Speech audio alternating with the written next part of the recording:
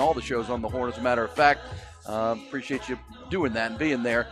We should tell you this morning that big mess out south there, Oak Hill area between 290 between William Cannon and 71. There is a fatality accident, and so that area is shut down. That's obviously a major issue if you're coming in from Dripping Springs or coming in from Bee Cave, trying to get yourself in and around Central Austin. It's going to be a mess. That's the main artery, obviously. Find an alternate route. That whole area is shut down this morning. More from Don Miller. We like to make sure you're aware if you're just jumping in your car and headed in right now from Dripping Springs out that way, coming down 71 from Bee Cave, be advised, or going the other way towards Oak Hill and Dripping Springs. 290 shut down William Cannon over to 71, so be advised as we roll this thing out. Look who it is rolling into the South Austin Onion Creek compound, making his way right on time as usual. He is our shutdown corner out of the 713. DB High down there in Houston, Texas. Also a lifetime Longhorn playing at DBU here in the 512, off to 4 years in the National Football League.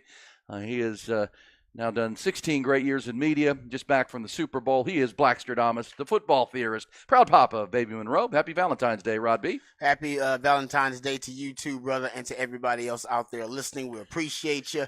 Yeah, man, it's a mess out there, actually. Looking like a mess. Yeah, I don't know what's going on. Valentine's Day, it seems like there's a lot of wrecks, so please be careful on the roads. Also, before we get started, we always do like to give a shout out to those who serve. We do it each and every morning. We are proud to do it, especially on a Valentine's Day when you're showing love. We don't show enough love to those who serve our society, built on the selflessness of service. So all those out there, we know it's an honor, but also a burden. So we appreciate you, whether you're serving God, country, or community. We want to say thank you. Thank you very much. Absolutely, no doubt about it. On this Valentine's Day, it's interesting. I had a couple meetings yesterday after the show, Rod, and I was making my way right through that area. I was headed down to the Belterra area for a lunch with a good friend of mine, and driving through that area right there. And I'm for folks who do it every morning or every day.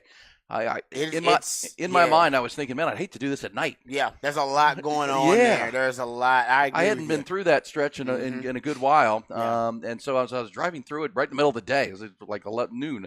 I'm driving through there, and I remember thinking, man, I would not want to do this at night because it kind of turns you into oncoming traffic. So I don't know what happened there, but, man, strangely coincidental that I had just driven through there. If you're unfamiliar with it, it can really be confusing. There is a fatality, unfortunately, and, that's a little – they're obviously construction like crazy through that area too, so they got things diverted, and you go this way, and then you go this way. To do that at night would be even more of a challenge, so certainly be safe out there, and more importantly for you, take a different route, find a way. It's going to be clogged up. Pack your patience this morning for sure if you're coming in from those areas. We're going to have to deal with that because it's going to be a bit of a mess, to say the least. Who knows how long that investigation will be going on. But there's a lot to talk about. Our 5-hour conversation begins right now. We've got CDC, Chris Del Conte, speaking at a open town hall last night down on the 40 acres. A lot of conversations had, including the football program, new beach volleyball program coming online, the Texas move to the SEC, baseball upgrades, everything. So we'll get to all of that. Also, a lot of NFL / college football news to get to as we get this thing cranking. Do you have Valentine's plans, Rod B? No, not really. Valentine's Day plans, of course. I mean, I'll probably on my way home, I'll get the flowers for there you go for wifey. I'll probably do that on the way home, and then I got cards already, but that's nice. About it. I don't think we're doing anything extravagant. That's good. You got a young baby. I've not had an update from you on Baby Monroe now, who was born in late September. How is she doing? It's her first Valentine's Day. She's doing good. She's about 4 months now, and she's actually, yesterday she put her pacifier in her mouth for the first time. Nice. So she's we got the little benchmarks already happening. Wifey got video of it, so that was a big deal in the household. Yeah, but she's doing good. She's getting. I mean, our only concern, honestly, no joke, is that she has so much fat. Baby fat. Baby chubs. Yeah, that's like her. She's so roly poly that we have to lotion up her rolls like they do on the shows, like the 1,000-pound sisters and stuff. That's hilarious. We have to, because otherwise her skin rubs against it, it gets irritated, and that's like a big deal because she's a fat healthy baby. That was our oldest too. Fat healthy is exactly right. Fat healthy, and we took her to the doctor, and I was like, "Is she too fat?" And she's like, "No, she's fine." And I was like, "All right, she's." Well, our oldest I know was like off the charts and all the growth, sizes, weights, lengths. and he was a string bean as a kid growing up once he got there. So yeah, exactly. Change. I know. I had my parents side said I didn't have joints, had creases. Yeah, like the Michelin man. Yeah, so that's really that's a blessing, I guess. That's sure it is. Only concern that we have pretty much all throughout the day. Keep her lotioned up, lubed up, pretty much. Good stuff right there. All right, let's get to the top stories and the headlines on this Valentine's Day, and there's plenty of them. Top Gun Rentals and Lawn Equipment bring you the top stories of the morning, including college football. Just 2 years after the Longhorns suffered through that miserable 5-7 season for Steve Sarkisian, they only had 2 players invited to the NFL Scouting Combine. Didn't have anyone drafted that year in April. Well, yesterday, things have certainly changed. Coming off that Big 12 championship, appearance in the Sugar Bowl as part of the 14 playoff, 11 Longhorns earned invites to this year's Combine, among the most in college football. 7 from the Texas offense with Jonathan Brooks and Keelan Robinson, the running backs. Wide receivers Jordan Whittington, A.D. Mitchell, and Xavier Worthy. And then tight end Jatavion Sanders and right tackle Chris Jones all headed to Indy. 4 more from the defense, defensive lineman Byron Murphy and Tavondre Sweat, linebacker Jalen Ford, and defensive back Ryan Watts. The event for the Combine will be held at Lucas Oil Stadium in Indianapolis from February the 26th through March the 4th. Texas Athletic Director Chris Del Conte spoke at an on-campus town hall last night, annual thing he does to engage with the student body and fans and supporters. Among the highlights, CDC outlined several football-related upgrades, including an initiative to upgrade DKR Texas Memorial Stadium. Will include a new south end zone video board, a recruiting lounge, and refurbishments to several luxury-level areas. Del Conte added that the plan is to have a grass playing surface at DKR by 2026. Also says construction on the football program's new practice facility will begin this June. We'll talk more about what CDC had to say last night coming up. Big media news yesterday, word that ESPN and the College Football Playoff have agreed to terms on a contract extension that will make the 4-letter network the home of the 12-team playoff tournament beginning this season and running through the 2032 season. The 6-year contract extension will cost the network around $1.3 billion annually. The agreement won't be ratified until the conference commissioners and school presidents vote on the structure and the financials of the expanded CFP. New deal is believed to be contingent on the leaders finalizing details of a new format following the demise of the Pac-12 as a Power 5 league. In the NFL, Washington Commanders head coach Dan Quinn hiring another member of that Dallas Cowboys coaching staff to join him in D.C. According to the NFL Network's Ian Rappaport, Commanders are hiring Cowboys assistant Sharif Floyd to be their assistant defensive line coach. Texas men in basketball enjoying their week off in the midweek ahead of Saturday's trip to Houston to face the 5th-ranked Houston Cougars. Busy night in Big 12 hoops, though, last night. 12th-ranked Baylor rolled past 25th-ranked OU in Waco, 79-62. Big win for 10th-ranked Iowa State. They went on the road, beat Cincinnati 68-59. And in Provo, 19th-ranked BYU nipped UCF 90-88.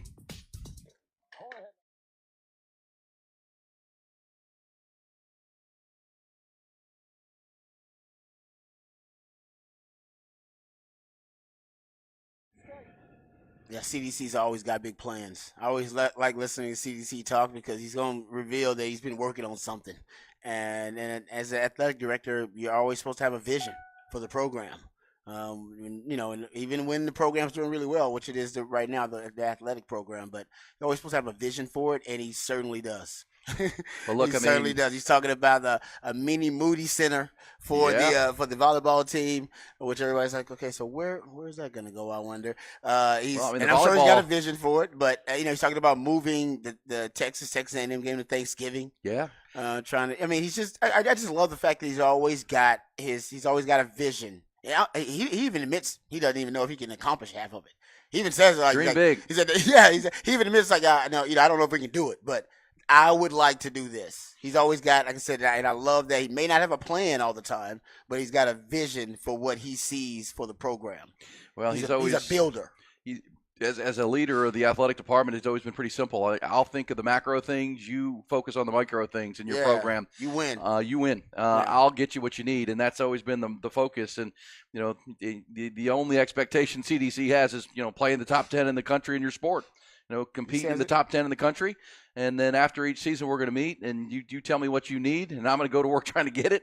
And what are the reasons why maybe you weren't competing in the top 10, and here they are. And so obviously the Longhorns, great success across the board. And yes, that comes with that volleyball thing. The mini Moody kind of surprise some folks because, as you said, where's the it is only 40 acres. Where are you going to jam a new 5,000 seat arena that's a mini Moody Center for the volleyball program? Who has earned it. I mean, they won a couple national championships of the premier program in women's volleyball, and they do play in the kind of the old small Gregory Gym, which is a great environment. It is. But everybody else has shiny new stuff down there. Everybody else has brand new stuff, and so we'll see. If he says it, he's got to have an idea of where that could go.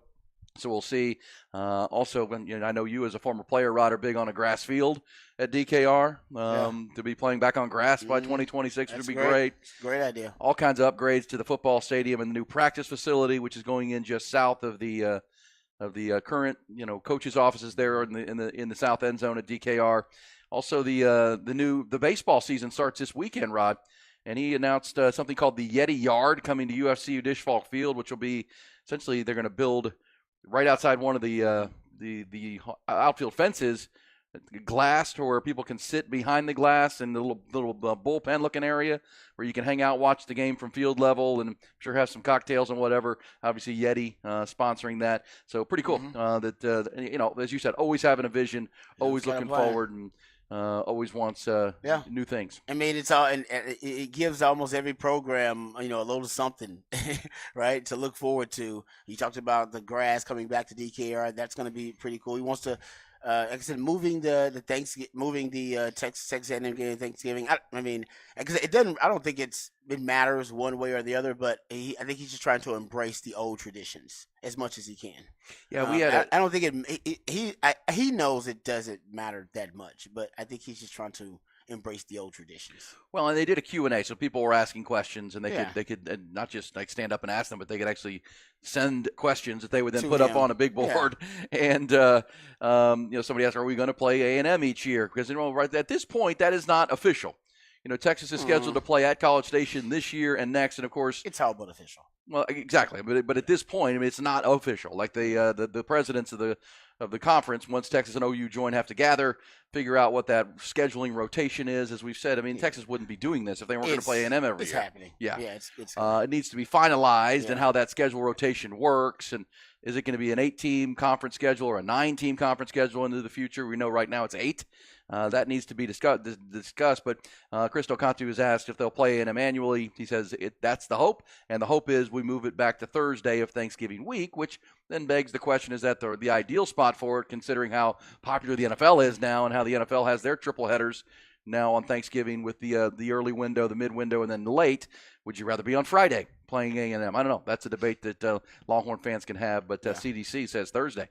Yeah. I mean, I'm used to playing on Thursday. I played in the NFL. I played on Thanksgiving. Played on Thanksgiving when I played at Texas. So for me, it's my mindset's a little different about it. It's just long as it's football, but I get that you're competing basically. Yeah, you want with the best entertainment product and TV product in America, which is the NFL.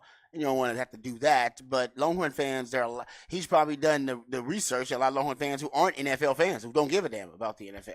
And there are indeed those fans who are just college football fans and not NFL fans. They're not crossover fans. Yeah, you're right about that. Now, do you, as a former player who played on both in college and pro, which is interesting, I could make an argument that having that extra day, short week, 5 days instead of 6 to get ready for a football game.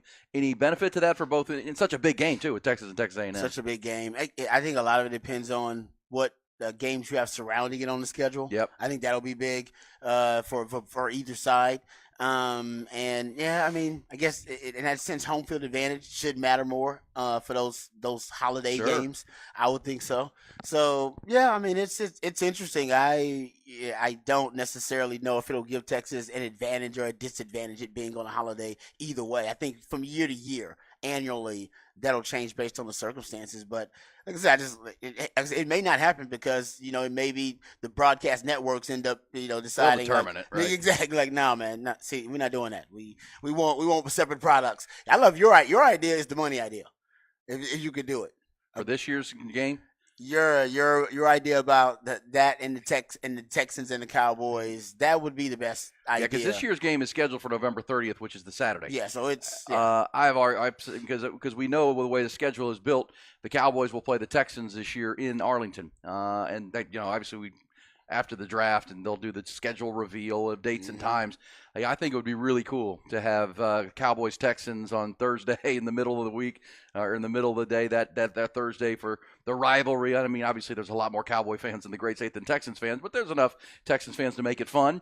And the rise with C.J. Stroud and company against Dak Prescott, that would be a marquee matchup. And then, the Longhorns and Aggies re-engaging for the first time in more than a decade on that Saturday. And I know there are still a lot of people who think that game's going to move back to Friday, that the TV networks will drop it. But right now it's scheduled for the 30th of November, Saturday, at College Station. But still, even if it's one day removed, that would be a lot of fun. Pretty cool. That would be really cool. That'd be still really – I don't know, the NFL will prioritize the Texans like that. That's the question.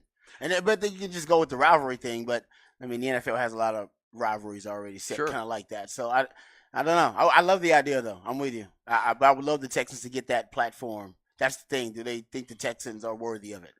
Yeah. To get that on that stage. Yeah, that's going to be the question, right? With coming off the 10-win season and a playoff win, Is it sexy enough? Yeah. I do think C.J. Stroud's going to be kind of one of those it guys into the offseason, and the rise of DeMeco Ryans in that program. But sure, I mean, the Cowboys are America's team. The other thing they could do, Rod, if they don't want to do it on Thanksgiving, of recent with the Cowboys playing every year on Thanksgiving, a lot of times now, including this past year, they've played the Thanksgiving game, then they played their Thursday night game the following Thursday. Yeah. So they get a full week coming off the short week. You could play it there, where you got November 30th. It's the the Longhorns and Aggies, and then 5 days later on a Thursday night primetime on Amazon, it's Cowboys Texans. You could do that too. Just kind of bookend it together, where it's like, man, these are I love the idea. The football crazy state of Texas, the rivalries, especially highlighting a little bit Texas and Texas A&M getting back together, and a rivalry we've missed for the last 13 years. Yeah, I mean, for the first time, I don't know, in 20-something years, probably 25 years, maybe 26 years, I think the Texas A&M game will be bigger than the Texas OU game. And that's really hadn't been the case since maybe 1990 something. Yeah, I mean, right, because once Texas OU goes, it was ratcheted. It was souped up once Bob Stoops won a national title in his second year. And then it took it to a whole nother level. And that was, 2000? So ever since then, pretty much, Texas OU has been bigger than Texas A&M, in my opinion. I agree with that. I agree with that because it was the arms race. It was the fight between Stoops and Mack Brown and the back and forth. And obviously OU dominated early. Mack Brown got back control of it midway through the decade. The winner of that game was propelled into the national championship conversation every year. And Texas and Texas A&M had been relegated to being kind of a regional state rivalry. And I think Texas, not gonna say dominated it, but I think Texas won most of it and won most of their fair share of them until the whole program fell off in 2010, and then after that, they were even gone. But I think for the first time, I think it'll be bigger. Yeah, well, and you already hear people talking about it. I mean, we ran into some folks the other night that are big A&M fans, and they were, oh man, can't wait for November. They're ready. Everybody's getting geeked up for it because we're now into the year 2024, and it's actually being talked about, and that's what makes that rivalry so great because it divides families, it divides couples. It's one of those, and it's unfortunate that it hadn't been played for the last dozen plus years, but here we go. So we'll have more from CDC and what he had to say last night. We'll also certainly talk about the Longhorns headed to the Combine. Rod will take us behind the burnt orange curtain. Rod, one of the big conversations obviously coming out of the Super Bowl was Kyle Shanahan, your good buddy, and Shanahan did speak to the media. You said yesterday he should go dark, but he did speak to the media and said that they reviewed the overtime playoff rules. He talked about it. Brock Purdy talked about it. He understood it. Actually talked with Brian Griese, the quarterback's coach, right before overtime began, and they had all the players confirmed that they had gone through it. And what Shanahan said was that they essentially had their position coaches make sure each position understood the overtime rules during the week of before they even entered the playoffs. So, if they didn't know it, but what were your thoughts on what Kyle said yesterday? I mean, I thought everything he said was buttoned up. It's just, I think the controversy started when his own players said they didn't know the rules. So that was on a couple of players, and then he explained that so I guess those players just weren't listening. to the position coaches when the rules were explained. I guess, and as you said yesterday, Kyle Juszczyk, he went to Harvard. I mean, this guy's as sharp as they get. Yeah, I think it was just miscommunication among the team. Not everybody was on the same page. So, but at least from the chain of command perspective, him as a head coach, it was it was something that he did delegate to his coaches. Like, hey, let's explain the rules to the guys just so they'll know situationally what the circumstance is. So I'm glad that's no longer a controversy. Yeah, well, there will still be a lot of Niners fans who disagree with his decision to not defer. Oh, no, I disagree with that decision too. Yeah. Which, but at least that part of the controversy. But at least he had communicated to the team, and he was aware of it. The controversy was, well, if the players didn't know, did he know? And then everybody started trying to piecemeal audio together and figure it out. But so apparently he knew, and they knew. His decision was that they wanted to take the ball and still have the ball third. Have the ball third. So. Which, of course, the Chiefs have now said, and Patrick Mahomes, that we would have gotten it. We're going for two. Yeah, they wouldn't have got a chance to do that. Yeah, we were either going to win the game or lose the game on a 2-point conversion if we matched touchdowns. According to Michael Silver of the San Francisco Chronicle, Kyle Juszczyk, he talked to him, and he says, y'all, this changes nothing for me as a player whatsoever. If I know the rule or don't know the rule, I'm trying to do the exact same thing on the field. It's just people looking for a way to blank on Shanahan. So, and look, I mean, there's a lot of frustration in 49er land because of just the heartbreaking losses, and the number for Kyle Shanahan that will stick into the offseason now has lost 6 playoffs games as a head coach or offensive coordinator, Rod. His teams have been outscored 85-12, a minus 73 in the fourth quarter of those games in either the fourth quarter or overtime. Yeah. No. I mean, it's a troubling trend, and like I said, I said it last week. I mean, remember what Andy Reid's career as a head coach started out like, and he was considered a prodigy, and he was a great head coach, but he couldn't win that big game for whatever reason. Shanahan's still young, man. He's still really young, and he's a prodigy too. He still is. I think it's just unfortunate to be in the Mahomes era. I mean, there's nothing else you really can say about it. The fact that he's in the Mahomes era is unfortunate because it looks like we got another potential GOAT that's ascending, and he's got to find a way to vanquish him at least a couple of times so that he can get him a ring. Well, and think about it, as we've said, not just the Mahomes era twice, but the Tom Brady era tail as well. End of the Tom Brady. And remember the report that Kyle Shanahan reached out to Tom Brady this offseason in his quest to win a Super Bowl, like literally, because they weren't sure how quickly Brock Purdy would recover from his elbow surgery when he got hurt in the NFC Championship game last year. And so, turning over all stones, hey, let's call Brady. He tried. I mean, they tried the Trey Lance experiment. Yes, they tried to go get a guy. Can we go get a guy with a cape already, like Tom Brady? Or can we go get a young guy who maybe have the potential to put on a cape at one point? That's what you need, guys. You need a quarterback that can put on a cape. Like I said, and become Superman, because that's what Patrick Mahomes does. He's got a cape. He pulls out in the fourth quarter, and then he puts that damn cape on, and he's Superman. And you got to go find a guy with a cape. Now, he ain't the only one. Joe Burrow got one. Joe Burrow can pull out a cape on you and you go beat him. So he's got one, but you better go find a quarterback that's got that possibility. Everybody thought Lamar Jackson has one. It's a regular season cape. All right, he needs to have a postseason, a playoff cape, where he can actually put it on and go beat Patrick Mahomes. I mean, that's the key, right? Go look at who's going to be the number 1 overall pick in the draft, right? We saw him put on his cape. Yeah, remember several times. We saw it, and Longhorn fans, we witnessed it. You were up by 3 touchdowns, so you thought, oh man, Texas is safe, and then no, the dude put on his cape and brought the team back. That's if Quinn Ewers wants to be the number 1 overall pick, he got to show he can put on a cape. We haven't. He needs a cape. All the great ones do, and that you have that capability, and they'll draft you number 1 overall, because then you got a chance to change a franchise like a Patrick Mahomes does. But those guys, they got capes. Does Dak have one? It's a regular season one. No. He says no. He says well, no. It's a great way to put it visually, put on the cake, because look, and that's the problem. That's why, as we've said all week now since the Super Bowl, all 31 teams are trying to figure this out, because the cape is, the stat's amazing that since 2001, there have been 125 drives in the NFL postseason where it was at least fourth quarter, there was under a minute left to play, and the team on offense trailed by 7 points or fewer at the start of that drive. Those would be your standards for clutch moments, right? Mm-hmm. Of those 125 drives since 2001, only 40% of them saw the team on offense pull off the magic trick and get the points they needed. Yeah, that happened. Tom Brady did it 46% of the time. Drew Brees 50% of the time. Patrick Mahomes is 7 for 7 on 7 for 7. Yeah, on those dire situation, gotta have it drives. Puts on the cake. 7 for 7. He does, man. I'm telling you. He does it every. He's Tiger Woods on a green when he had to have a big shot or a big putt. Yep. I mean, that's what made Tiger so ridiculous. Is he always made the big putt. He always made the big shot, and he demoralized people. And this is what's happening in the NFL right now. I mean, Kyle Shanahan is the current foil. Like, okay, what do you do? How do you beat this guy? Do? Yeah, Tom Brady. I mean, we just watched it.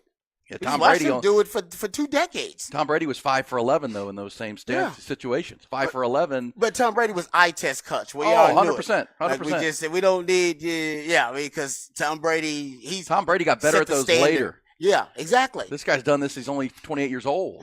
So obviously that's what everyone's chasing right now.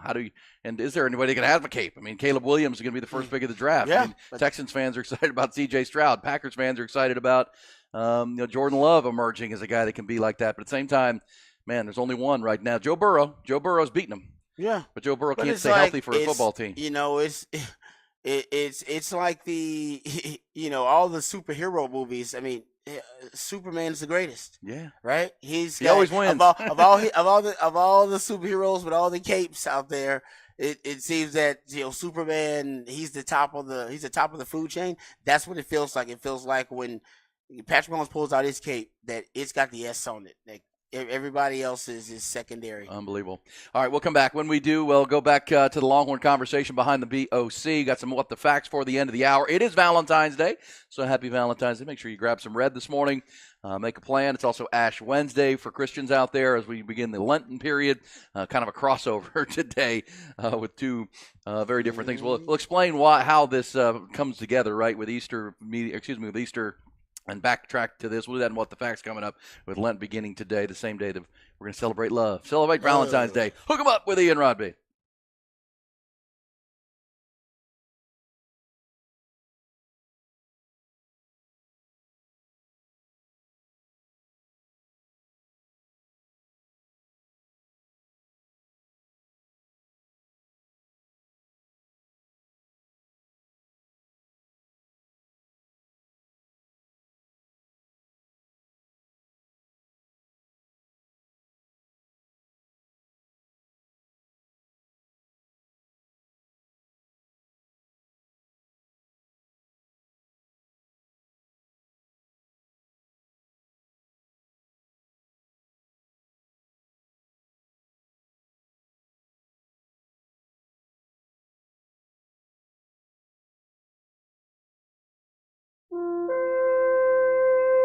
Viking Fence, folks, 5 decades plus of meeting your fence supply needs, over 50 years. Whether you're looking to secure your property with a fence, been looking for a gate to complete an existing fencing project, refurb, the fence has kind of fallen down. They can come in and help you rebuild it and get it back to where it needs to be. They've been doing this since 1972, and they're all right here in Austin, Texas. Local manufacturing, based in the 512 with their own on-site lumber mill, producing the different grades of that Western Red Cedar, their Big Tex brand.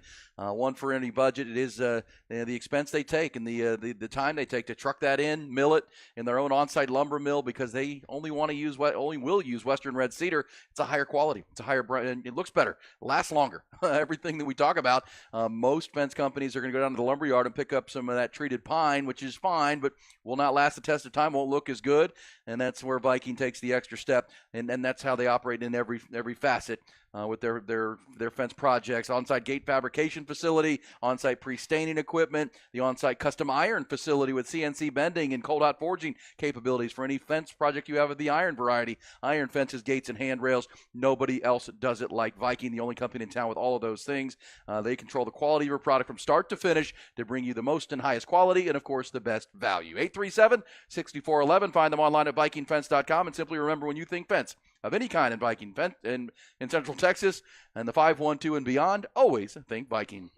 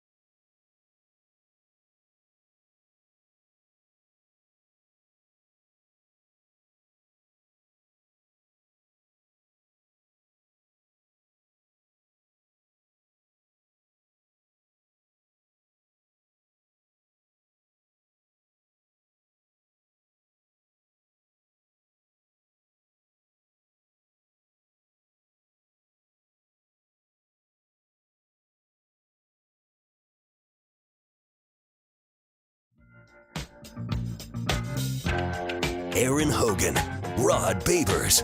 Hook 'em up. 1019 AM 1260. The Horn. I believe in miracles. Where you from? You sexy thing. Happy Valentine's Day. Happy Wednesday as we drag you up over the hump and get you set for the day of love, as they say, Rod. Also, Ash Wednesday. We'll get some What the Facts for the top of the hour. On what looks to be a very nice day. Been a beautiful week so far. Looking like more of the same.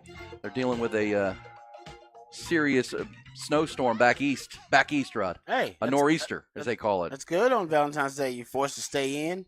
Then you can love on There you go. whoever you're with. Well, you know, it was 3 years There to you the go. day. It was Valentine's Day. It sucks 3 if you years. didn't prepare Valentine's Day because then you're stuck in the house and you can't get out to go get Valentine's Day items. That's exactly right. You had the pre-plan. Yeah, so if you did, You gotta be the last minute guy at the HEB. You know what I'm saying? Not when there's like a snowstorm or something. Well, you know, it is the 3-year anniversary. 3 years to this day. February 14th was when the week-long ice blast happened. Oh, it was happened. this Snowvid? Snowvid. Snowvid? Icevid. Yeah, 20. I remember mean, in the South Austin Onion Oh, Creek yeah. compound in which we broadcast, we lost power for 5 days. Oh man, You know, fire in the fireplace. Yeah, that was 3 years ago. I do remember that. Lasted the entirety of the week. I think you That had a was a- car issue, didn't you? I had I had a branch, basically a tree that was frozen, and it fell on top of the car. I believe at that time. Yeah. Oh yeah. Oh man, it was that was very unfortunate because we were ill prepared as a community. Yeah. For Snowvid, for a freeze like that. I think now we actually would be better off because a lot of people have now gotten generators and they've made preparations. But yeah, that was unfortunate. That was 7 days. I mean, Oh, it man. was the entire state and the grid. Obviously, we know, but during a pandemic too. oh yeah, Yeah. that was That was was ugly. 3 years ago today. That began, and nothing like that going to be today. We're good. We're good. Nah, we as we good, deal man. with that. It's all about the love, baby. All about the love. All about the love. All right, so we'll get into all the big stories, and Rod's going to take us behind the burnt orange curtain here coming up. I mentioned in the headlines that ESPN and the College Football Playoff have agreed to terms on a contract that'll essentially make because ESPN's already the home of the 4-team playoff. This extends it, and when it goes to 12 teams this year, ESPN will still own the rights. We talked between Fox and some, who else would get involved. In the end, it's ESPN that will keep control 6 years through 2031-32. And the agreement won't be ratified, Rod, until the commissioners and the school presidents gather, because they've got to figure out what the format's going to be officially, because their agreement changed when the Pac-12 dissolved. Yes. The Pac-12, because they had 5 power conferences. So and this goes to how many automatic conference champions will be in to the 12-team playoff, and then how many at-large teams there will be. There was going to be a 5-7 model, Rod, where 5 conference champions are automatic, 7 at-large. I think the push is going to be for the 4. Now there's going to Four. force. the 4-8. Okay. Four conference champions.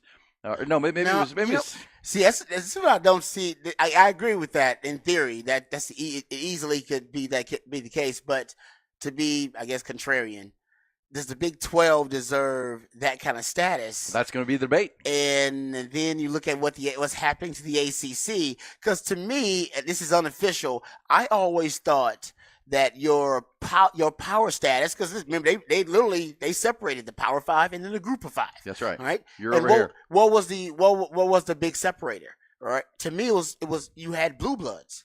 You had what they considered blue blood programs and blue blood programs football wise in your conference. That was because none of the Group of 5 had them. Right. Right. But all the Power 5 had at least 1 or 2 or 3. The Big 12 lost their blue bloods. Yep. The Pac-12 dissolved because they lost Everybody. the blue bloods and everybody else. Now the blue bloods are in the SEC and in the Big Ten. I know we can go down the list of what we think a blue blood is, but you get my point. The Big Ten and the SEC, and the ACC still has some, but all of them want to leave. Yeah, they're all rattling to get out. They are rallying to get out. Yeah. So do you want to just give automatic status to those conferences because you used to consider them Power 5, but the reason you used to consider them Power 5 is no longer applicable. It's no longer applicable. Yeah, that's going to be a debate, and Greg Sankey obviously and Tony Petitti there in the Big Ten, they'll have a big say. But I do think in the end there's going to be the Big Four will have a guaranteed conference champion in. I think that will be an agreement as they move forward. And then they're going to have a fifth, which would be the highest ranked non-Power 4 conference champion. That's who's the group in. of 5 people. That's the group of 5. Yeah. Or the group of 6. Yeah, Whatever group of it is. 6 I don't now. even know what it is. Yeah. So essentially what was before was a 6-6 model.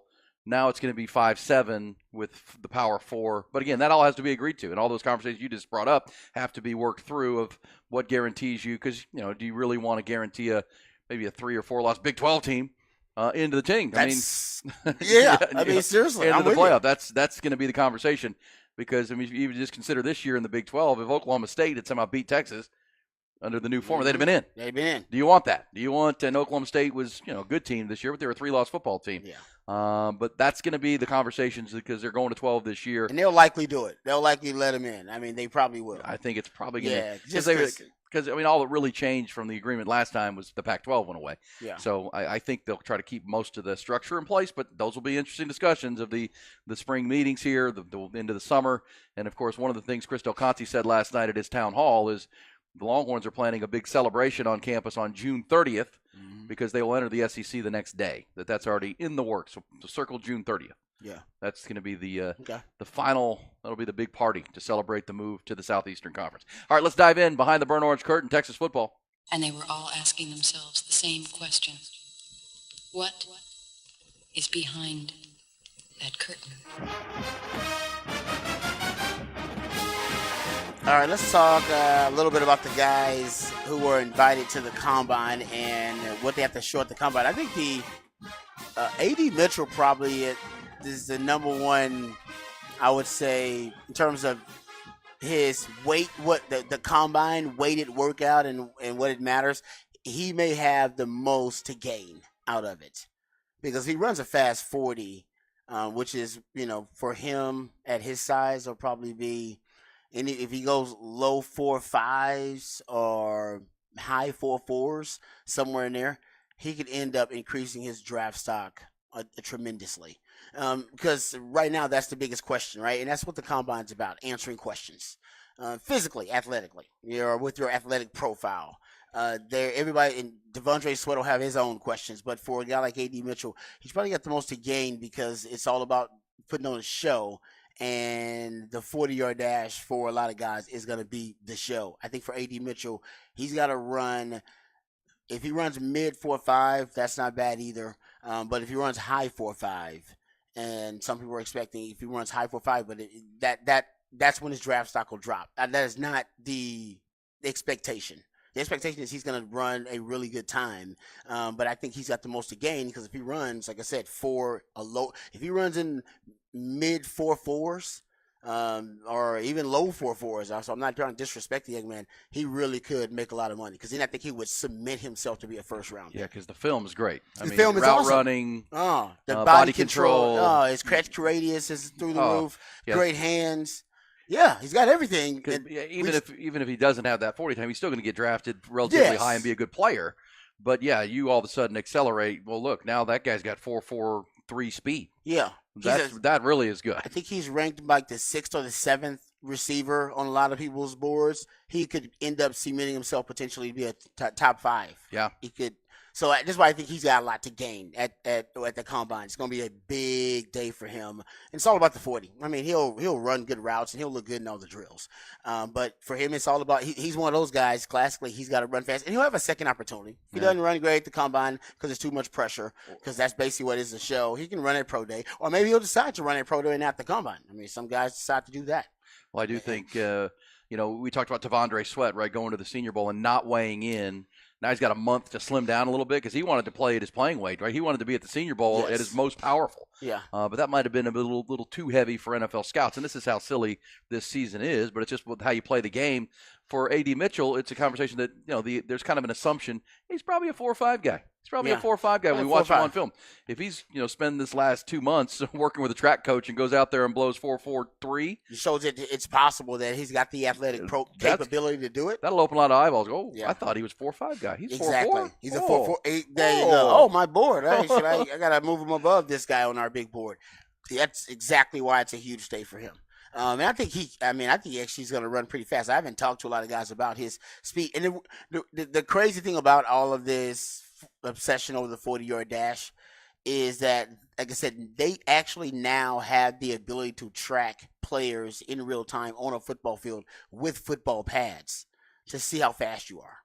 And they have that ability. Literally, they can track you. They have speedometers, essentially body monitors, where they can track guys in real time speed, or they can track it like off real analytics off of the film of a player, and get miles per hour. So it is a little silly that we still are obsessed with the 40-yard dash, and that that will actually have data points that could drop over your overall evaluation. But it's called the silly season for a reason.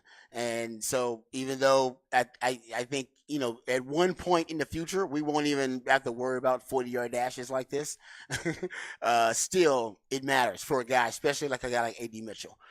Actually, on the other flip side, Xavier Worthy, his 40, I mean, if I'm Xavier Worthy, I don't even know if I'd run a 40 at the combine. I might decide to run it at Pro Day. Wherever you think you can run the fastest, that's where you should run it.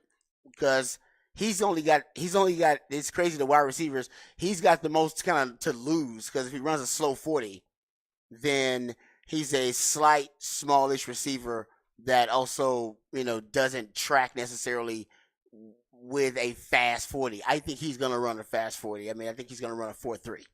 And I think he's going to run a mid 4.3 potentially. He may run a low 4.3. He says he was the fastest guy on the team. Does it track in terms of a 40-yard dash? Sometimes it translates, sometimes it doesn't. But Xavier Worthy was tracked as the fastest player in college football, actually, by real analytics. So he should be one of the fastest guys at the combine. And I wonder if I'm A.D. Mitchell, hell, I'd be training with Xavier Worthy, probably, because I'm sure Xavier Worthy's training with a track coach. Yep. He's got natural track speed. If you can run with that guy in drills, and in your start at your 40 is with Xavier Worthy, if you can run with him, I think you probably are doing really well. So Xavier Worthy's 40, I don't even know how weighted it is in terms of the data points on his evaluation, but he should run one of the fastest 40-yard dashes at the combine. He should be one of those top 5 guys. To be the fastest player on the Texas team for Xavier Worthy, that's going to be big for him at the combine too. Because his weight now, they want to see him run with weight. And we'll get into him being a slight receiver and smallish, and what that means at the combine. He's actually got some numbers from receivers that have a similar profile, a comparable profile to Xavier Worthy. But, it's for him, the 40 should be a show. He should put on the show. And we'll see. But I think for both the receivers, the 40 is going to end up being big, just for very different reasons. Good stuff behind the BOC. We'll have more throughout the morning on the 11 Longhorns now invited to the combine, which Michigan had 18, which is our new record. Yeah. But Texas and Georgia both at 11, so obviously a lot of talent. And as we said in the update, that was just 2 years ago. 2 Longhorns were invited to Indianapolis. 0 got drafted. That's going to change this year, and that's what happened. You start winning some football games, developing players that you bring in. We'll come back with some What the Facts on this Wednesday morning. Talk about with Ian Rodby.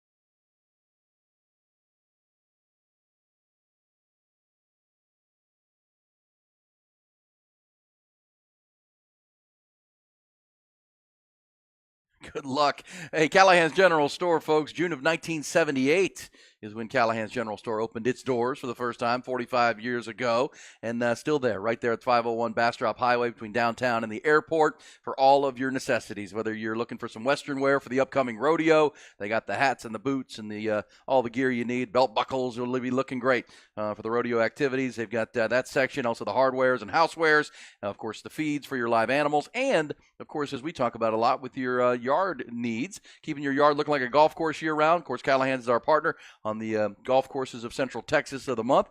Get in there and get to know the folks there. They're going to help you. We was talking about the hard freeze of 3 years ago, man. It's been weird weather last several years. Hard to keep your yard where you want it, looking great. All your green spaces around your home, they can help you, and not just with the products. They have all the products you need, the organic and conventional fertilizers and the weed products and the mulches and things you need to make sure it's thriving. But they have the people to help you do it properly. That's always my concern. I mean, I'm going to buy this stuff and I don't know how to do it right. Not at Callahan's, man. That's what separates them, has since 1978. The people to help you do it properly, do it at the right time, right amounts, right areas where it gets sun or shade or whatever. They're just the experts. They're not just there to ring the register. They're to help you out to make sure you get the products you need and do it right every single time. At Callahan's General Store, find them online at callahansgeneralstore.com. And remember, it's always a good day to make it a Callahan's Day.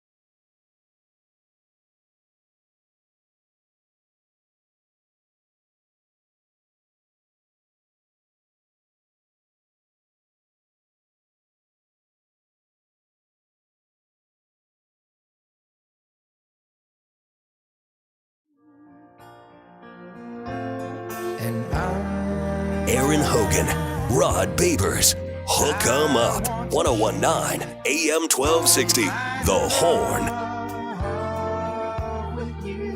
Oh, man, the day of love. It's Valentine's Day. It's also Ash Wednesday. Time for What the Facts. And yeah, I mean, it's a strange crossover. Valentine's Day is always on the 14th of February as we honor St. Valentine if you're a Christian, but it's also the start of Lent, which is 40 days to Easter. And the reason Lent floats, Rod, is because Easter Sunday is always moved around the base of is based on the first full moon after the March equinox. So whatever the first full moon after the March equinox, that's when they choose. That's where Easter Sunday is determined. And then you go 40 days back from that, and that's where you get Lent. So, this year it's a pretty early start to the Lenten season, which begins today. So you'll see folks. It's Ash Wednesday, so you see folks with ashes on their. They go to mass and go to do their beginnings of Lent. That will begin today, but it's also the day the mad dash to HEB to get those flowers, Rod. Oh yeah, get those candies, strawberries and whatnot. It's time. That's that day. Oh yeah, there'll be people all in the stores just because they wait till the last minute. Ain't nothing wrong with that though, as long as you get it done. That's exactly right. Yeah, because trust me, I'm a procrastinator. I've been in that bunch. And I'll be in the store today getting some flowers. There you go. I got the card though. Card already done. Nice job. Yeah. All right, Rob, what do we have in What the Facts here this morning? It's a busy Wednesday, talking about the Longhorns and the Combine. CDC had an open town hall last night. We'll talk more about that coming up. What do you have on What the Facts? And how about this? Patrick Mahomes, 114 career starts in his career. He's lost by more than one possession just 4 times. Ooh, give me that again. He's had 114 career starts, and he's lost by more than one possession 4 times. This guy doesn't have a bad day, does he? It's pretty incredible. Yeah. How consistently great he is. I mean, that's the challenge to all, trying to beat that guy. How about this, Rod? This is a fact. The odds on Justin Fields having a new team are heating up. I don't know if you've seen this. I mean, the betting markets are typically ahead of the curve on a lot of these conversations. We know the Bears have the number 1 overall pick, and Caleb Williams is the consensus top player. That seems to be the case. They have Justin Fields, who was a top first-round pick when he came out of Ohio State. Now, the new odds favorite to acquire, there's a fact now, according to the current odds, the Pittsburgh Steelers, Rod, have emerged. Short time ago, the odds for the Steelers to acquire Justin Fields were plus 550. As of this morning, the current odds are minus 125. So Mike Tomlin and the Pittsburgh Steelers have become a prohibitive favorite to land the services of Justin Fields. Does that do anything for you? Yeah. I like that. I'm a big fan. They're I like looking to that. upgrade from Kenny Pickett, and apparently, and if you go back and there, I heard some comments yesterday of Mike Tomlin. He had a high opinion of Justin Fields when he was coming out of Ohio State. I like that move. I've been saying it for a while. The Pittsburgh Steelers got to figure something out at the quarterback position because Mike Tomlin's a hell of a coach. He is. I think Mike Tomlin's a Hall of Fame coach, and I know there's a lot of discussion about whether the Pittsburgh Steelers are complacent as an organization now.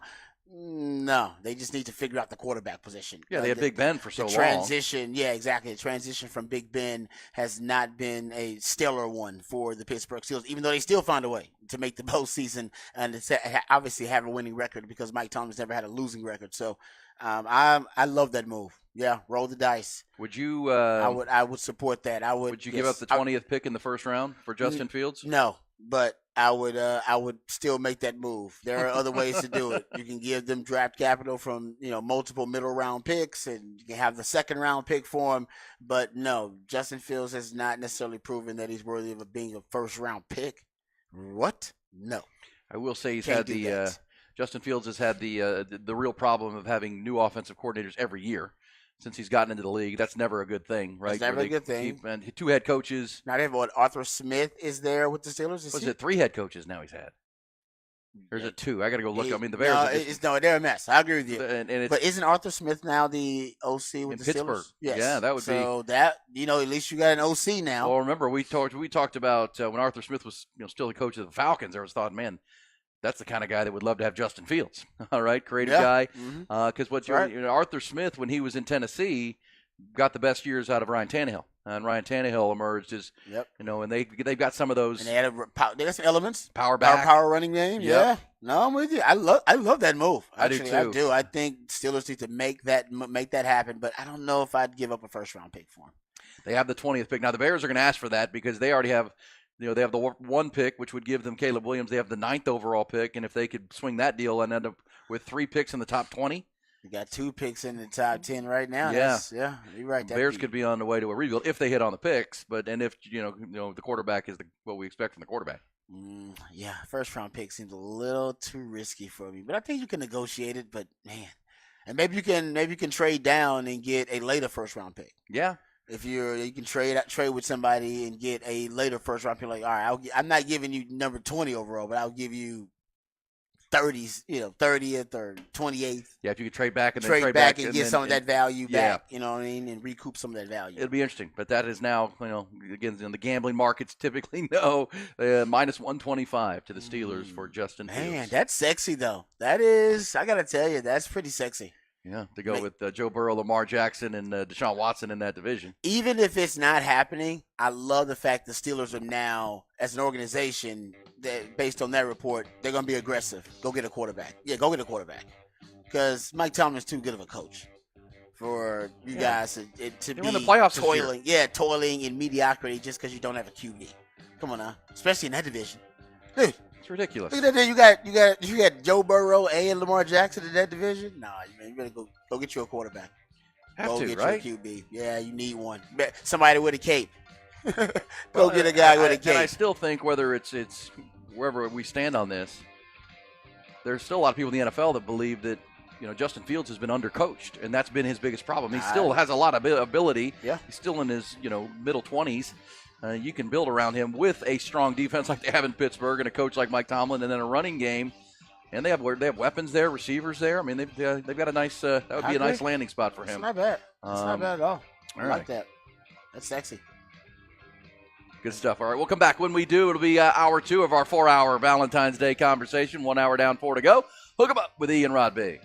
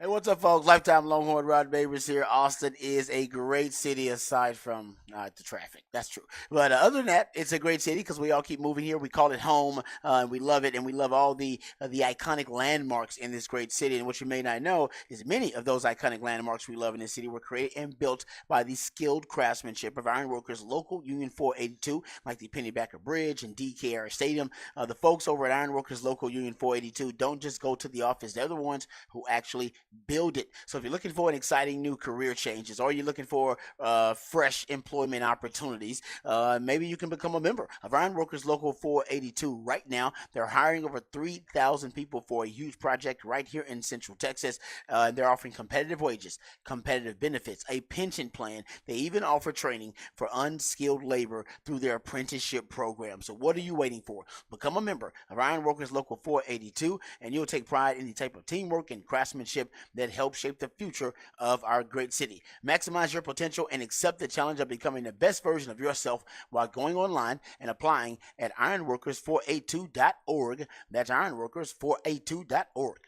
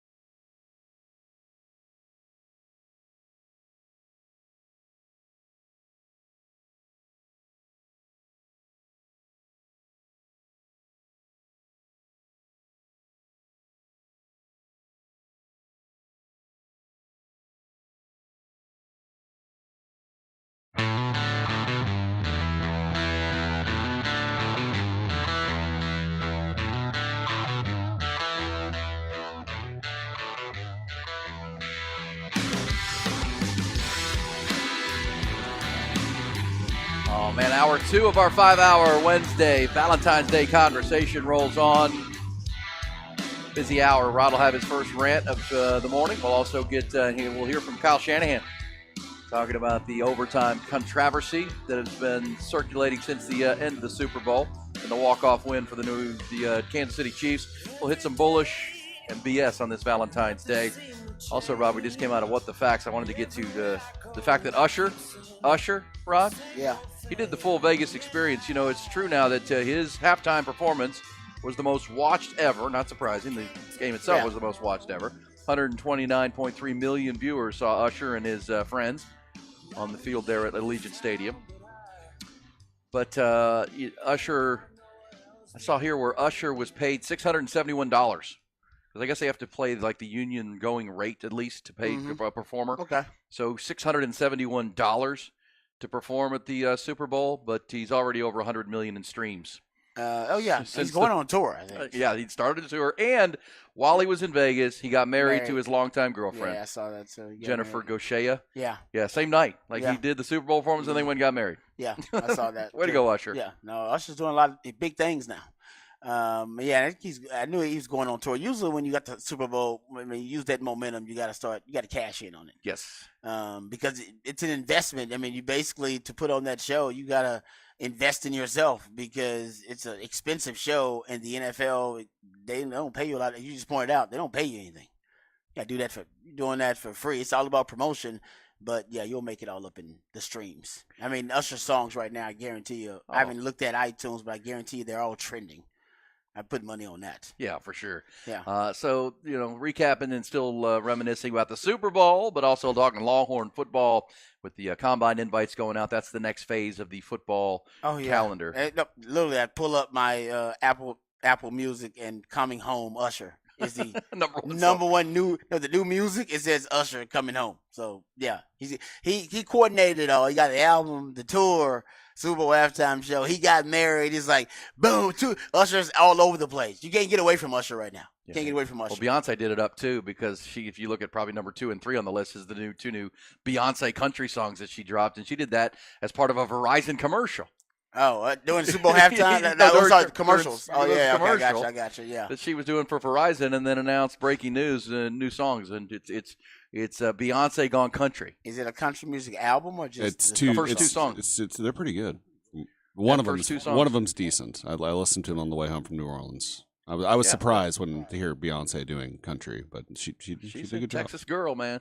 She's from Texas. Texas girl. But yeah, no, I mean that's a lot of young fans of country music these days. So Aaron, did you, Rod? I know you didn't see it, but Aaron, did you catch the Kanye West commercial during the Super Bowl? No, I did not. But I just saw it on Twitter, and it's literally, it says he spent $7 million on the commercial, but he just recorded it on his phone, and it's just him telling people to go to Yeezy.com. There you go. It's strange. It's I don't know. Rod, have you listened to his new album? I was planning to. I had not gotten a chance to. I mean, I hope it grows on me. It's I'm about halfway through it. I mean, it's he's off the rocker a little bit. You can tell. You can tell by the music. Course. Yeah. Yeah. No, there's no doubt. I mean, trust me. I love the old Kanye. But I'll check out Kanye stuff. I'll check it out. I mean, it's him and Ty Dolla $ign. Is that the one? Yeah. Vultures? Yeah. Okay. Yeah. Well, I mean, if a new album that's not up to par is what you think Kanye is off his rocker a little bit, I think his actions the last 5 or 6 years would tell you, he's a little off the rocker. He's went way past eccentric. Usually eccentric is still acceptable. But also speaking of Kanye West in the Super Bowl, I know I saw his daughter was a part of Usher's halftime show. Oh, is that right? Yeah, Northwest. Oh, I did not know that. She was playing the guitar out there. Yeah, no. My girlfriend right. pointed it out, but I thought that was pretty interesting. So I'm sure we're going to be seeing more and more of her in the years to come. And the rest that of was funny. Everybody's trying to figure out because a lot of people at our place thought that the Jermaine Dupri, who was wearing the shorts, like the suit, but it had like shorts, not like cut off pants and a suit, and he had like fluffy socks. Oh yeah, that's a lot going on. Looked ridiculous. But a lot of people thought that was CeeLo Green. And they were like, "Is that CeeLo Green?" I saw CeeLo at the Super Bowl too. Oh, you did? Yeah, I saw him. He was in the wedding. We were at a party in the club at the wedding. He was there. He was like just sitting on the couch kicking it. CeeLo seems like a cool dude. That's crazy. All right, yeah. Rod was there with all the bigwigs, man, and all the stars, and everybody I've seen this week is like, man, we need to have that back in Vegas here soon. Let's go back to Vegas. You're right. It's going back in the next 5 years. I guarantee you. It was just too good. I've never seen Vegas like that. I've never seen the Super Bowl like that. And I've been to Vegas like 6 times. I've been to 4 Super Bowls. I've never seen anything like it. That combination. That was my when I left the NFL draft. Even there, I was like, man, they need to keep it there. That was really great. Yeah. And just that's what Vegas is built for. Hey, let's get to the headlines, trending topics, including CDC weighing in on all things Longhorn athletics. Top Gun Rentals and Lawn Equipment bring you the top stories, and we'll start with college football. We'll get to CDC in a minute. Just 2 years after they suffered through that miserable 5-7 season, had 2 players invited to the NFL Combine, and none of them got drafted. Well, times have changed. Yesterday, coming off that Big 12 championship and the trip to the Final Four, 11 Longhorns earned invites to this year's Combine in Indianapolis. 7 on the offensive side. Running backs Jonathan Brooks and Keelan Robinson. Wide receivers Jordan Whittington, A.D. Mitchell, and Xavier Worthy, and Jatavion Sanders, the tight end, Christian Jones, the right tackle. 4 more on defense. Defensive lineman Byron Murphy and Tavondre Sweat. Linebacker Jalen Ford and defensive back Ryan Watts, all Indianapolis bound. The event will be in the Underwear Olympics there, February 26th through March 4th at Lucas Oil Stadium. Texas Athletic Director Chris Del Conte spoke to an on-campus town hall last night and answered questions from the faithful. Among the highlights, CDC outlined several new football-related facility upgrades, included initiatives to upgrade DKR Texas Memorial Stadium. They'll include a new video board, recruiting lounge, refurbishments to several luxury level areas. Also, Del Conte added the plan is to have a grass playing surface at DKR by 2026, and construction on the program's new practice facility will begin this June. Big news in media yesterday. Word that ESPN and the College Football Playoff have agreed to terms on a contract extension that'll make the four-letter network the home of the 12-team playoff tournament. A 6-year extension will cost the network $1.3 billion annually. New deal believed to be contingent on the leaders around college football, the conference commissioners and school presidents, finalizing details of the new format following the demise of the Pac-12 as a Power 5 league. In the NFL, Washington Commanders head coach Dan Quinn hiring another member of that Dallas Cowboys coaching staff to join him in D.C. According to Ian Rappaport of the NFL Network, Commanders are hiring Cowboys assistant Sharif Floyd to be their assistant defensive line coach. While college basketball, Texas men enjoying their week off ahead of Saturday's trip to Houston to face the 5th-ranked Cougars. Busy night in hoops last night in the Big 12. 12th-ranked Baylor get rolled past OU in Waco, 79-62. Big win for 10th-ranked Iowa State. They went on the road, beat Cincinnati 68-59, and in Provo, BYU nipped Central Florida 90-88.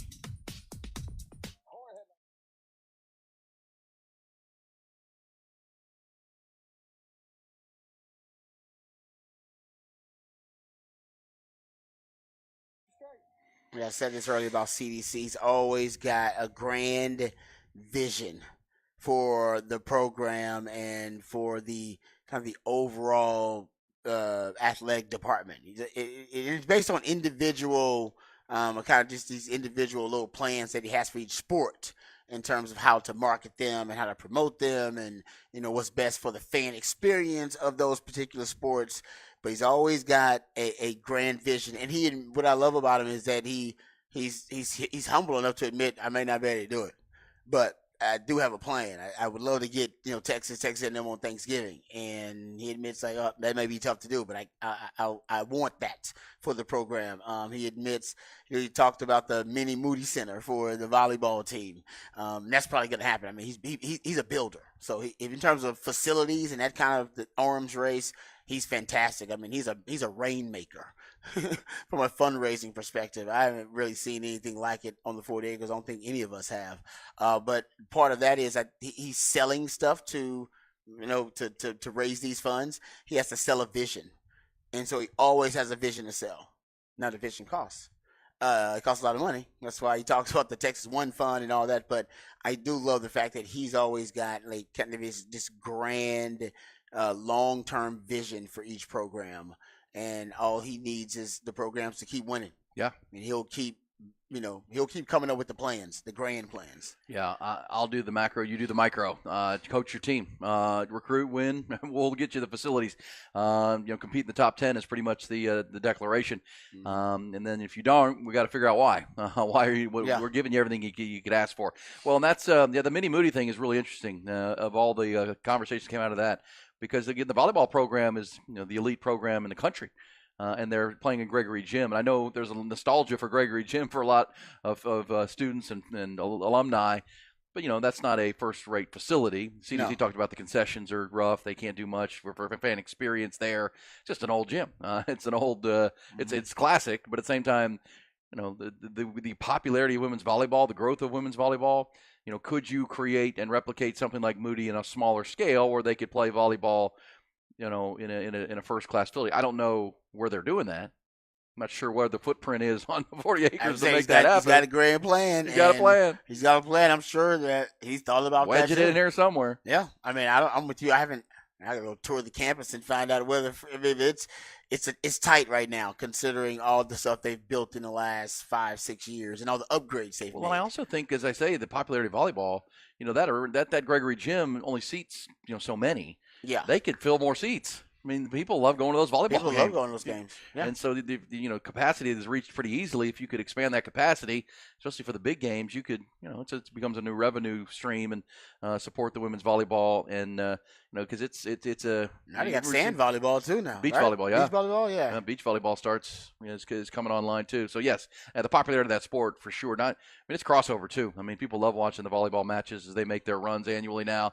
For sure, when women's basketball, the TV ratings are through the roof right now. So absolutely, good point on CDC and the vision to continue to grow. Yeah, no, I mean I think that's why Longhorn fans are such big fans of him. He's accessible, number one.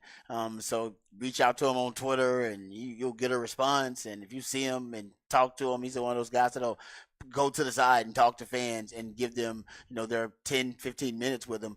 And that's what this was about, right? The town hall meeting. He's just very upfront about his plans for the program. Yeah. And he said he's always got something he's tinkering with, something he's thinking about, bringing grass back to DKR for football, which I think is a good idea, by the way. Texas can afford to do it. They should do it. Other programs can't afford natural grass. They just can't, and that's fine. But I'm not really. The players' union, I think they put out there they prefer to play on grass. I've always preferred to play football on grass. But if you can afford grass, you should get grass. Texas can't afford it. Yeah. Well, and look, and there was a game this past year. Which game was it? Where it was 150 degrees on the field? Because of the heat, and then the turf. As the turf heats up, that the rubber, and it's like, oh my gosh, that's unsafe, y'all. Yeah. And again, it's an outdoor stadium. They have the finances to do grass. There's nothing else played on that. Yeah. Come on now. It's not like there's an overuse factor. Yeah. You could argue like baseball. I know there's always been the over at Dish Falk Field. Talking to Augie Garrido about it back in the day, and David Pierce. That get used a lot for camps, and then the weather is a challenge. And so even if it's raining, you can still play with the turf that they have. You can still get out there and practice in inclement weather. Football, they're not going to have that problem. They only play 6 or 7 home games a year. They can practice on it. That's a little bit different. Baseball, a lot more games, and not more weather factors to deal with that. But football for sure should be grass. Yeah. Yeah, so I'm happy about that. But yeah, I think it's he addressed a lot of things. The Texas A&M game being on Thanksgiving, I know some people feel passionately about it. To me, it doesn't matter that often. I think he's just embracing an old tradition, competing with the NFL. That's a discussion he's going to have with the broadcast networks and with administration and stuff like that, because that's essentially what the decision would be. There are some college football games that are played on Thanksgiving. Traditions. Egg Bowl now. There you go. Well, you may have an ESPN that says, the NFL is going to put their game on NFL Network or wherever that night. Or stream it or something. Something crazy. We'll put it on ESPN, Texas A&M, but we'll see. That's to be determined. But yeah, CDC. That's he's just such an open book, and this is an open town hall, and anybody can show up, raise their hand, ask a question.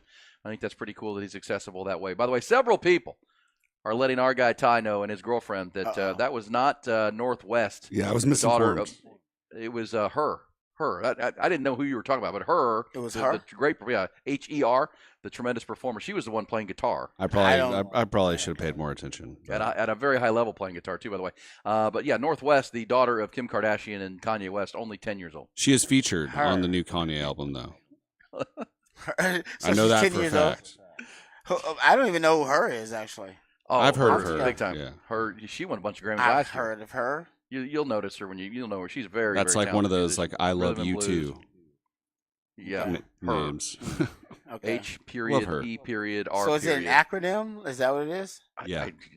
Oh, okay. So what does it stand for? I'll find out. Let's go to Rod's rant, and I'll look it up. Rod's rant of the day is brought to you by Apple Leasing, the easiest and safest way to get a new car. Any make, any model. Click appleleasing.com and experience how easy it is. I'm as mad as hell, and I'm not gonna take this anymore! Find out what happens when people stop being polite and start getting real. You ain't keeping it around! My God! Okay, it's happening. Everybody stay calm. Oh, you've done it now. It's time for Rod's rant of the day. Hold on to your butts. All right. So I bet a text says having everything revealed is what her means. Having everything revealed. Okay. All right. Yeah, she was born Gabriella Wilson. All right. There you go. And she originally wanted to keep her identity hidden as part of a gimmick. Keep it mysterious. But that didn't last? And now she's her. But that didn't last, so they're trying to keep it mysterious? Yes. So well, she got too famous. She won an Academy Award. She won 5 Grammy Awards. She's also played Belle in The Beauty and the Beast on ABC. So, yeah, she's done a lot. And then that was her playing guitar for Usher. All right. Usher. Not Kanye's daughter. Not Kanye's daughter. All right. There you go. I'm glad we got that. Let's get, we don't want to leave anybody confused. Glad we got that clarified. All right. Let's talk about the Dallas Cowboys' new defensive coordinator a little bit and the differences in these schemes. And one thing I liked about Mike Zimmer, he did go away from the game for a while. He did step away, I should say, for the game for a while. He decided that he wanted to become kind of a student of the game again. After he got done in Minnesota in 2021, he became a consultant for a while with Jackson State, became another consultant when Deion went to Colorado, stepped away from the from the game. And usually when guys are stepping away from the game, it's because they are becoming a student of it again, just for a little while. And he did admit his goal was to be back in the NFL in 2024. So he didn't step away not knowing exactly what his future would be. He said his goal was to be back in the NFL in 2024, and that's exactly what happened. The hope is that when he was an analyst, he just went overall and started to study the most modern concepts of defense.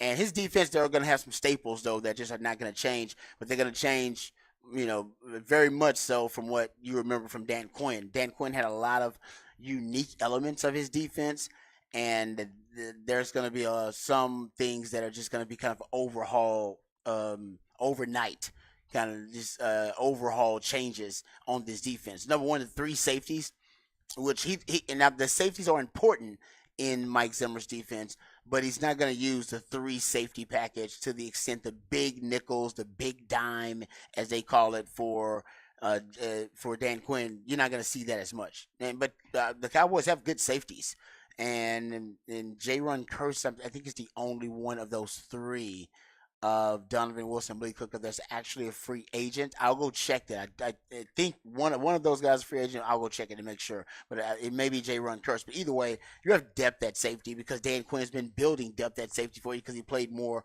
3 safety rotations than any team in the league.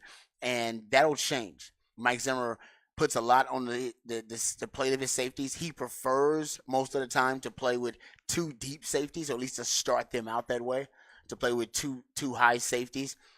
He's one of those defensive coordinators going to play a lot of man. One of the famous quotes from Mike Zimmer is when he was mic'd up, "You can find a cover 2 corner anywhere. I can go down to the 7-Eleven in Bloomington and get one."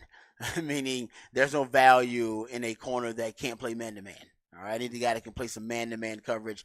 That's the craft, right? That's the ultimate skill if you can play man-to-man, and that's what he wants from his corners, the ability to play man.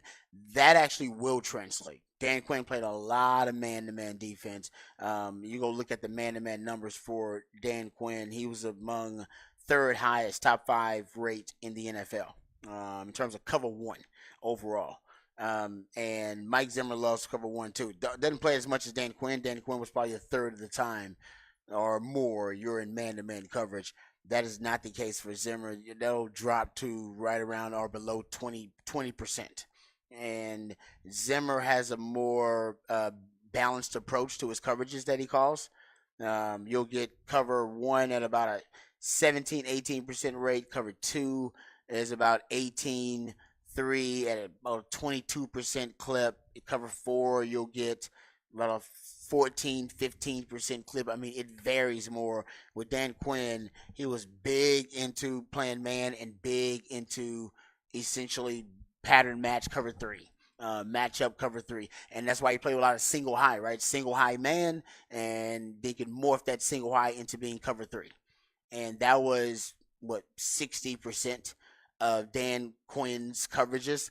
More predictable, but he made the defense highly unstable in a lot of other ways, in a good way, because it was something that the defense could not really figure out because of the 3 safeties. There was a lot of pre-snap disguise. There's a lot of twists and stunts up front to confuse blocking schemes, and then you have hybrid athletes who can move around the formation. So all of that just made it was tough to see it as a stabilizing force. But it caused a lot of chaos, and chaos was good for Dan Quinn because Dan Quinn wanted to force chaos because that would create pressure and then it would create turnovers. And so he was big in just forcing chaos for the offense in all those different ways, right? The shell disguise and the pre-snap shell disguise for the safeties, the twists and stunts up front. Those are at top 5 rates. Play a lot of man-to-man, especially if you can play press on the outside, disrupt the timing of the wide receivers. And all of that led to quarterback confusion, chaos, and it led to a lot of turnovers and led to a lot of pressure up front too. Mike Zimmer's defense doesn't necessarily work like that. promote chaos as much as a Dan Quinn defense. I will say that if you look at like the middle of the field open, like the middle of the field, we just talked about that. 60% of the time, you got a safety in the middle of the field. They call it middle of the field closed. That's because it's closed off. The middle of the field is closed off with that one guy. That's 60% of the time with Dan Quinn. Mike Zimmer's a middle of the field open guy. He's pretty much split. He'll give you middle of the field open or close around 50% of the time, 50 and 48. So he's a lot more balanced defensively. He's going to bring back the under fronts as well. That's something that is big for a Mike Zimmer defense. He loves pattern match zone, which is what Nick Saban and Bill Belichick famously popularized in the NFL and NFL circles. That's something also that he has in common with Dan Quinn's defense. He loves disguise. That's also a commonality between both of these defenses. That's something I think that'll carry over and translate to. And if you go look at it, I think the corners, because they can play man-to-man, and Mike Zimmer likes corners that can play man-to-man, that is something that Mike Zimmer's defense will be a strength of this Mike Zimmer defense, because both your corners, Trevon Diggs and DaRon Bland, and I don't know what they're going to do with Stephon Gilmore, but you got corners that can cover, and you got safeties that can cover. So there's going to be some similarities, but it's going to be a lot of differences just in the way they call the games. I think Dan Quinn took a lot more chances than Mike Zimmer will. Mike Zimmer is about a fundamentally sound defense, being technically proficient, and Dan Quinn, like I said, was about chaos and was oftentimes, rolling the dice. And he knew when to do it. He was really good at it. But Mike Zimmer's defense will be better against the run because it is like I said, more fundamentally sound defense. But I don't know if he'll force as many turnovers, and I don't know if he'll get as much pressure. It's just different. It'll be effective, but different. Really sound. I mean, It's a Bill Parcells disciple type of defense, and like where they're going now. They're going to have to rebuild the coaching staff a little bit because Arden Durd is off to be the Seattle Seahawks defensive coordinator. Dan Quinn, of course, brought the passing game coordinator with him, and now hiring the assistant D-line coach. I mean, Mike Zimmer's have to bring in his own coaches, which is fine. Probably a better way to go anyway. Yeah, he's a veteran, so he's got a lot of connections. Yeah, he's got a lot of connections. Actually, that'll be a strength for him too, and it was for Dan Quinn. Dan Quinn always put together really good staffs. Actually, all right, good stuff there. We'll come back and talk some Valentine's Day. Also, Longhorns headed to the Combine, 11 of them. Saw an interesting 3-round mock draft from the NFL.com. That's got some intriguing nuggets as we aren't even to the Combine time, but they're already out there. We'll also get to the other top stories of a Wednesday morning celebrating Valentine's Day with you on Hook 'em Up with Ian Rodby.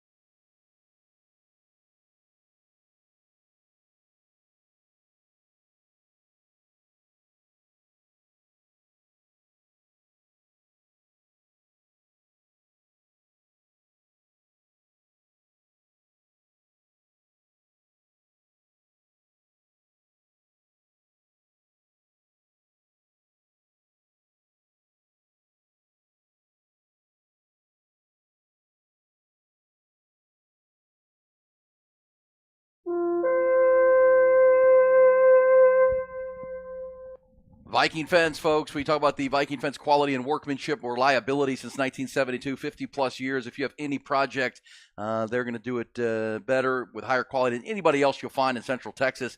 And I tell you all the time about their line of lumber, right? Their Big Tex brand, that Western Red Cedar milled in their own on-site lumber mill. And people ask you, why is Western Red Cedar? Why is it the highest quality? Why do they use that? The answer is it's just a higher quality of wood. It's a better material. That's why they're very specific about what they use and how they mill it. And then, for the environment, red cedar requires no chemical treatment or kiln drying, so it has a much much lower carbon footprint and environmental impact to the more than inferior materials like pine and spruce and fir. You can build your fence with this top quality material, feel good about its effects on nature and your neighbors. It's also the red cedar just looks better. That attractive red color has long been one of the most popular aesthetic features. Looks amazing. It also lasts longer. The decay and termite resistance with the red cedar. This is again why Viking fence through the 50+ years have understood that this is the best material. So they go to the expense of bringing it in from the great Northwest, mill it in their own mill, and put it up around your home or business. It's just a higher quality. The other companies are going to run down to the lumber yard and get what's there, mostly treated pine and post there. It's just a higher quality. And that's how Viking Fence has operated since 1972. Still locally owned and operated. Just was they want to build you a better fence and put the longest warranty in the industry on it. And all you have to do is call them 837-6411. It's 837-6411. Find them online at vikingfence.com. And always remember, when you think fence of any kind in the ATX and beyond, always think Viking.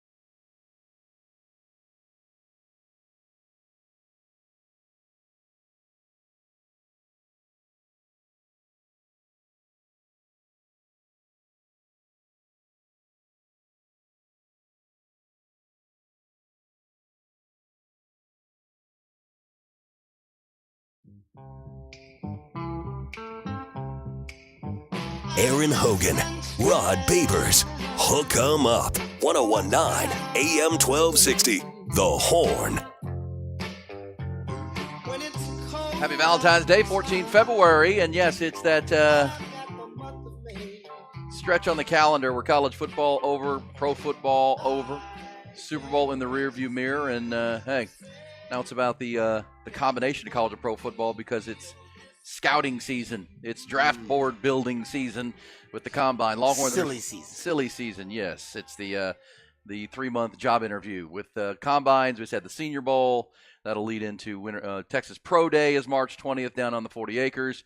Then it's draft board building and individual workouts and personal visits, all those things, all the way to late April's draft. The final weekend of April is when they'll draft the players. Longhorns, as we said earlier, 2 years after having no players drafted and only 2 invited to the combine. That's a different story this year with 11. Longhorns headed to the combine, and I saw, Rod, NFL.com, and this is also part of the silly season. The mock drafts will come out. NFL.com has put out a 3-round mock draft. Okay. And in it, they, not surprisingly, have Byron Murphy going 15th overall as the first Longhorn off the board to the Indianapolis Colts. This is about where we're seeing Byron mocked. Anyway, I've seen him all the way up in the top 10, down to about the 20th pick. But Byron Murphy, and most people expect, Rob, when he gets to the combine, he's going to blow it up. That he's going to remember he was a running back into when he left middle school into high school. Yeah, got great feet, and he just kept getting bigger. But he plays with a relentless energy and a motor. Plays with great leverage, and he's a guy that could see himself rise. You were talking about what A.D. Mitchell could do with a good 40 time. Byron Murphy, I think most people think athletically is going to stand out big time when he gets to Indy. But then how about this? We talked about this yesterday. NFL.com has the Miami Dolphins with the 21st pick in the first round selecting J.T. Sanders. Wow. Tight end to Miami. Wow. With the idea that you put him with Jalen Waddle, Tyreek Hill, look out. J.T. Sanders. Now, and that's where we talked about that. Most people are mocking J.T. into the second round, which he's still working and developing into the position. He just started playing tight end a couple years ago here at Texas, but at the same time, the skill set is elite, and it's a thin tight end class. It is. Yeah, there's a significant drop off between those two guys. There's Brock Bowers, then everybody else. Then there's J.T. Sanders, and really everybody else. Yeah, no, I agree. And athletically, if J.T. Sanders performs well at the combine, I think his draft stock could increase exponentially just because if it's anywhere close athletically to the profile of Brock Bowers, more and more people will start making that comparison. Yeah. They will. No. And they'll get that. The gap will, I think, shrink a little bit between Brock Bowers and between JT Sanders. That mock draft also has, by the way, Jonathan Brooks at pick 39, which, gosh, that might be early, with 39 in the second round.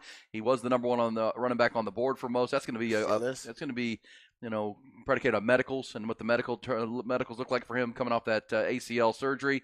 A.D. Mitchell at pick 40, Devondre Sweat pick 44, Xavier Worthy at pick number 60 in the three-round they mock. got A.D. Mitchell dropping. Yes. Yeah, see? Yeah, that's what I'm saying. Like that could happen. I brought it up in Rod's rant. That could end up happening. Sorry, when we went behind the Burns curtain, but that could happen if he doesn't run a good 40. Yep, he could go anywhere because if he runs a good 40, A.D. Mitchell could be a top 25 first round pick. First round pick if he is 4.5-ish. You'll see him. But again, being the 40th player selected of a draft is not it's not a knock. It's to get you a chance, and you'll probably be on a good team. But yeah, A.D. Mitchell is an NFL receiver for sure. It's just going to be what's that top end speed. Yep, agreed, exactly. And I think he really could run a low 4.5, a high 4.4. That'd be great. Yeah. Pro Day coming up in March. So there's an interesting nugget. I also, obviously, in this spot yesterday, Rod, we talked about Kyle Shanahan. And obviously that's been the conversation. Pat Mahomes and Kyle Shanahan have been the central figures since this game ended on Sunday night. And, we said going in for 2 weeks, and the person with the most pressure on them was Kyle Shanahan to deliver in a big moment and win a Super Bowl and achieve the goal. Well, obviously since then the conversation's been happening. But in this spot yesterday, you played the audio of maybe Kyle Shanahan not understanding overtime rules. You said maybe they shouldn't even talk to the media, but Kyle Shanahan and John Lynch sat at the podium yesterday and sat at a table and talked to the media assembled in San Francisco. And here was Kyle Shanahan when asked about the overtime situation. Some of the players after the game said they did not know the new rules for overtime, and Brock just said that he kind of went to Brian right at the start of overtime for kind of a refresher of, okay, these are the rules, right? Was it important, do you think, for the players to know the new rule as it pertains to overtime in the playoffs? Well, yeah, I mean, we did say, we told everyone as we were waiting for the coin toss, hey, review everyone with them, make sure they're sure before we go out. So we asked the position coach to do that, but I didn't cover it in a meeting on the Super Bowl week. I don't think that changes anything. We did it with our analytics department. We decided that going into the playoffs. I think you guys know how I've explained how I make decisions with that stuff in the past. I take all the information I can get, especially ones I haven't been in, and our analytics felt that was the best way to go. But as you guys know, I don't always just go with that. I take into account what they say, what they think is right, and then I go off my gut in the heat of battle. And I knew what they felt going into it. And when I think about that during the moments I have to make the decision, I think the type of game it was did match what they felt was the best way to do. It did seem more like a field goal game. And our defense had been out there for a real long time right before that. So I didn't feel at all to override that at the time. Some other context, I believe we just closed, I think it was 11 play drive. All right, so there was John Lynch jumping in. So, yeah, and a lot of people mentioned that, and that's a fair point. Your defense was just on the field for a 2-minute drill, 11-play drive, chasing around Patrick Mahomes, rushing the quarterback. That's where the only controversy I've seen with this, or even thought was there, is to the point of yesterday. If Kyle Shanahan wasn't aware, then that would be, right. You could absolutely criticize that in a big way. But at the same time, he just said it. He knew the rules and he chose to go that direction. And there's a good defense for that with a tired defense.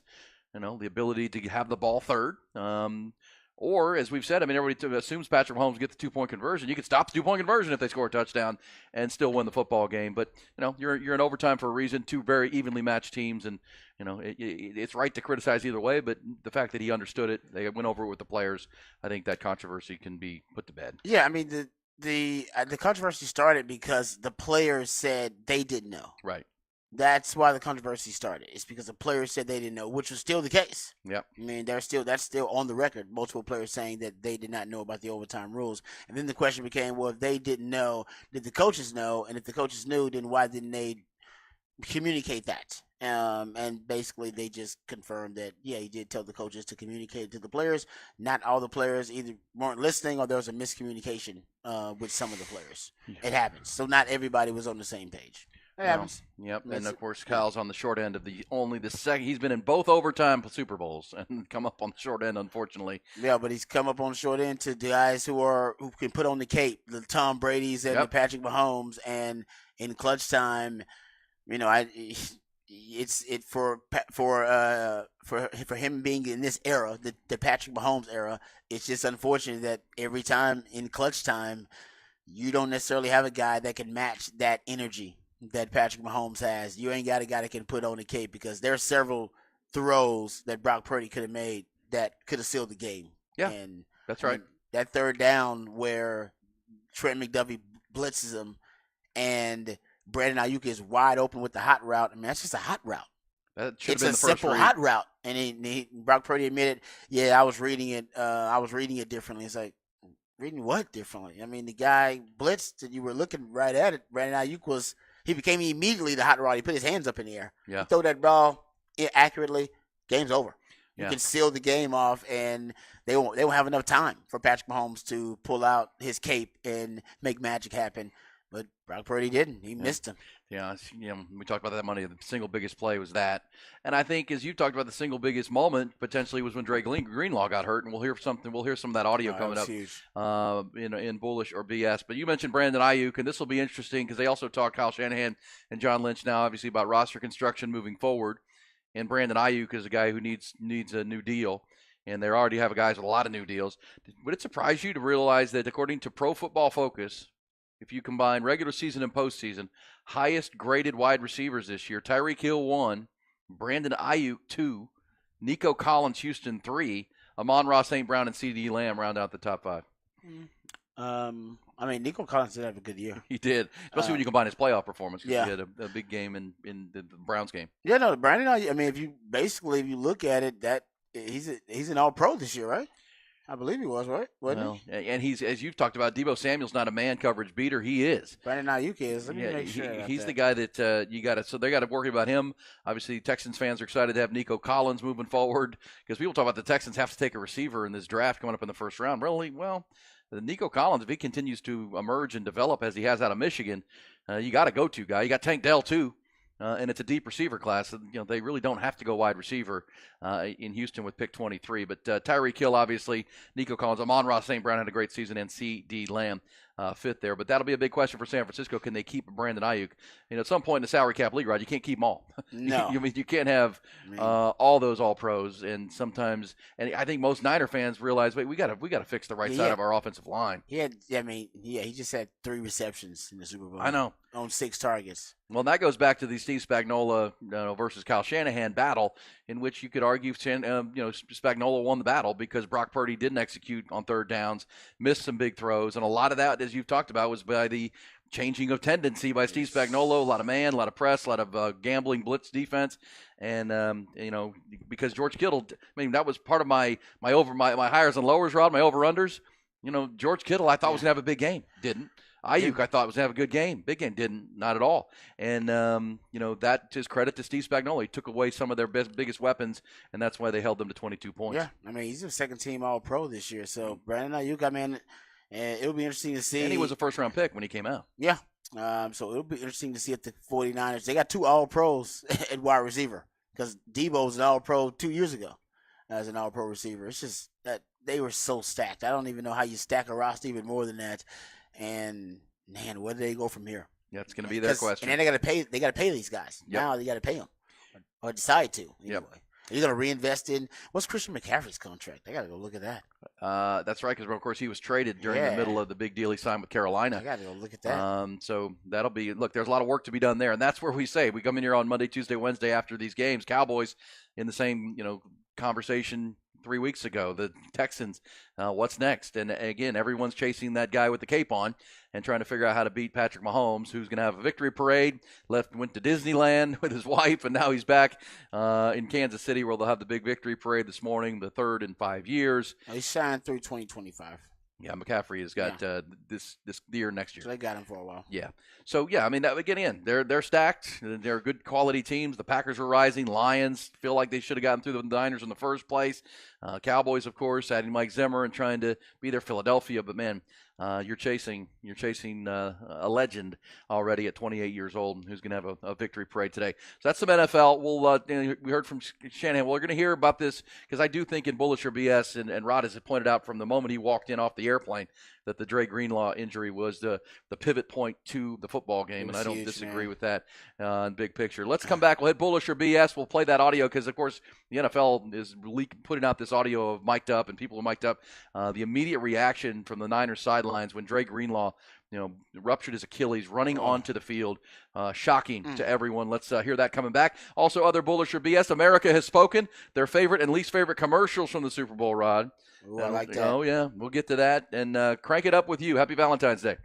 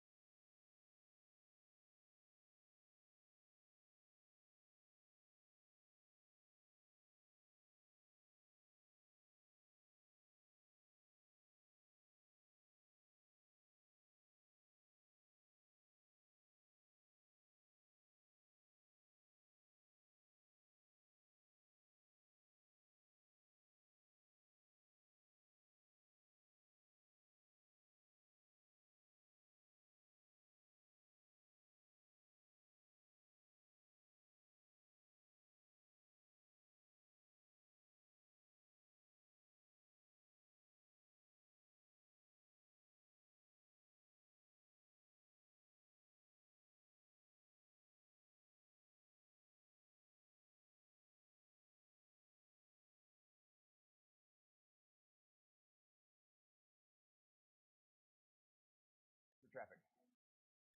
Hey, what's up, folks? Lifetime Longhorn Rod Babers here. Aside from the traffic, we all love to call Austin, Texas home. It's a great city. It's one of the fastest growing cities in the country. And what you may not know about Austin, Texas is that many of the beautiful, iconic landmarks we love in this city were created and built by the skilled craftsmanship of Ironworkers Local Union 482, like the Pennybacker Bridge and DKR Stadium. The folks at Ironworkers Local 482 don't just go to the office. They're the ones who actually build it. So if you're looking for exciting employment opportunities or you want a refreshing career change, you can become a member of Ironworkers Local 482. Right now, they're hiring over 3,000 people for a huge project right here in Central Texas. They're offering competitive wages, competitive benefits, and a pension plan. They even offer training for unskilled labor through their apprenticeship program. So become a member of Ironworkers Local 482, and you'll take pride in the type of teamwork and craftsmanship that helps shape the future of our great city. Maximize your potential today and accept the challenge of becoming the best version of yourself by going online and applying at ironworkers482.org. That's ironworkers482.org.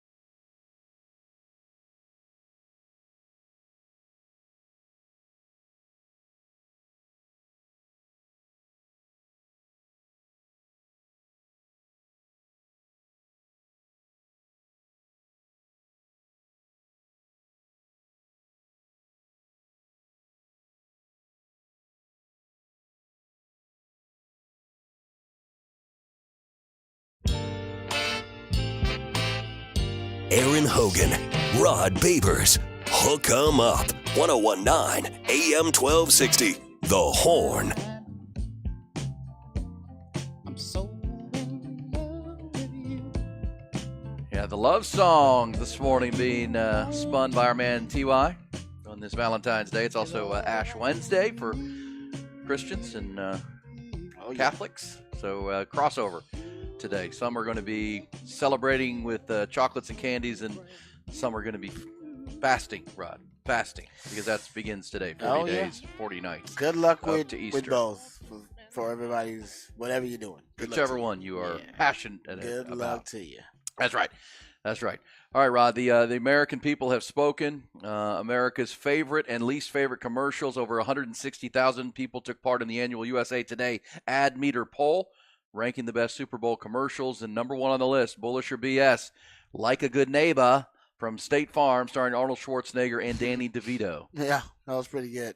Yeah. That was number one. Neighbor. Yeah, that was really good. That was all his action hero film roles. Number two, the Dunkin' Donuts Dunkin' Kings with Ben Affleck, Matt Damon, Tom Brady, and J-Lo. I don't know. I don't know about that one. That's number two? That was number two. I don't know about that one. That one, I don't know if I laughed at that. Did you laugh at that one?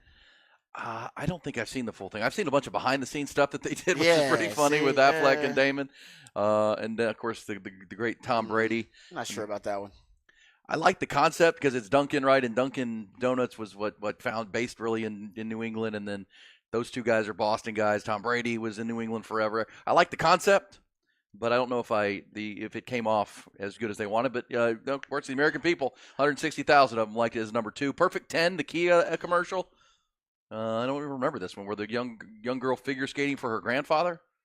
Ooh, nope. Got me on that. Got nothing. I mean, Ty might have watched all of them commercials. I didn't watch all of them. I didn't watch any of them, really. Damn, we didn't watch any of the commercials. I got it better. You were at the game. I was cooking ravioli. I told you all that. Ravioli, like homemade? Yeah. Did not turn out very well. Ooh, fail. You cooking it for the family? No, just for me and my girlfriend.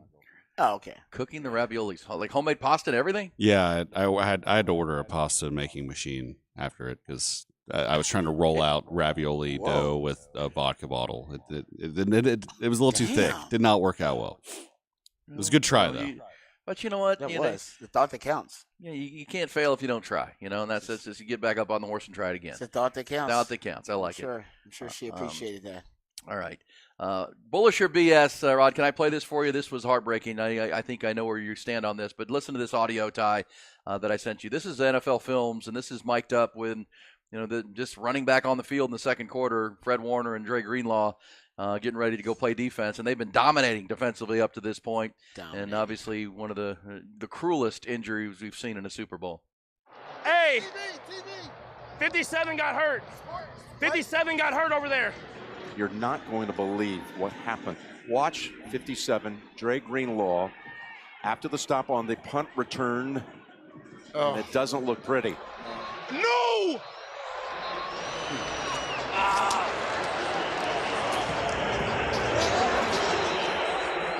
Did Dre just get hurt running out on the field? Did Dre really tear his Achilles? Yeah, they just said it. That's depressing. That was Kyle Shanahan. Yeah. Did Dre just get hurt running back on the field? I feel like you're cursed at that point. You're like, you kind of do, right? He just got hurt with a non-contact injury in between plays, running on the field. And prior to that, he had been huge. Yes. He was having a great game, like literally on his way to being like one of the most impactful players defensively for either team. And he was already a pivotal part of the defense because they were putting Fred Warner essentially on Travis Kelce. Like he was basically guarding Travis Kelce, and they were using Dre Greenlaw as basically the one who was kind of policing the middle of the field. That's their central nervous system, the communication center of the defense. And as soon as he went down, the Kansas City Chiefs, they went. You can tell right there how giddy Patrick Mahomes was. And he's not happy about the guy getting hurt, but he's happy about not having to deal with one of the best defensive linebackers in the league. And they went right after that dude. I think it was Owen Burks. They went right after him. 9 targets, 9 receptions allowed, 134 passer rating, and that's when they got the first score on the board. Yeah, that's the first that led to the first score. And it's, there were a lot of huge moments in this game, but that's the bullish or BS question for me. Was that the single biggest, moment of the game for the 49ers? I mean, you come about third down coming out of 2-minute warning and overtime, but man, because as you said, they were dominating on defense, and the Chiefs looked rattled because Travis Kelce wasn't open, and then Dre Greenlaw was patrolling the rest and knocking people around. I mean, it was a great game plan. And you heard the giddiness kind of, again, not because he was hurt, but, Patrick Mahomes running over to Andy Reid. Hey, 57's hurt. Let's go after him. 57's hurt. Let's go. Come on. Let's get it. Let's go after this guy. 9 targets and 9 catches later, the offense cranked up, and, we know the history. I mean, that is, as you said, you feel like you're cursed at that point. That is terrible. It really was. And then you look at, oh, man, once he goes down, and I'm sure there were adjustments made defensively by Coach Wilkes, just to make sure that you can somehow try to fill that void or defend that space, that area, and that made you vulnerable elsewhere. I mean, it was just kind of a cascading effect there, and then that's when they started unraveling defensively. That's when they showed their first vulnerability, and that's not really their fault.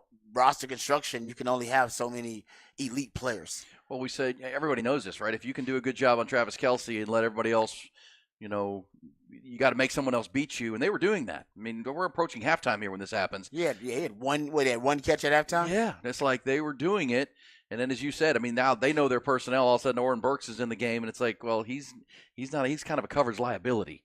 That's a problem. Now what do we do? And it's kind of like when the Cowboys against the Packers, when they don't have enough linebackers that are healthy, they're having to play DBs, big, try to 6 DB sets to try to stop the run. Yeah. Well, the Packers just keep running at them. They just kept running at them. Just kept pounding it with Aaron Jones, and that comes down to that's a really bad luck. I mean, it really is. The 49ers had the worst luck. I mean, first of all, the ball was on the ground 7 times in that game. Ball bounces all types of weird ways. The 49ers only got their hands on one of them. One of those 7 footballs that's just bouncing around there for anybody to get at any time, and they only got their hands on one of those. The rest of them, Kansas City Chiefs got them. I don't even know how to explain that. And you know what? That can be practiced. I mean, honestly, maybe the Kansas City Chiefs were just better prepared. Maybe they'll tell you, oh, no, we practice a lot of fumble drills, offensively, defensively, getting our hands on the football. That's important to us. So they could very well tell you that. Special teams was huge in this game. You had a fumble recovery, one of them on special teams. Point. And they blocked extra point. And, guys, that's on the 49ers. Right? I mean, that blocked extra point, that's execution. That could have been the game. Oh, man. Just 100%. a simple execution play. They call it team automatic. Because it's supposed to be so automatic, and it was not automatic, and that cost them the game. They had you're supposed to have what they call a Peter call on punt returns, where if a certain call is made, everybody vacates that area, runs away, so that they don't get hit by a loose football. The returner is calling Peter.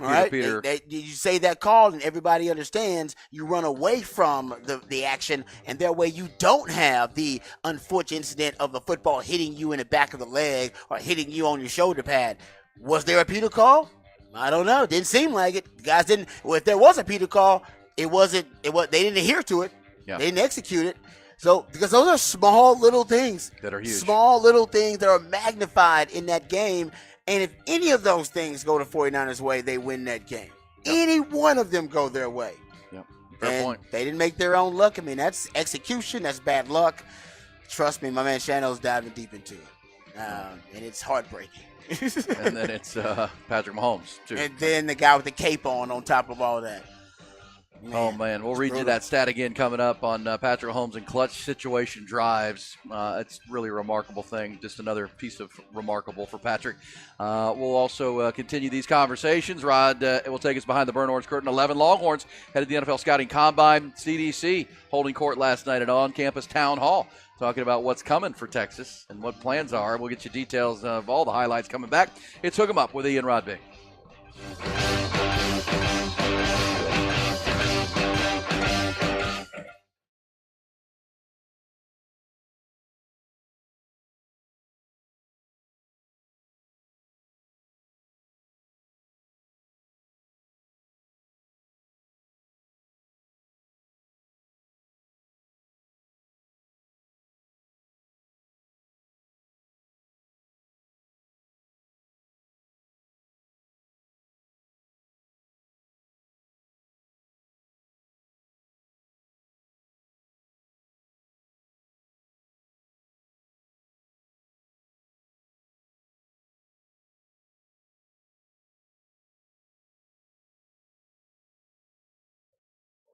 Hey, what's up, folks? Lifetime Longhorn Rod Babers here. Everybody knows that time is money, and certainly my friends at Apple Leasing are aware of this. That's why they want to save you both. They're going to save you time, save you money, and find you tremendous value. A lot of you out there thinking about getting a new car, but you don't want to have to worry about the hassles, the headaches, the time it takes to vet a new car dealer, to do the research, go down the rabbit hole, to re-examine the bad lease that you're in, to try to get into a better lease. That's a lot of work. Well, it's actually not a lot of work. It is a lot of work, but not for you. Not if you reach out to my friends at Apple Leasing, because they'll do all the hard work for you. You give them a call. You let them know exactly your specifications, what kind of car you want, the color you want, what type of model, whether it's a truck or an SUV or a sedan. You let them know your price point, your budget, exactly what you can afford and what you can't afford. Let them know about your current situation, what kind of lease you're in, and Apple Leasing will do the rest. They'll do all the hard work. They'll do the research. They'll vet the dealers. They'll make sure that the price point is exactly what you want. They'll make sure that everything is met to your specifications, and all you have to do is enjoy that brand new car smell. All it takes is one phone call or a click on Apple Leasing's website, and you'll get a quote on any make or model vehicle that you want. They'll even give you an estimate on the value of your trade-in right over the phone. They have what they call a simple interest easy lease. The point of it, to make things simple, all right, to make things easy. They want to make sure that you don't have to deal with all the stress and the headaches of this process. The car industry can be quite frustrating, but not when you have Apple Leasing on your side. And that's exactly right. They're on your side. They get all the same discounts, all the same incentives that the dealers do, except my friends at Apple Leasing, they pass those savings on to you, the customer. We understand that inflation is through the roof. It seems like everything is overpriced, and that's why leasing makes more sense than ever. You're only paying for the part of the car you're actually using. So give Apple Leasing a call, 512-346-9977. That's 512-346-9977, or visit appleleasing.com. That's appleleasing.com.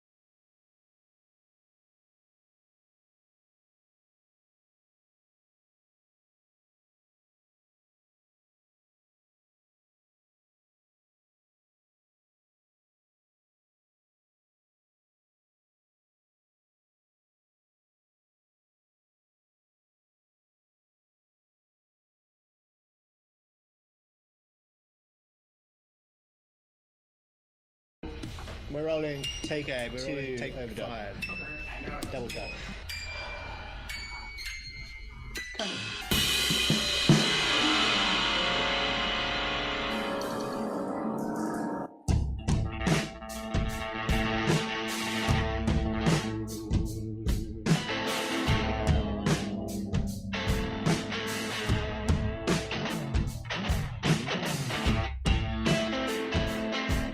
We roll on a Wednesday, dragging you up over the hump. At the bottom of this hour, we'll be halfway through our Wednesday conversation, which will mean our At the Turn segment is halfway through the week for us here on Hook 'em Up with E and Rod B.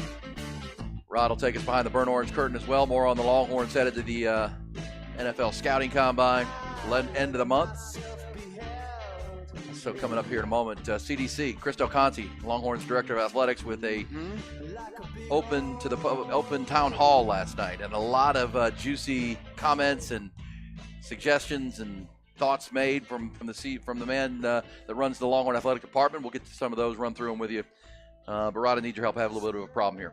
Uh-oh. Okay, so and Ty can weigh in too. So do you see my right hand, Rod? That's a little bit swollen and puff above the right knuckle here. Mm-hmm. See that? Yeah. So I woke up with that. I didn't go to bed with that. Like last night, we did our Longhorn live stream. Mm-hmm. Watched a little TV, and I was in bed by 9:30. Crashed out. Done. So out, and my hand's fine. So I wake up this morning, and I'm like, I can't even make a fist. It hurts. It's like I got something with my knuckle, and between my my middle finger and my right I see it. knuckle, It's swollen. Yeah. swollen. Yeah. So I'm like, well, I just slept on it wrong. That'll go down. I mean, I just woke up. Yeah. I was laying Whatever on it it or is. something. Well, here we are 3 hours into the show, Mm-hmm. and it's swelling more. It does look like it's swelling up on you a little bit. I'm like, did I punch something? You definitely hit something in your sleep. Did I hit the headboard? you My have- wife's fine. My wife's fine. She's good. Do you have a nightstand? I do have I have a nightstand. I've got a headboard. So you definitely hit something in your sleep. Yeah. Yep, you definitely. Like you punched something. Yeah. You definitely look It like hurts. I mean, it's no, like it's swollen.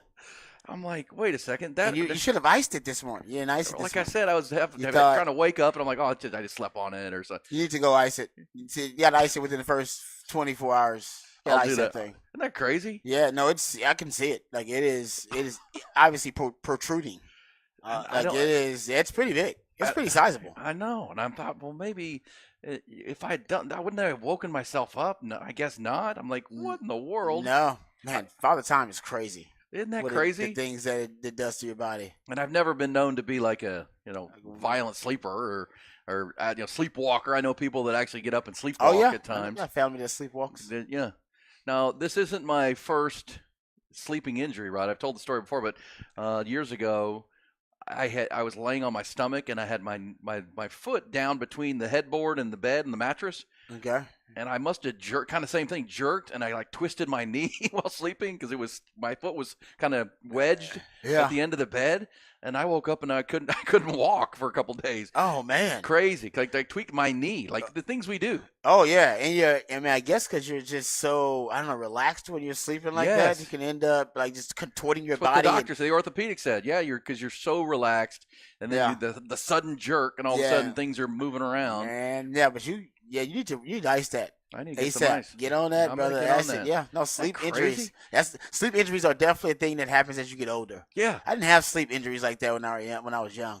Now I get them all. I'm with you. I get stuff like that randomly all the time. I'm like, man, what happened to my hip?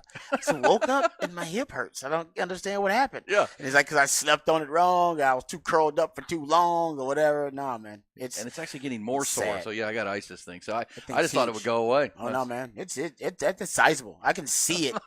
I can see it raised on your hand, and it's red. Now it's getting red I too. don't know. It's like, what the hell? Nah, man. All right, Get some so- ice on that thing. Yeah. Mhm. Don't miss it out. Don't.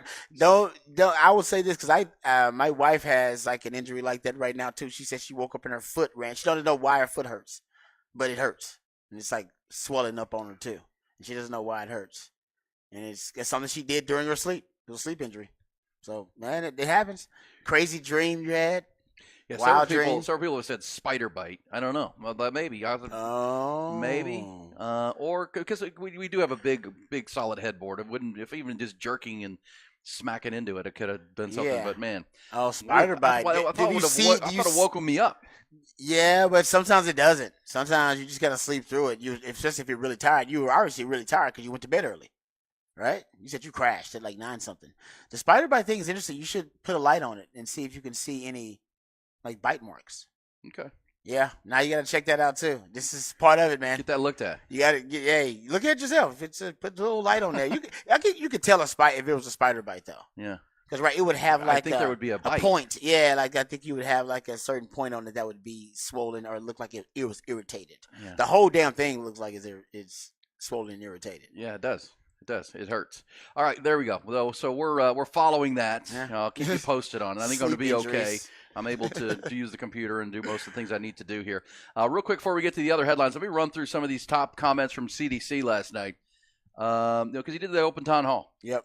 And it started with him showing pictures of something called the Yeti Yard at the UFCU Disch-Falk Field, the baseball stadium, where fans will be able to watch Texas baseball games from just beyond the outfield fence. So they're going to put up glass along the outfield fence, windows, essentially large windows, and then separate from the fence, and then that's where the fans can gather. We've seen this in major league parks before. We've seen it. And it's the Yeti. Where is it going to be at again? Out in the outfield. Out in the outfield. I don't know exactly where in the outfield. I can't really see from the improvements, but it'll be the Yeti Yard, and obviously fans will be able to buy tickets down in there. Part of it, and you're kind of standing. You're sitting in there, and the ball can't hit you, and you're not in the field of play, but you have an unbelievable vantage point of the baseball game. That's interesting. Yeti Yard coming to the UFCU Disch-Falk Field. Okay. By the way, Longhorns will open up their baseball season this Friday with Coach David Pierce. Drew Bishop's going to join us tomorrow on the show, Rod, to preview the Texas baseball team and what's coming. So we'll talk to Drew tomorrow in this spot, as a matter of fact, right about 8:10. Nice. Excited to talk to him. But how about this? So we'll just kind of go in order of how the conversation went last night. Del Conte revealed that Michigan is only giving Texas 4,000 tickets for the game in Ann Arbor. And for season ticket holders, you can put in a request for those tickets, but you have to be at least at the $6,000 Legend membership level. Ooh, yeah. Donor.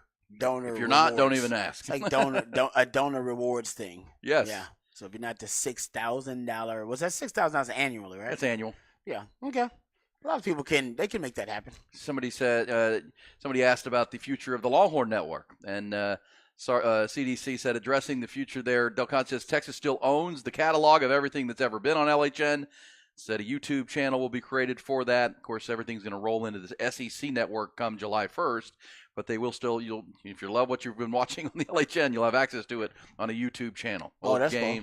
There you go. So they own the inventory, so the inventory won't go away. It'll be like a library on a YouTube channel. Do you have to pay for access? That was not discussed. Okay. I do not know. So yes. So somebody said, well, this led to the football. Will there ever be a grass field at DKR in the Dish? And that's where Del Conte revealed that their plan is for grass at DKR in 2026, Rod. Like that plan. He would like to have grass at Disch-Falk Field, but the overhang that creates the shadows they've been told will cause issues with growing a healthy grass there, so they probably stay turf there. But football, by 2026, they want to be grass. I like that. Also, good question asked, will Texas continue to schedule teams from the current Big 12 when they join the SEC? Essentially, he said probably not. He said if they want to come play at Texas, he'd be in. They probably won't agree to home and homes while the SEC only has 8 conference games. But if they want to come play us here, possibly. Okay. But we're not traveling to Waco. There you go. We're not traveling to Lubbock. Yeah. You know what? I'm sure some Big 12 teams will be open to that. Yeah. But I think ultimately the Big 12 allegiances and all the Big 12 relationships will probably slowly wither and die away. Yeah. Del Conte said that that building a mini Moody is a thing that's being looked into as well for the Texas volleyball program, Rod. Mini Moody would be an arena that would seek 5,000 to 6,000. Where is it going to go? Points out the athletic department rents out Gregory Gym for games and does not own the facility. I wonder where they're going to put this mini Moody. I don't know. They're looking into, so they haven't even discovered a site yet, but the idea of one for one of the elite volleyball programs in the country, not a terrible idea. Good idea. And I think with the rising fan interest in volleyball, that's part of it too. You can fill the place for big games. Yeah, no, I agree. I don't think that'll be an issue. I think, like I said, my biggest, at least curiosity is where is it going to be? I'm sure they already have plans for expansion and of other programs, things. So they have space that they envision. They're going to knock something down, tear something down, and build it up somewhere else. But it's just amazing how much Man, in terms of the facilities upgrades, how much stuff they've done in the last few years. Interesting. It's always cranes over there. Always cranes. Always those big cranes. That's kind of the vision. Keep building. And so also the new practice facility for the Longhorn football team will break ground and begin construction in June of this year. And that's necessary. That is necessary. Yeah, it's long overdue. Yeah, that's going to be right there south of the current stadium where they're going to be building that. And it turns out Texas football just tweeted out that this season they'll be celebrating 100 years at DKR, Rod. 100 years anniversary 2024 at the stadium. So nice. I like that. Yeah. What, are they going to wear, like a commemorative patch or something? They put a little diagram of a commemorative patch, which looks pretty sharp. I figured they'd do something like that. So there you go. That's what went on with CDC last night, and we'll have your thoughts on it. 447-3776. You can hit us up. Also, let's get to the other top stories of your Wednesday morning.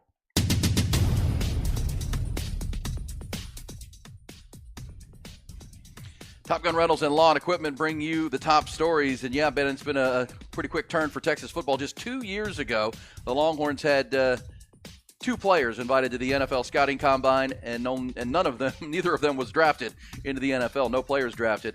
As we say, it's safe to say times have changed. Longhorns have now gotten 11 invites coming off their Big 12 championship run and the trip to the Final Four. Longhorns with 11 players who will be headed to Indianapolis at the end of the month for the Combine. 2 running backs, Keelan Robinson and Jonathan Brooks.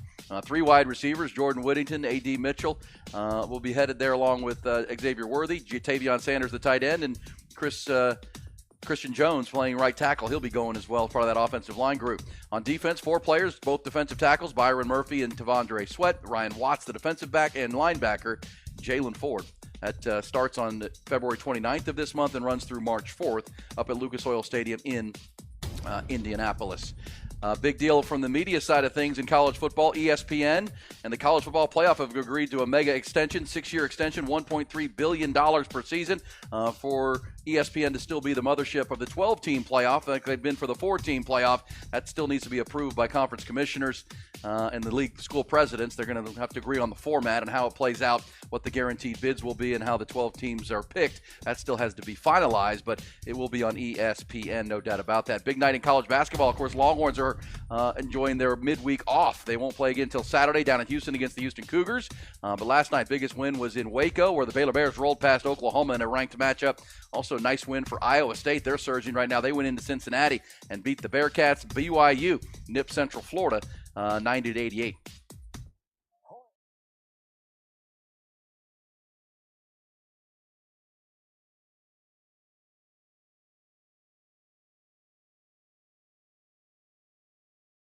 I do remember Jim Harbaugh saying at one point he thought Michigan was going to have like 20-something players drafted. And they ended up with 18 players at the NFL Combine this year. That's the most in school history. So they're going to look very different, though, when Texas plays them. I mean, that's the good thing is that they're going to be a new-look program from almost every angle now. 18 guys at the Combine. That ain't including guys who are going to be, I'm sure some of these guys, not all these guys are going to get drafted, but he says he thought 20-something guys were going to end up getting drafted.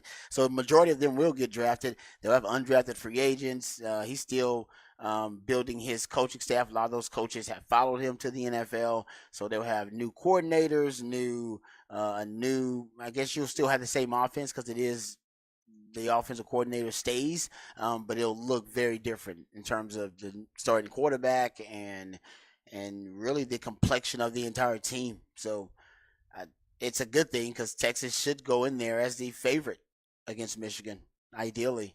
I don't know if that'll be the case, but right now it's looking like with all the veterans that Texas is returning, especially at key positions, and returning consistency and continuity with coordinators, I don't know how Michigan's favored in that game at home. Yeah, that's going to be, you said, 18 players to the Combine. That's, 22 starters. Those are mostly starting players. Yeah. So they're losing a ton, top 6 offensive linemen, 2 of their top 3 receivers, J.J. McCarthy, of course, at quarterback. They're bringing back, some really, really good players on defense, especially both their 2 tackles and their cornerback. But, yeah, that kind of attrition, Rod, it is not too dissimilar to what we saw at Alabama last year, where Alabama, Nick Saban was still there, but new quarterback, A lot of new players and new weapons, new running back room, new coordinator on offense, new coordinator on defense. And, by the end of the year, Alabama played in the playoff. That's true. But in September, I mean, when you're trying to build continuity and you have a new head coach to this, you add the Sharon Moore level to this and a mostly new defensive staff with Wink Martindale coming in. Those are things that just, it's college football, Rod. There's an adjustment period to all that, and you don't really know how things come together and how the game days go until you start playing games. And Texas was able to take advantage of that and beat Alabama last year. We'll see if, something similar. I agree with you. I think Texas will be favored in that game.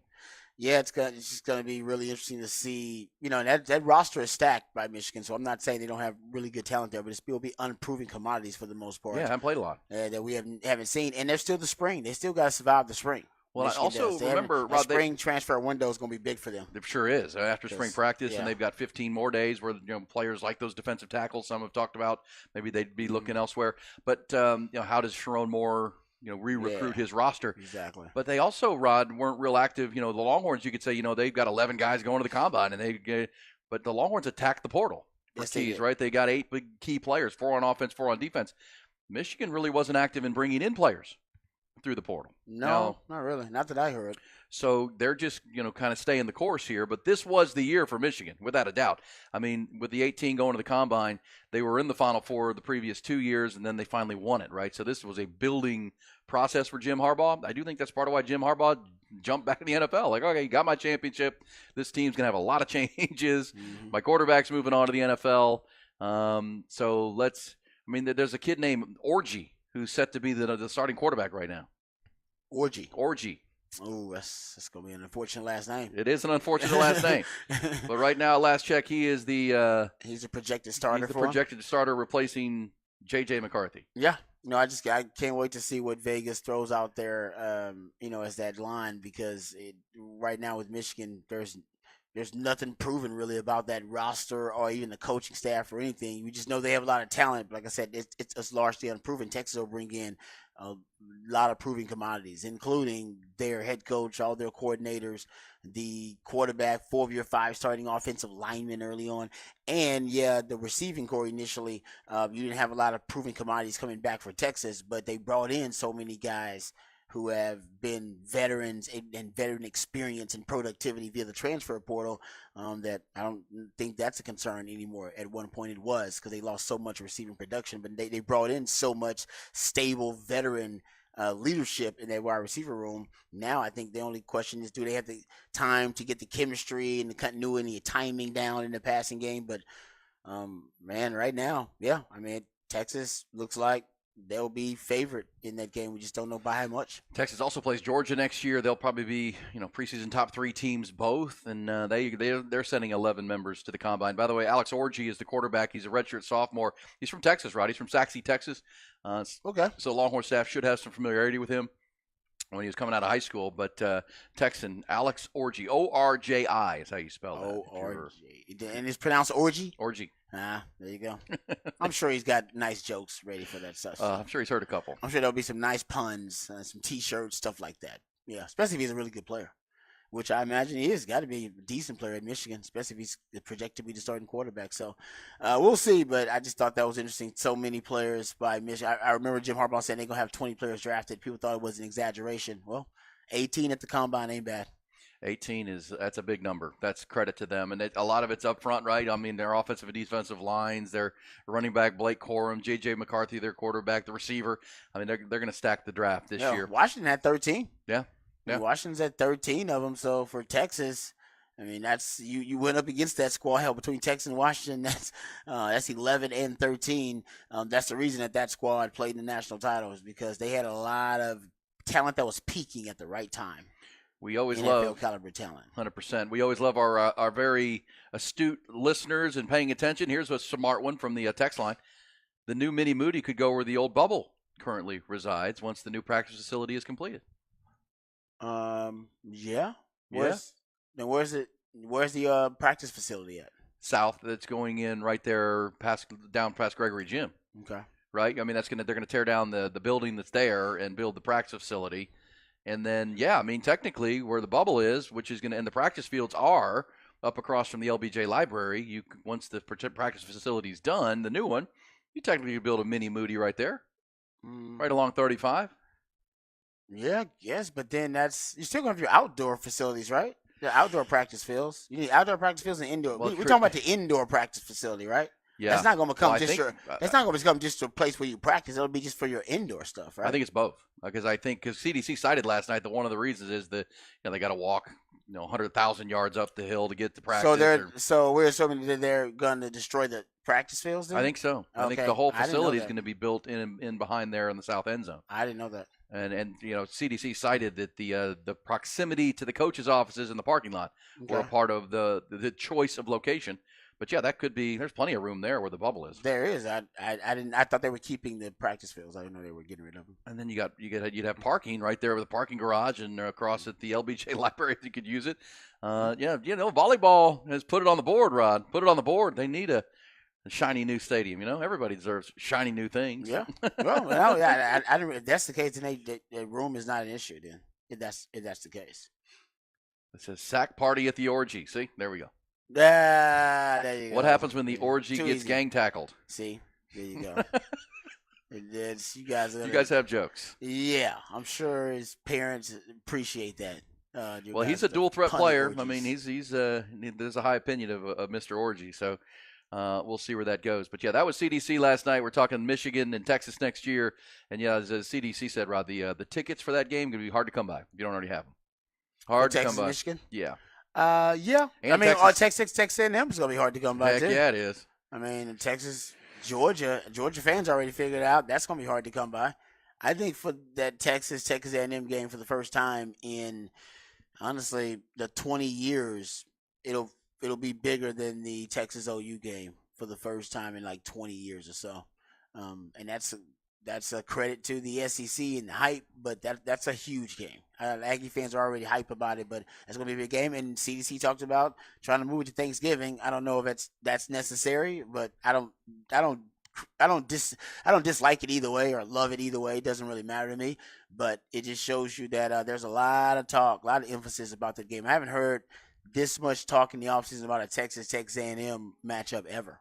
Well, let's be honest about it, Rod. We've been doing this for a long time now, but part of this move, and it's why the Aggies made the move originally, is to create big game atmospheres, right? And when you're playing in the Big 12, you can try to make the Baylor game sexy or the TCU game, and sure they can be, but man, I mean, Michigan, A&M, Arkansas trip, the Georgia game here, the Oklahoma game, Florida game here. This is just year one. And think about all the pregame conversations, the game day environments, the opportunity for road trips. Heck, even the game at Vanderbilt could be a fun game just because you're going to Nashville. That's true. You get to do Broadway and chill in Nashville if you want to do that.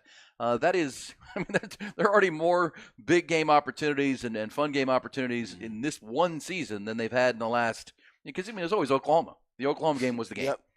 And then if they did have a non-conference game like this past year with Alabama, obviously that was huge. And CDC, by the way, last night did say they're always going to schedule the best. So even with the move to the SEC, they're not planning to stop scheduling the Ohio States and the Michigans and the Alabamas in the non-conference schedule. They want to keep doing that because it's good for the fans. Play the best, yeah. Play good for the fans. Play good for Steve Sarkisian believes it's good for the team to play those games early, to test themselves, to see where they are. Because, again, with 12 spots in a playoff now, you can actually lose that game and still get – Alabama lost to Texas and still got there when it was all said and done. So, and that was only with 4. All right, so good college football talk. Not like we're counting down the days now to the Texas spring practice, Texas football season. Maybe a little bit.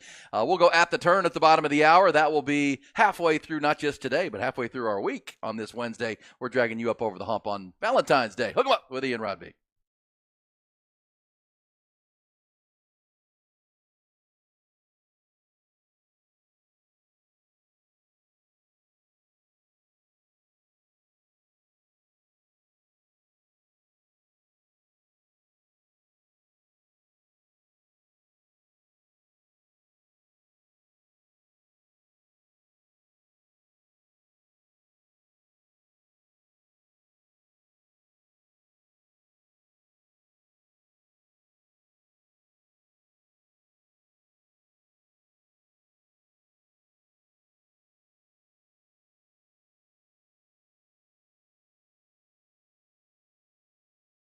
Hey, what's up, folks? Lifetime Longhorn Rod Babers here. Let's talk about Dr. Greg Eckert and his fantastic team, his all-star team. Hey, they got me feeling great once again after going to Dr. Greg Eckert, had a teeth cleaning, got a checkup, realized that I need to get some dental work done, and my wisdom teeth were growing in sideways. It was a very unfortunate situation. Could have been a disastrous situation. That's exactly why I went to Dr. Greg Eckert, went to Dr. U, and we were able to avoid any disastrous situation. It got me back on track and informed me exactly what would be going down about the process. Naturally, I had all of my follow-up appointments, had all those scheduled just to make sure that I had all of the details and had everything in order. They were great. They were fantastic. Eased my dental anxiety about the entire process. And for me personally, I got to say I owe a huge debt of gratitude to Dr. U because they understood that it was an issue that needed to be taken care of right away. There was no hesitation at all. They explained every detail to me. They explained why they needed to act so urgently. And now I'm already back. I was already back at work within a couple of days after having all of my wisdom teeth removed. And I'm actually going to see Dr. Greg Eckert a little bit later on this month just to make sure that everything is going well. And they can do the same for you. It doesn't matter what your issue is. For me, it was something a little bit dire, having to have my wisdom teeth removed. For you, it may not be that issue at all. Maybe it's just you going to get a checkup, going to get your teeth cleaned. They just want to make sure that your oral health and hygiene are their top priority and make sure you're getting the top quality, top-notch dental care available. That's what Dr. Eckert and his team are all about.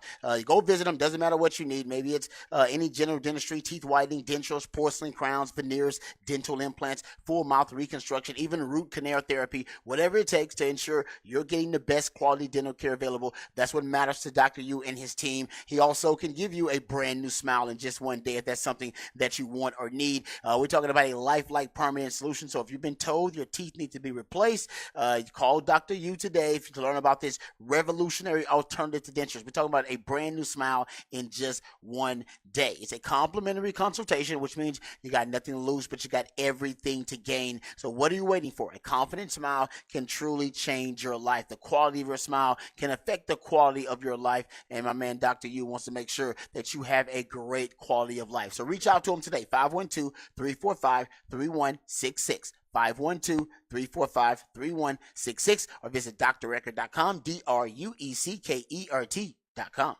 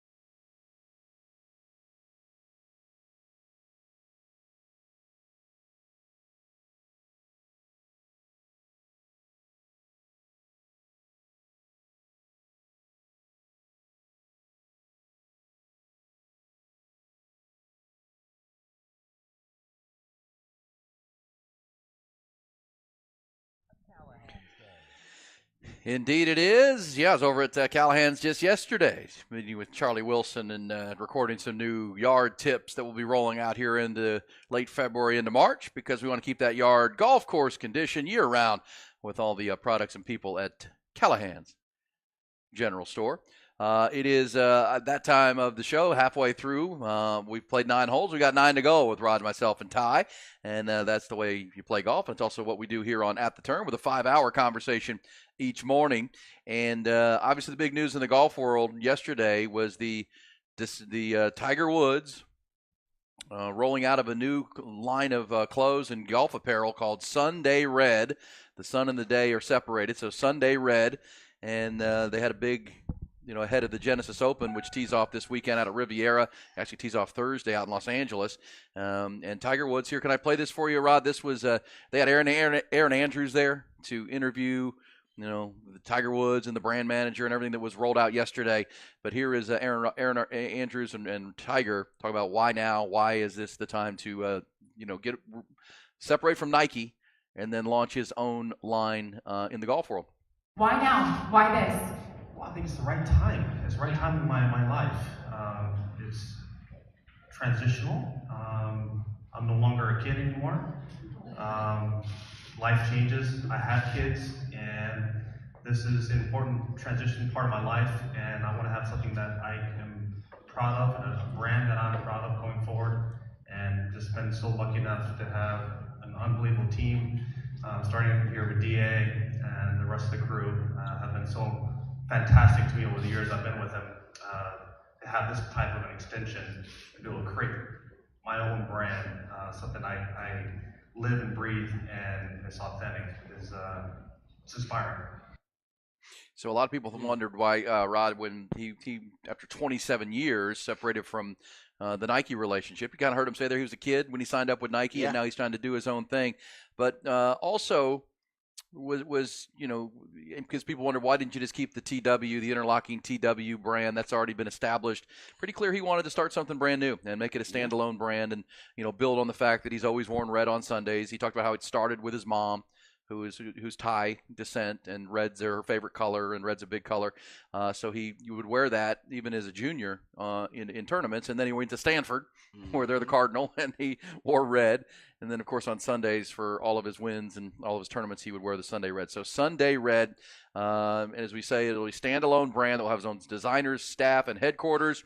Woods and TaylorMade have added leaders from fashion and culture to run the brand. So there we go. Tiger Woods. Sunday Red is here, and Tiger Woods, I'm assuming, will be wearing some of that Sunday Red apparel when he tees off at Riviera Thursday, playing in this event. Yeah, it is strange, but hey, man, Tiger's Tiger Woods, so he can do whatever the hell he wants to do. Yes. So is this TW thing just going away? I guess, It's just going away, so it's gonna be Sunday Red. So I guess that stuff is worth a lot of money then. If you had some stuff in good shape, right? Ooh, I have some. It's vintage now. Ooh, now it's a collector's item, right? Because he's not gonna make any more, and they're not gonna make any more. So your TW Tiger Woods stuff might be worth some money. There you go. There you go. Well, we do know that the champion at Riviera won't be the champion this year because John Rahm won the event over Max Homa last year, and John Rahm is now on the Live Tour, so he will not be a part of this today or this weekend. But Tiger Woods will be, which will bring huge galleries and a huge TV audience, and no more football. So I'm assuming a lot of people that don't watch a lot of golf will probably tune in this weekend to see Tiger and his new brand. Tiger Woods, Joe. Yeah, they rolled that thing out yesterday, and there you go, Tiger Woods at the turn. Hey, also say that the Genesis Open, Rod, that was the site the Monday after the event when he crashed his car and nearly killed himself. Yeah, same site. Remember, he was racing to go shoot a TV commercial. Yeah, right about that. I remember that. And he obviously, very fortunate not to have lost his life in that high-speed collision, and was driving a Genesis at the time, one of those new Genesis SUVs that saved his life. Saved his life. Hey, that thing stayed intact. I love a commercial. Absolutely, but Tiger Woods. Always a fixture in the conversations. As we talk about Patrick Mahomes and his clutch gene and clutch nature, he's crossed over football, Rod, because he's more clutch than any quarterback we've ever seen at this point. And you're crossing over into Tiger Woods, Michael Jordan territory, because Michael Jordan was at 6 for 6 in the finals. Tiger Woods seemingly never missed a big shot or big putt when he needed to make it, and that's why he won 14 majors and all those tournaments. So Tiger Woods back with a golf club in his hand this weekend. That'll be good. Let's wrap it up. That's At the Turn at the bottom.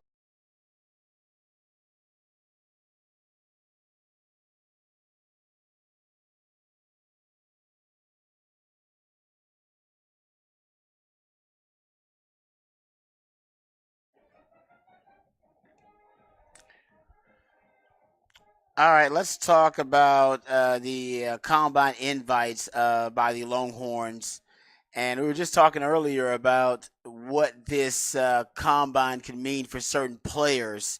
And it's big for different guys for different reasons. I think T'Vondre Sweat, it's going to be a really big combine for him because T'Vondre Sweat is a guy who's got a lot to gain from the combine. He's got to weigh in. Everybody's going to want to see him weigh in and what he weighs in at. He was upwards of 360. I think the NFL probably wants to see him closer to 350. There are even some reports that they want to see him under 350. And I've seen that too, that some scouts may want to see him under 350. And that may be tough. Trust me, for a big guy I think he probably played at, he looks like about 365. Trying to get under 350, under 15 pounds, that could be a struggle for him. In the NFL, essentially, there will be a negative scouting data point that he may not be able to control his weight if he can't come down around 350 or somewhere like that. So that's going to be big for him just because the question is whether he can be an every down player carrying an excessive amount of weight at the D tackle position.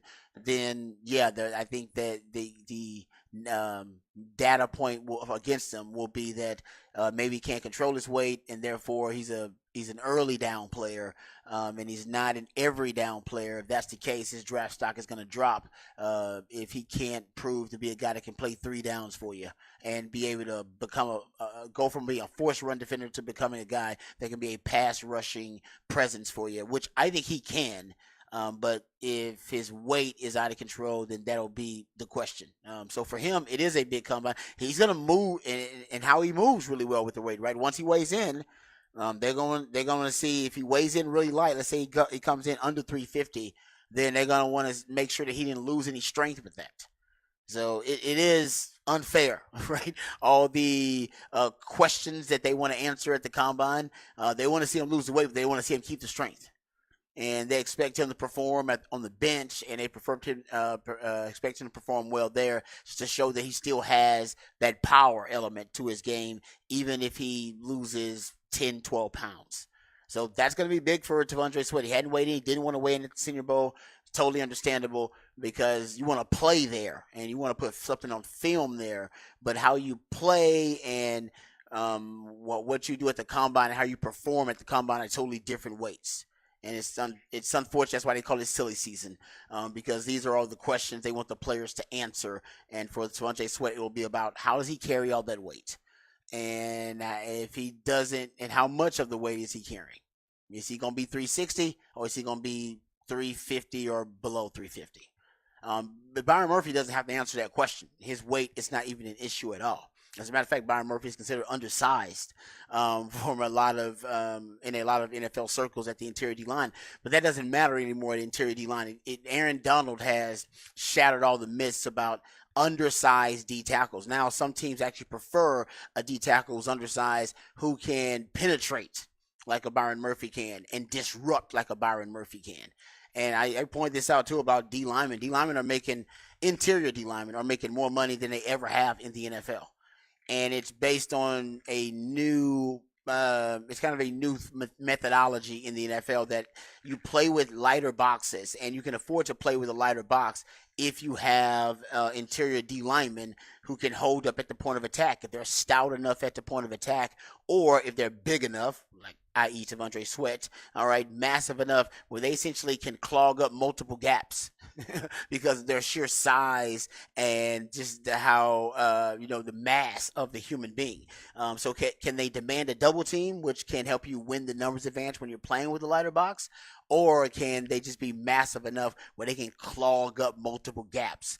T'Vondre Sweat and Byron Murphy both present, but in different ways, guys who can do that. So those guys are going to make a lot of money. They're going to be really those types of players, and there aren't many of them, are going to rise up draft boards. You go look at the top 12, and I went and looked at the top 16 players on defense last season in terms of average annual salary. And I looked at the top 12 players and average guaranteed salary last year. Guys, half of those are interior D linemen. Half of them are D tackles.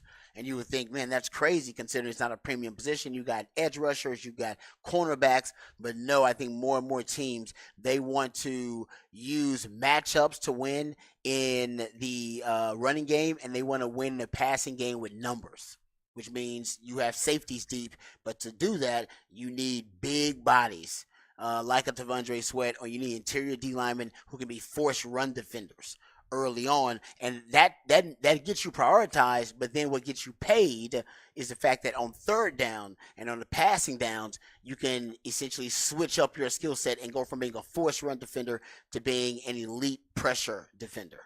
And that's what Javon Hargrave and Leonard Williams and Dexter Lawrence and Quinnen Williams and Aaron Donald, those guys have proven to be. And that's why half of your highest paid defensive players now are interior D linemen. Because they got to have that ability. Byron Murphy and T'Vondre Sweat both have that upside.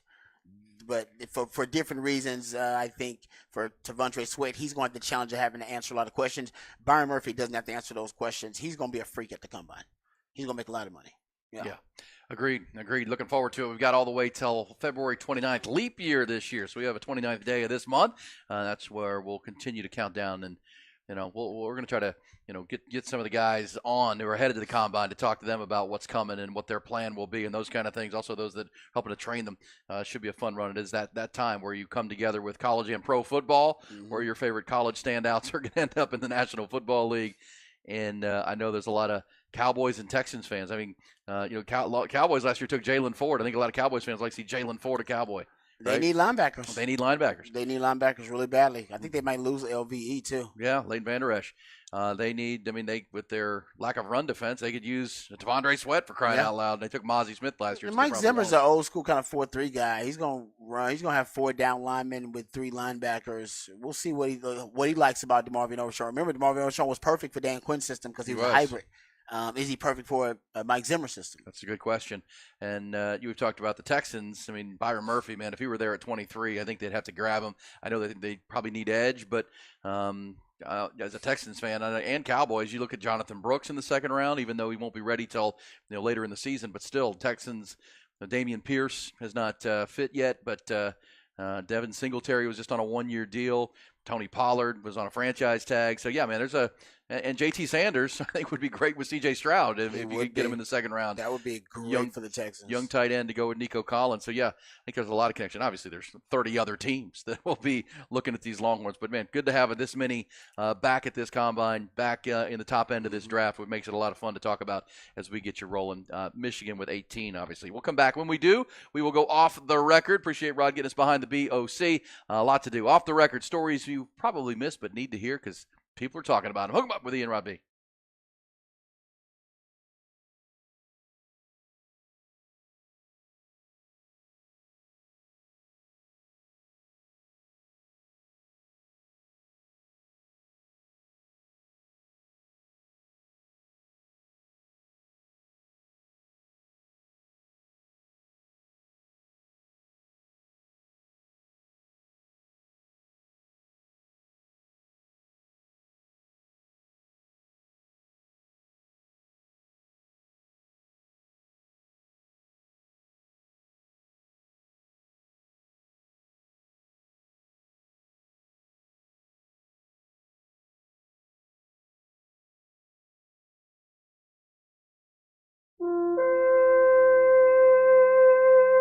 Fence company in the ATX and has been since 1972.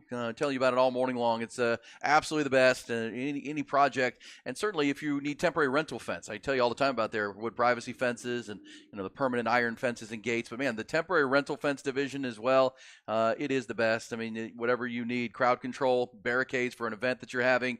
If you need the fence rentals for a project that you have, you're a construction superintendent, and you need that perimeter security, they got you covered there. Sanitation, if you need bathroom services, lighting, they do as well, and it's any service you need. They're absolutely the best on the rental side of things, just like they do for their permanent work, I mean, it's the attention to detail. It's the quality, the workmanship. I mean, folks go back to Viking again and again because they don't worry about it, right? It's just one of those things. They're like good umpires or good officials in sports. You just don't want to, if you aren't talking about them, it's not a big deal, right? They did a great job. And that's what Viking does. From setup to tear down, they install, they take it away.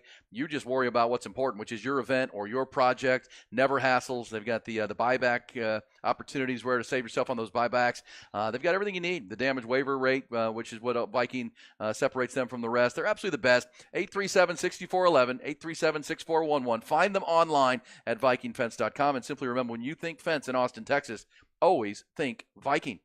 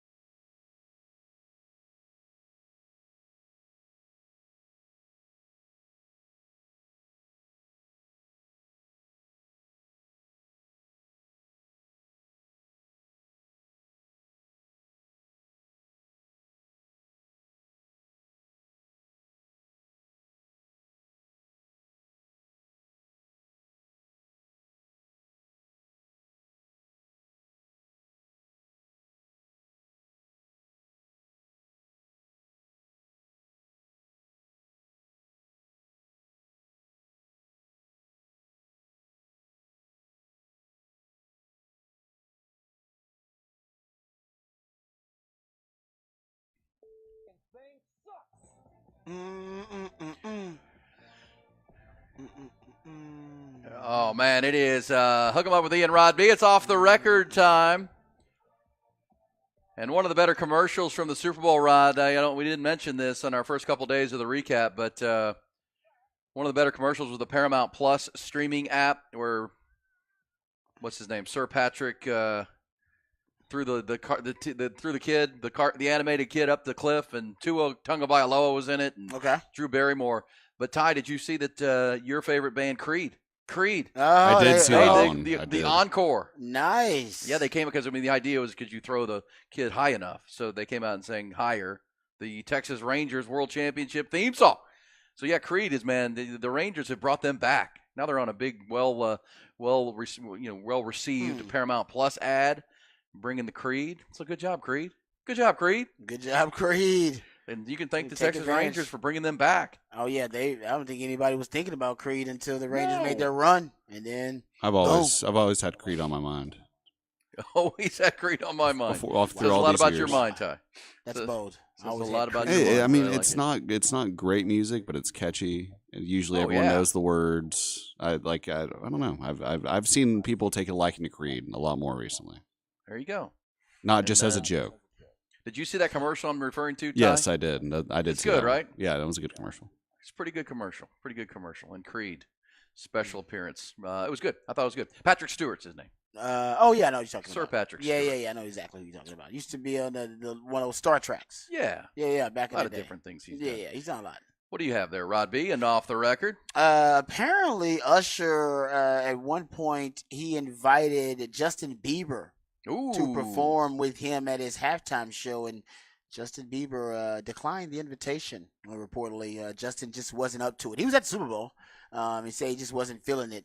And Justin Bieber was actually staying in the Wynn Hotel too. It was one of those star-studded You affairs. saw those Everybody was there, man. But anyway, yeah. Apparently, Usher asked him to perform, and he didn't. So, I wonder if that was instead of Alicia Keys or in addition to Alicia Keys. And like you said, they had Jermaine Dupri in there too. Well, and Ludacris. And Luda. Luda came out. Yeah, he had to have Luda. Turned down the Watt. Who did the turn down the Watt? Yeah. That was good, man. That was he had to play that. So we knew Luda was going to be a part That was of it. great. The Alicia Keys one was a little surprising, but it worked out pretty Her was well. there. Her was there, yeah. As we found out, not Kanye's daughter. No, Her. not Kanye's It was her. daughter. Her was there. I love it. Yeah. So yeah, Justin Timberlake. That'd have been well. Of course, he had his Justin Bieber or Justin Bieber, I should say. Yeah. The Biebs, baby. Yeah. Hey, try to explain this to me. Your team won the Super Bowl again. All right. Chiefs. That's 3 in 5 years. They're gonna have a victory parade today. Another one. Another one. Yeah, they should. Yeah. And Get how bored did the with it. fans celebrate the win? Well, apparently by watching a bunch of this could be PG-13 North, but a whole lot of porn. According to Pornhub, the Kansas City area saw the biggest post-Super Bowl viewing spike more than any other city. Yeah, people celebrate by watching porn, and then they drown their sorrows in porn. Come on. Sometimes when they're sad. So either they're really sad about their team losing, or they're really happy about their team winning. Either way, porn wins. What? Yeah. No, I've seen some of those studies too. Confetti falling, Andy Reid accepting the trophy, Patrick Mahomes another MVP, and let's go fire up the computer. Come on. Yeah, and a lot of fans they go from right there to What? I don't understand the yeah. I guess they're really Wasn't there happy. the- I don't- so I they can want to s- celebrate. I guess. There you go. That's how you celebrate. Oh man, I don't want to psychoanalyze that too deeply. I will say, remember there was always the conversation about on the Super Bowl, like domestic abuse cases spike.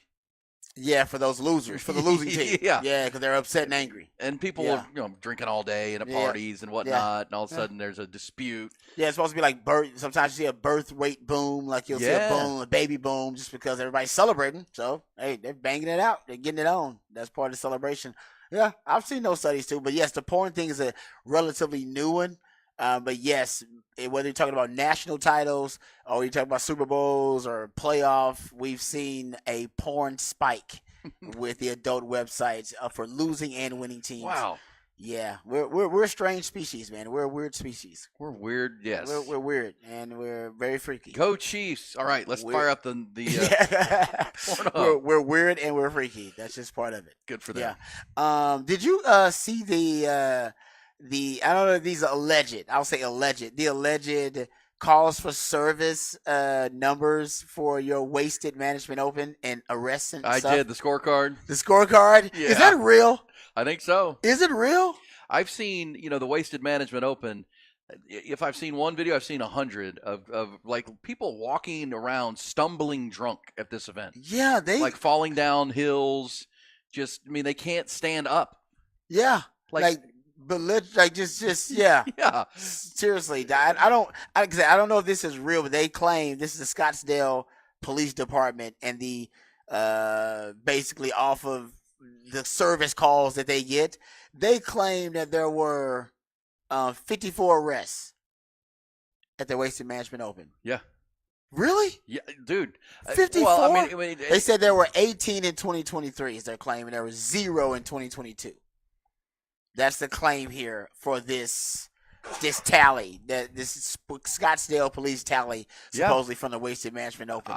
I believe it because I'm assuming a lot of them were for public intoxication, which no matter what event you're at, you can't be intoxicated Openly in public. belligerent like or that, you're yeah. tripping and falling and stumbling down. They'll And put you in a drunk tank. that's a PI. And then they claim there were 211 ejections. Because there were fights. I mean, it's just what happens when you get a bunch of drunk people together. They said there were 102 in 2023. You're talking about ejections here. 211 in 2024. But there were 90 in 2022. So basically, you're talking about a steady increase from 90 to 102 to 211. And they claim arrests went from 0 to 18 to 54. And trespassing violations went from 1441 to 73. If this is indeed true, this is a trend they got to get under control right now. That's crazy. That's 54 arrests at any event. Come on, man. That's well, that you know, they would probably say there were 200,000 people here. 54 of them getting arrested. That's not too bad. I guess so. I mean, that's why I said. I mean, it looked like That is- something you used to see on MTV, Spring Breakers or Spring I think Break, the whatever it was. most drunk I've ever been at a sporting event was Del Match Play. Multiple Del Match- times. whoa.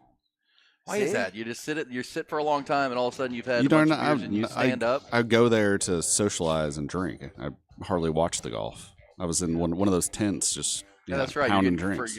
pounding drinks, and well, then if you're out at ICC, Austin Country Club, there are a lot of hills. You're kind of stumbling down. And those. I did happen to know one family that their house backed up to one of the holes, and they had like a tailgate with a gate where you could come in and out as well. So I used that. That free bar treated me well as well. That's the problem, right? When you get in those suites. And somebody said that they were in they were there on Sunday, which was Saturday was the worst day. But they said, and I think they're a little more of a crackdown on Sunday, looking for people. Oh, after the viral videos. Yeah, but after it just became jumped the shark on Saturday.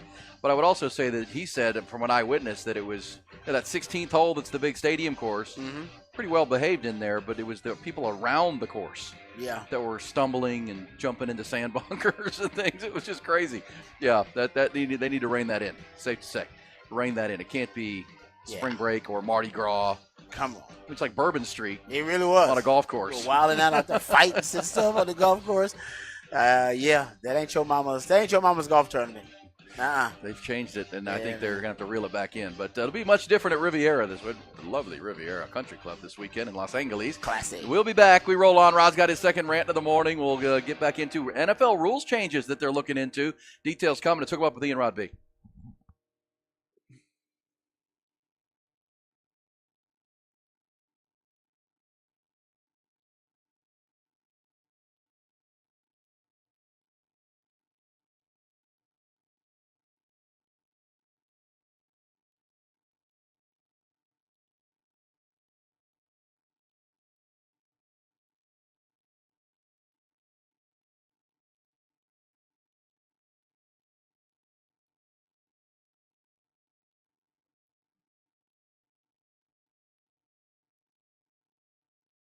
Call Christina Killingsworth.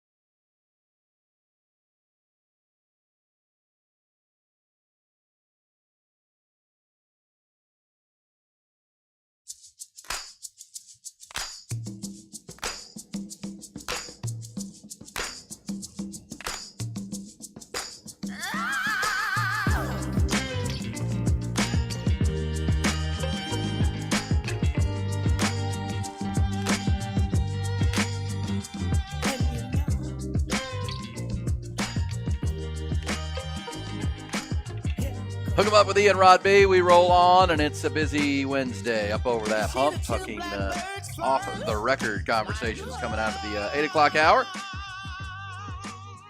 And moving forward now, Rod will have his second rant of the day coming up. Last time he was talking about Mike Zimmer, Cowboys' new DC, and how he will change the face of the Cowboys' defense. Coming in from, at last, the Minnesota Vikings. Cowboys will have some changes to make because they've lost a good number of their defensive coaches. Dan Quinn's taking a couple of them with him to Washington. And their defensive line coach, Rod Arden-Dirt, who did such a good job there, now Seattle Seahawks defensive coordinator. Yep. Yeah. With Mike McDonald, the new head coach there. So interested in that, what they're doing out in the Great Northwest with Pete Carroll out, and they go with the young Mike McDonald. We'll talk about some of these coaches and who, now that it's all settled, how does it land and who has improved themselves the most? Because the Seahawks went from the oldest coach in the league to the youngest, and I think he's built a pretty good staff out there in Seattle to build. Obviously, Jim Harbaugh's now with the LA Chargers. Cowboys have to get a new defensive coordinator. The Eagles, interesting, with Vic Fangio on defense and Kellen Moore on offense.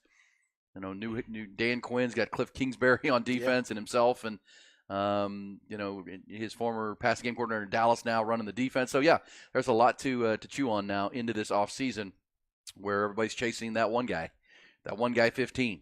Yeah, I mean, I would say there were more defensive coaches hired as head coaches than I thought would be the case, because Jared Mayo is obviously a defensive guy. Mike McDonald, defensive guy, ends up being head coach. You're starting to see more. I mean, that's usually, you thought, because of the offensive revolution in the NFL, such the importance on the quarterback position, more and more offensive coaches, young offensive coaches, getting those jobs. But no, we're seeing some Raheem Morris, defensive guy. So I love the NFL that they're still willing to look at a defensive head coach potentially, even though I know the meteoric rise of a lot of these guys has been on the offensive side of the ball early on. But I think half the coaching hires, I think, were defensive. Yeah. Defensive head coaches. Well, and obviously offensive coaches have been to the Super Bowl of late, the trend. But yes. And I said, usually and I thought that would be the trend, but I think half of them were defensive hires. Well, and it's also, as the dust has settled and the music has stopped, the Eric Bieniemy didn't land anywhere. Oh, yes, he did. He's going in with Kansas City, I guarantee. Oh, he'll be back there, yeah. Yeah, he's going to be back with Kansas City. I put money on it. By the end of the offseason, people end up, and it'll probably be a quiet story, too, because I'm sure he interviewed for some jobs. It just didn't work out for him. And he may decide he doesn't want to go back to Kansas City yet, because if he does, he knows that his chance at upward mobility may be done. And I think he always knows that Kansas City will make a place for him. Yeah. They had him there to talk to the team during the playoffs. To motivate them. He gave him a motivational speech. It was like, well, he wasn't with a team, so I guess it didn't matter because he had been ousted already. But they really love him there. So I think he may decide to try to give it another shot with another team to see if he can actually become a coordinator and fast track himself to being a head coach. But, he left, and it really didn't improve his stock overall. And I don't think he hurt his stock overall either. I just don't think it did anything for him. It was only a one-year thing. Yeah, no question about it, and we'll see. But Cowboys rebuilding their defensive staff with Mike McCarthy in charge of the offense, obviously. And, all these teams are now settled. The other thing that's going to happen in this offseason, now that we're here, after the Chiefs have a parade today, is, rules changes. I did read, again, the Washington Post, Mark Maskey, because one of the things that comes out of the Super Bowl is all the media descends in one place and they get to talk to the people they need to talk to, and the good ones dig good stories. And according to Mark Maskey of the Washington Post, the NFL is continuing to explore the XFL format of kickoffs. It's a good idea.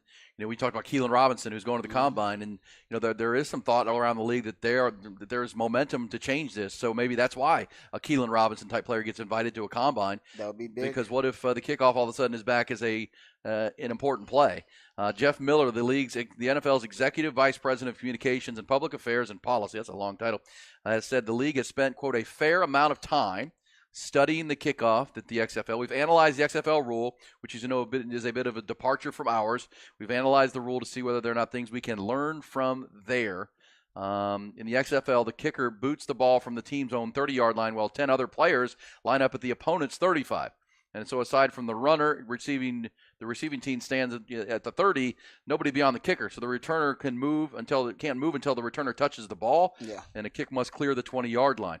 So you reduce and some will eliminate the high-speed collisions, but you still have your kickoff, and you still have blocking and tackling and get the guy to the ground. I kind of like it. Rob. Yeah. No, I think it's a great idea. I don't know why the NFL wouldn't have considered it before. I mean, there have been several attempts to get the NFL to tweak their rule, and a lot of people have actually presented and suggested the XFL's kickoff return. So I'm glad they're finally deciding that it's something worth pursuing. It's something they should have done a while ago, though, considering they were trying to make the play safer, and now all the studies show that it's still the most dangerous play in football. And it's the most dangerous play in football because even without the actual return itself, guys are still having the high-speed collisions. Yeah. Because you're not changing the actual play itself. You still have these guys that are running from great distances, and they still have the assignment of having to block a player. And if you can just change it to the XFL format, as you just broke down there, you eliminate the high-speed collisions, and you can still get in the actual assignment football of the return game. And the studies have shown, at least for the XFL has the sample size to show you that it actually promotes returns. Yeah, it does. I mean, you'll get 30, 40 40-yard kickoff returns, and that's what the NFL wants. And right now, it's a play that doesn't matter, and that is the NFL's one kind of. If you run, that's kind of the one thing that they're against and opposed and opposition to is they want every play to matter.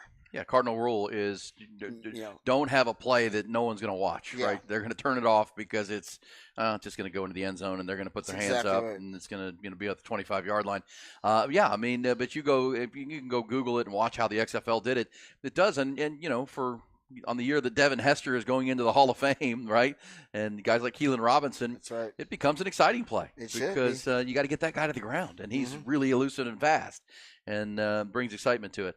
Also, Rod, before we get to your rant, as we're now cleaning up the season in the NFL, I saw this with the NFL's top 50 free agents to be, and that'll be next month, right? You'll get through the combine.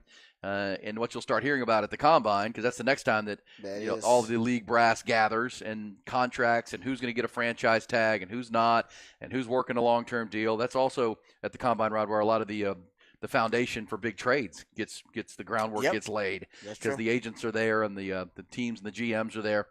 But interesting because you got Chris Jones as the number one free agent. He should be.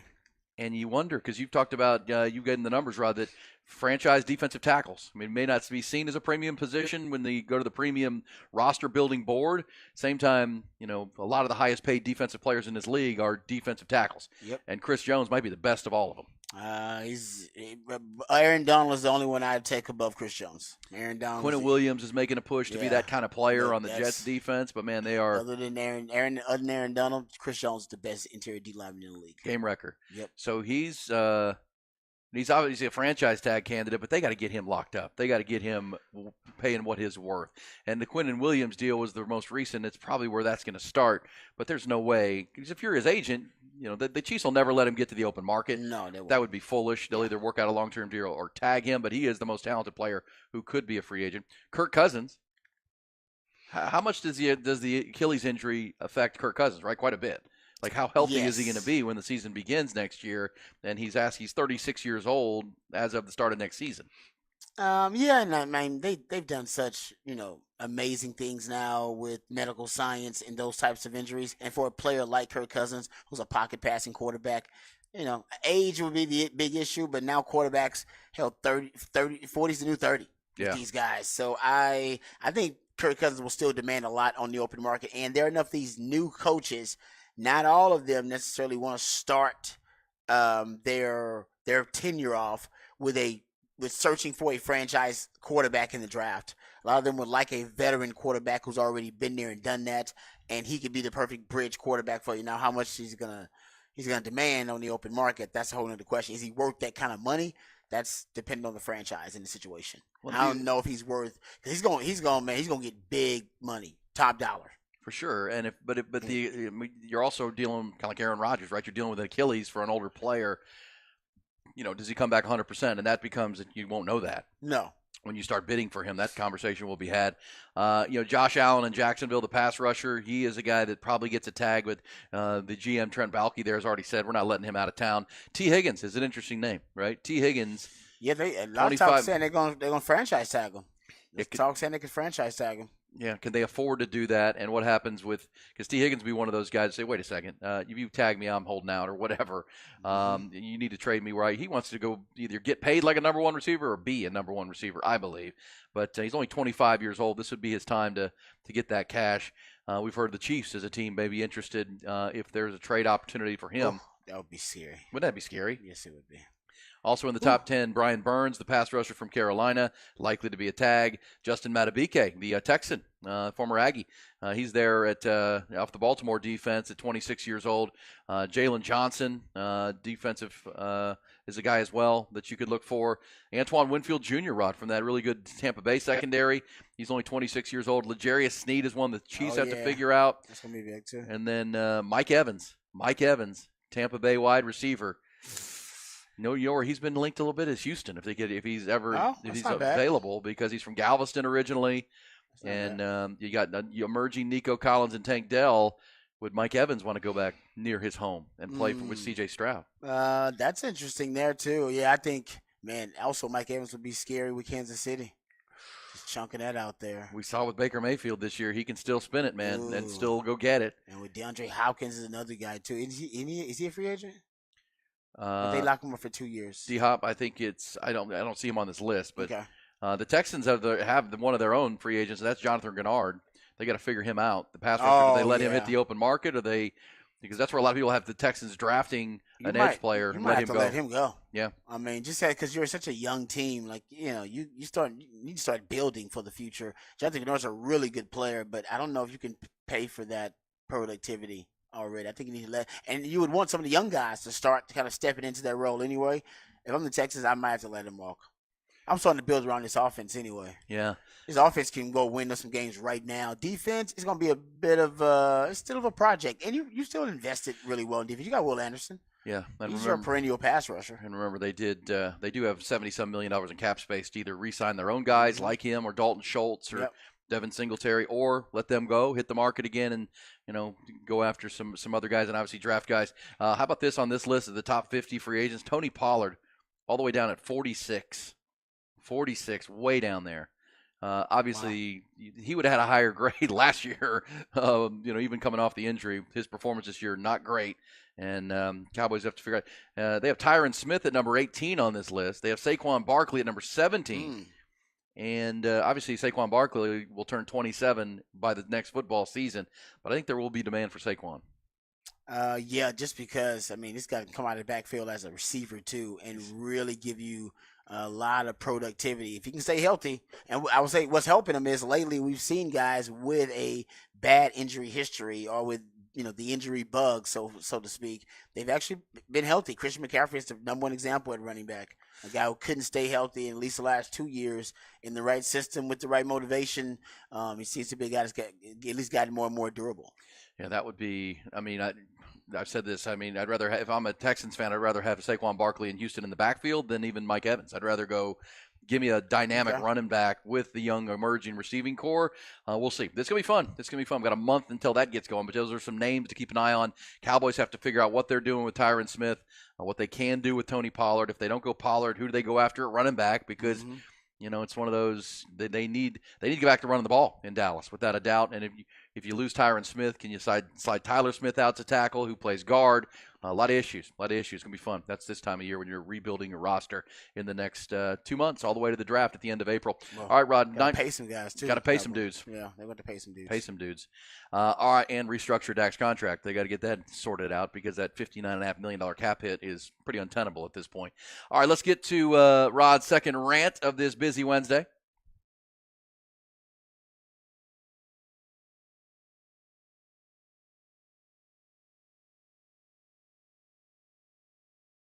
I'm as mad as hell, and I'm not gonna take this anymore! Find out what happens when people stop being polite and start getting real. You ain't keeping it around. My God! Okay, it's happening. Everybody stay calm. Oh, you've done it now. It's time for Rod's Rant of the Day. Hold on to your butts. All right, let's talk about the differences between the Mike Zimmer and Dan Quinn defense. There are going to be some things I think they're going to be very similar in what they're trying to achieve and what they want to do. I also think they're going to be some very different elements to the Mike Zimmer defense than Dan Quinn's defense. And Dan Quinn's defense is really unique, and from a strategic kind of philosophical standpoint, I think Dan Quinn was just great at creating chaos for the offense, right? He would just promote chaos. And he did that in a number of different ways. He do this by using a lot of pre-snap shell disguise. And because they use so many 3 safety defenses, it was easy for him to disguise a lot of the pre-snap look, because he would just move those safeties around. Keep moving those safeties around the front. And that made it really tough for quarterbacks to process pre-snap and post-snap. He also ran twists and stunts at a top 5 rate in the NFL, probably as much as any team in the league. They ran a lot of twists and stunts up front, a lot of loops up front on the defensive line. This helps confuse blocking schemes. So confusion and chaos, once again, is what he's promoting. Confusing blocking schemes up front. Played a lot of man coverage, which allowed them to get exotic with their pressure packages, and that created a lot of pressure when they were a top 5 pressure unit in the NFL.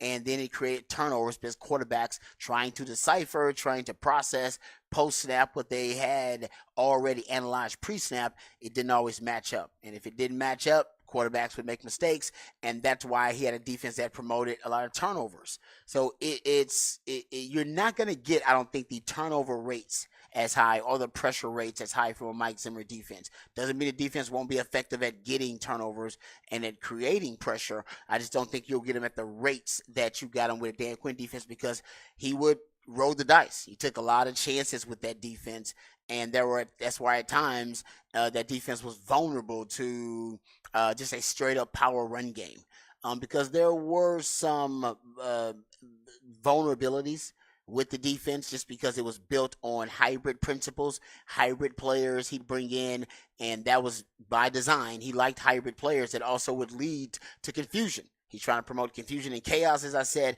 that will lead to more confusion. Trying to identify what players were in what roles also is more to process for a quarterback. And all that was done, and I think intentionally built. And it was, as the architect of that defense, that was something that Dan Quinn took a lot of pride in. And I watched him try to build the same thing at Atlanta. This is kind of a new evolution for Dan Quinn. Now, for Mike Zimmer, he is going to use some of the same principles. He likes playing man coverage.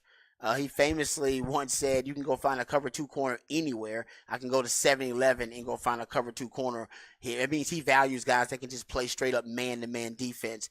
Now, he won't play as much man-to-man as Dan Quinn. Dan Quinn, between cover 0 and between just straight up cover 1, I mean, he was probably at 34% just straight up man principles. With Zimmer, it'll probably be close to 20%.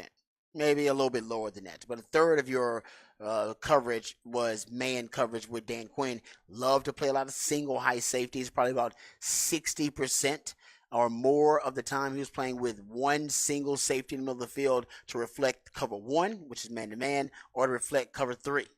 Because remember, back in his time with the Seattle Seahawks, then when he's the architect of the Legion of Boom, they played a lot of pattern match cover 3. Pattern match. Remember that term. We'll come back to it. They played a lot of pattern match cover 3, and so he would kind of morph his defenses between playing man-to-man and playing kind of a zone matchup out of cover 3. And you would get, between those two principles, you're talking about 60 to 65% of your coverage looks, of your presentation, single high man-to-man principles. That's a lot. Those are really high numbers. For Dan Quinn, 30% cover 1, about 10% cover 2, about 33% cover 3, about 11% cover 4. That's pretty much how it breaks down. For Zimmer, you have much more balance and variety with your coverages. Your cover 1, you're about 17%, cover 2, 18, cover 3, 21. This is all from 2021, Zimmer's last season. And cover 4, you're about 13%. So he has a lot more balance to his coverages. There's a lot more stability in a Mike Zimmer defense, so it'll be better against the run. because he doesn't value hybrid athletes as much. The defense will be more stout against the run. He likes to play 2 deep safeties when he can. In terms of the presentation, you go look at it, cover 2, and between cover 2, cover 4, and cover 6. And in cover 6 is quarters, half. That's what cover 6 is. Because the cover 6 for Dan Quinn, he was at 0%. He was last in the NFL at the cover 6 rate. Zimmer will play more. He'll play at least 10 to 12% of his coverage will be cover 6, which is quarters, half. So that's a 2 deep coverage. 2-man is a 2 deep coverage. Cover 4 is a 2 deep coverage. Cover 2 is a 2 deep coverage. When I say 2 deep, I mean 2 safeties deep. So just between those coverages and you go look at just the way that Mike Zimmer likes to keep 2 deep safeties, you're talking about 50% or closer to 50% of your defense is going to be 2 deep safeties. And when Dan Quinn, he was playing 2 deep safeties probably closer to 30% of the time, 30 to 40% of the time. So there's more balance in that regard, right? So what they call middle of the field close is when you have 1 safety in the middle of the field. Middle of the field open is when you have 2 deep safeties and they are split. So the middle of the field is open, all right? So that's middle of the field open. With Zimmer, you're going to get balance. You're going to get 50-50 basically middle of the field close and middle of the field open. That was not the case with Dan Quinn. He's much more, he seems to be much more favorable to the single high safeties where he can play his man and play his cover 3. Also, you're not going to get as many twists and stunts up front on the D-line. He's going to play a lot of under technique, and it's going to bring back basically a 4-3. Dan Quinn was more multiple, so you get a lot of different looks on the D-line. With Zimmer, you're not going to get as many looks. You're going to get Mike Zimmer with a 4-3 base. What that means for a guy like DeMario and Overshown, that remains to be seen. But over his last 2 seasons in Minnesota, he finished 4th in base defense. And base defense rates. Base basically means you only have 4 defensive backs. You don't have your sub packages of nickel, which is 5 DBs, or dime, which is 6 DBs. They had a 34% base defensive rate. Most of that being 4-3. They only use dime. And remember, a lot of people complained about Dan Quinn's use of sub packages, but he loves sub packages. He loves to blitz the field with speed. Spagnuolo. We just talked about Spag. Steve Spagnuolo, Kansas City Chiefs defensive coordinator. He loves sub packages. He loves using dime and nickel sub packages. So does Dan Quinn. He wants to have as much speed on the field as possible, and he likes hybrid athletes. With Zimmer, you're not going to have that as much. You get a lot more base. His dime usage was at 2%. So he had the 5th lowest usage of dime personnel sub package in all the NFL the last time that he was coaching. That's just not the way Zimmer operates. So those will be some of the subtle differences. You'll get more 2 deep safeties. You'll also get, I think, fewer twists and stunts. You'll still get a lot of pre-snap shell disguise because Zimmer likes that, but he does it with just his 2 high safeties, not the 3 safety look that Dan Quinn like to throw out there a ton, more than any team in the league. So there are certain elements that made Dan Quinn's defense so unique. More 3 safeties than everybody else in the league. Top 5 rate of twists and stunts on the defensive line. Lots of sub packages. Top 5 rate of dime packages and sub packages. Those are things I think they're going to change. But I still think you're going to get some similarities. There's a lot put on the safeties. Safety is deep right now for the Cowboys. I think Jaron Kearse may be the only one of those 3 safeties you got to worry about leaving.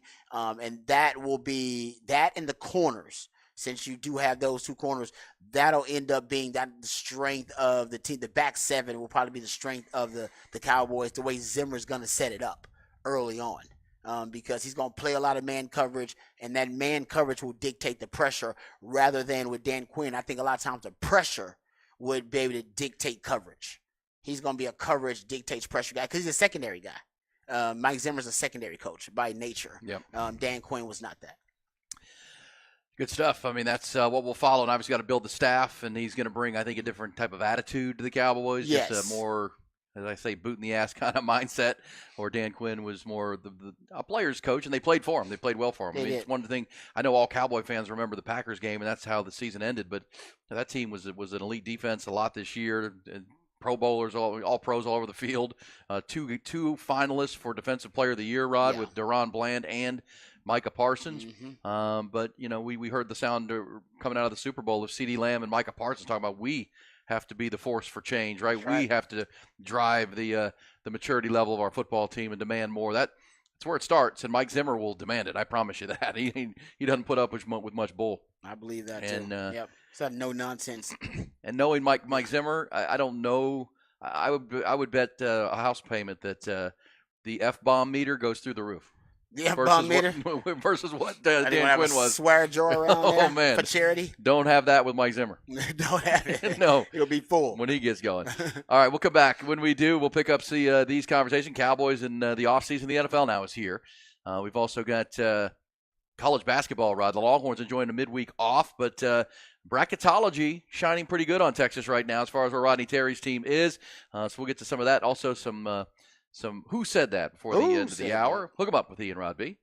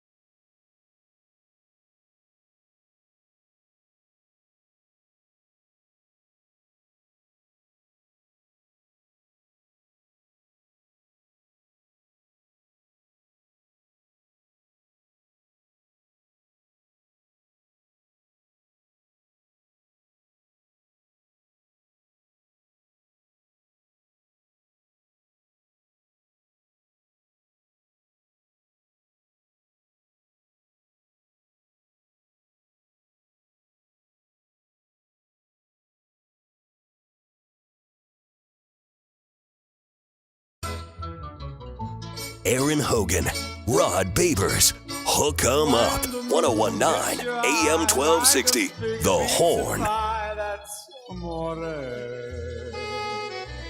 Hook 'em Up rolls on. If it's Wednesday, the midweek, it's 9:30, even on Valentine's Day. It's time for Nick Shuley and Setlist ATX, the president of the Austin Music Movement, also heavily involved in the NIL space with Clark Field Creative and the Texas One Fund, but just a couple of his many, many jobs that he's very, very good at all of them, Rod Busy Babers. man. He is our man, Nick Shuley. What's up, Nick? Hey, Nick. What's up, guys?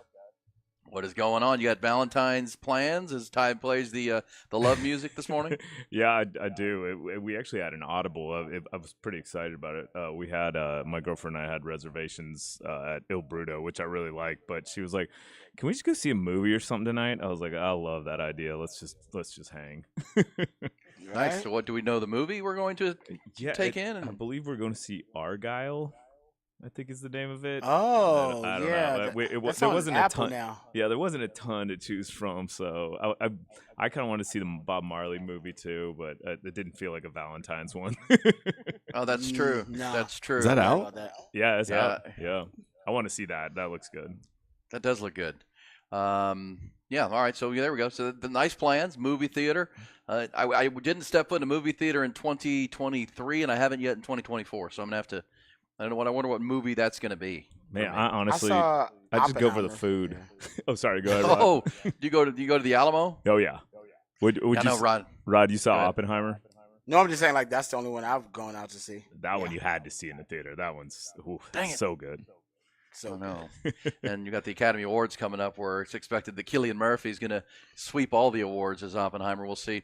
Looking forward to that. I'll have to see that before. Now the football season's officially over and no more Super Bowls. I'm going to have to get out and check that out. Hopefully I can find a theater that's still got it. But before we get to the live music, and, of course, Nick comes in each week and sets your roadmap for live music, and there's some good stuff this weekend, no doubt about it. We're looking forward to that. But also Longhorn basketball with the Brotherhood podcast that Nick hosts.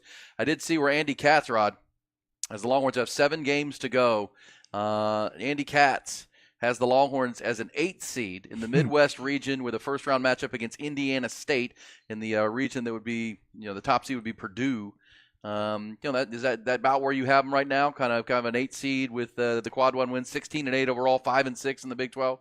Yeah, it scarily feels correct. Those are the scariest matchups, though. But a lot can happen. This is as we've seen this year, we've kind of been all over the place as a team, and I think who knows how these are going to go. We could get really hot. The Big 12 has been insane with just the best teams getting obliterated by the quote worst teams and vice versa, and it's been such an erratic year. Yeah, it has been. Just when you think that team's starting to play its best basketball, then they kind of stub their toe, right? But I will mention that Iowa State was this toe stub last week. Dylan Dessou played a hell of a game, especially he kept him in it, and then won Big 12 Player of the Week. But Rod and Nick, Iowa State did it again last night. They went into Cincinnati and beat the Bearcats. I mean, that's a team that's playing like a top 10 team right now. Yeah, we kind of sneaked out of there with the win on that game, but yeah, I think it's interesting. Rodney kind of went with he only had 6 guys over 20 minutes in the last game, so it was pretty much a 6-man effort. But they all played really well. Everybody was in double digits, and I think except Horton, but all the starters ended up in double digits. But it's gonna be interesting to see how he utilizes lineups going forward. But I mean, obviously, Kendall Weaver's kind of become the mainstay in this whole rejuvenation of the team. Yeah, I mean, Kendall Weaver has been unbelievable. And Dylan Dessou, man, that game he had last time out was unbelievable. I mean, 19 in the first half. They blew out West Virginia, but, those felt like he could have scored, 40-some points in that game if they would needed the points because they got out such a big lead. And Dylan Dessou is playing at an extremely high level. That's the thing. Yeah. And as you form this, what your rotations are going to be. I mean, Asmus, Dessou with Kendall Weaver, Tyrese Hunter had 19 the other night. I mean, who has to perform. The guys that have to get it going here down the stretch because they still have to make trips down to Houston. They got to go to Kansas. They got to go to Waco. They got to go to Lubbock. I mean, they're going to need some more wins here down the stretch, and those guys have to continue to play good. They'll play Saturday at noon in Houston against Kelvin Sampson and his Cougars with Rodney Terry. Texas women playing in Houston tonight, as a matter of fact, and now as a top 5 team. They moved into the top 5 this week at number 5. Nice. With the 4-game winning streak that they're on. All right, Nick, the set list ATX, where are the best shows in all of Austin, Texas beginning tonight? Yeah, we got a couple of Valentine's shows. I know Ty's contemplating one of them. This Bob Schneider show over at ACL Live will be a cool one. And then Dale Watson will be out at Green Hall for doing something for Valentine's. So those are some pretty good ones. Yeah, and then Thursday this week was I had to whittle off concerts every day. They're starting to stack up. So they Thursday or tomorrow, Nightmares on Wax, a really big dance group will be over at Concourse Project. Rhett Miller of the Old 97s will be doing a solo show at the O4 Center, which if you haven't seen Rhett, he puts on an amazing show. I'm guessing that one's acoustic, but not positive. And then Kat Edmondson will be doing her vintage pop over at the Paramount Theater. And then two really up-and-coming songwriter, kind of indie pop songwriters that I really like. Ryan Beatty will be over at the Scoot Inn, and Ricky Montgomery will be over at Emo's. Those will be really cool shows. Very good. And then on Friday over at ACL Live, we got Grace Potter there, who's gosh, I don't know how many times she's played at Austin, but she puts on a great show. I've seen her a couple times. And then a good, they call themselves funk, but I call them jam band. Lettuce will be over at Stubbs. And then Kelly Willis, Brennan Lee, and Melissa Carper will be doing an in-store at Waterloo Records, which would be a nice one to go check out if you got nothing to do early in the evening. And then Los Lonely Boys will be doing a cool small show at Antone's, and the Lonely Boys are in town this weekend, and they're doing a bunch of different iterations of their tunes. But that one will be at Antone's. That one's sold out.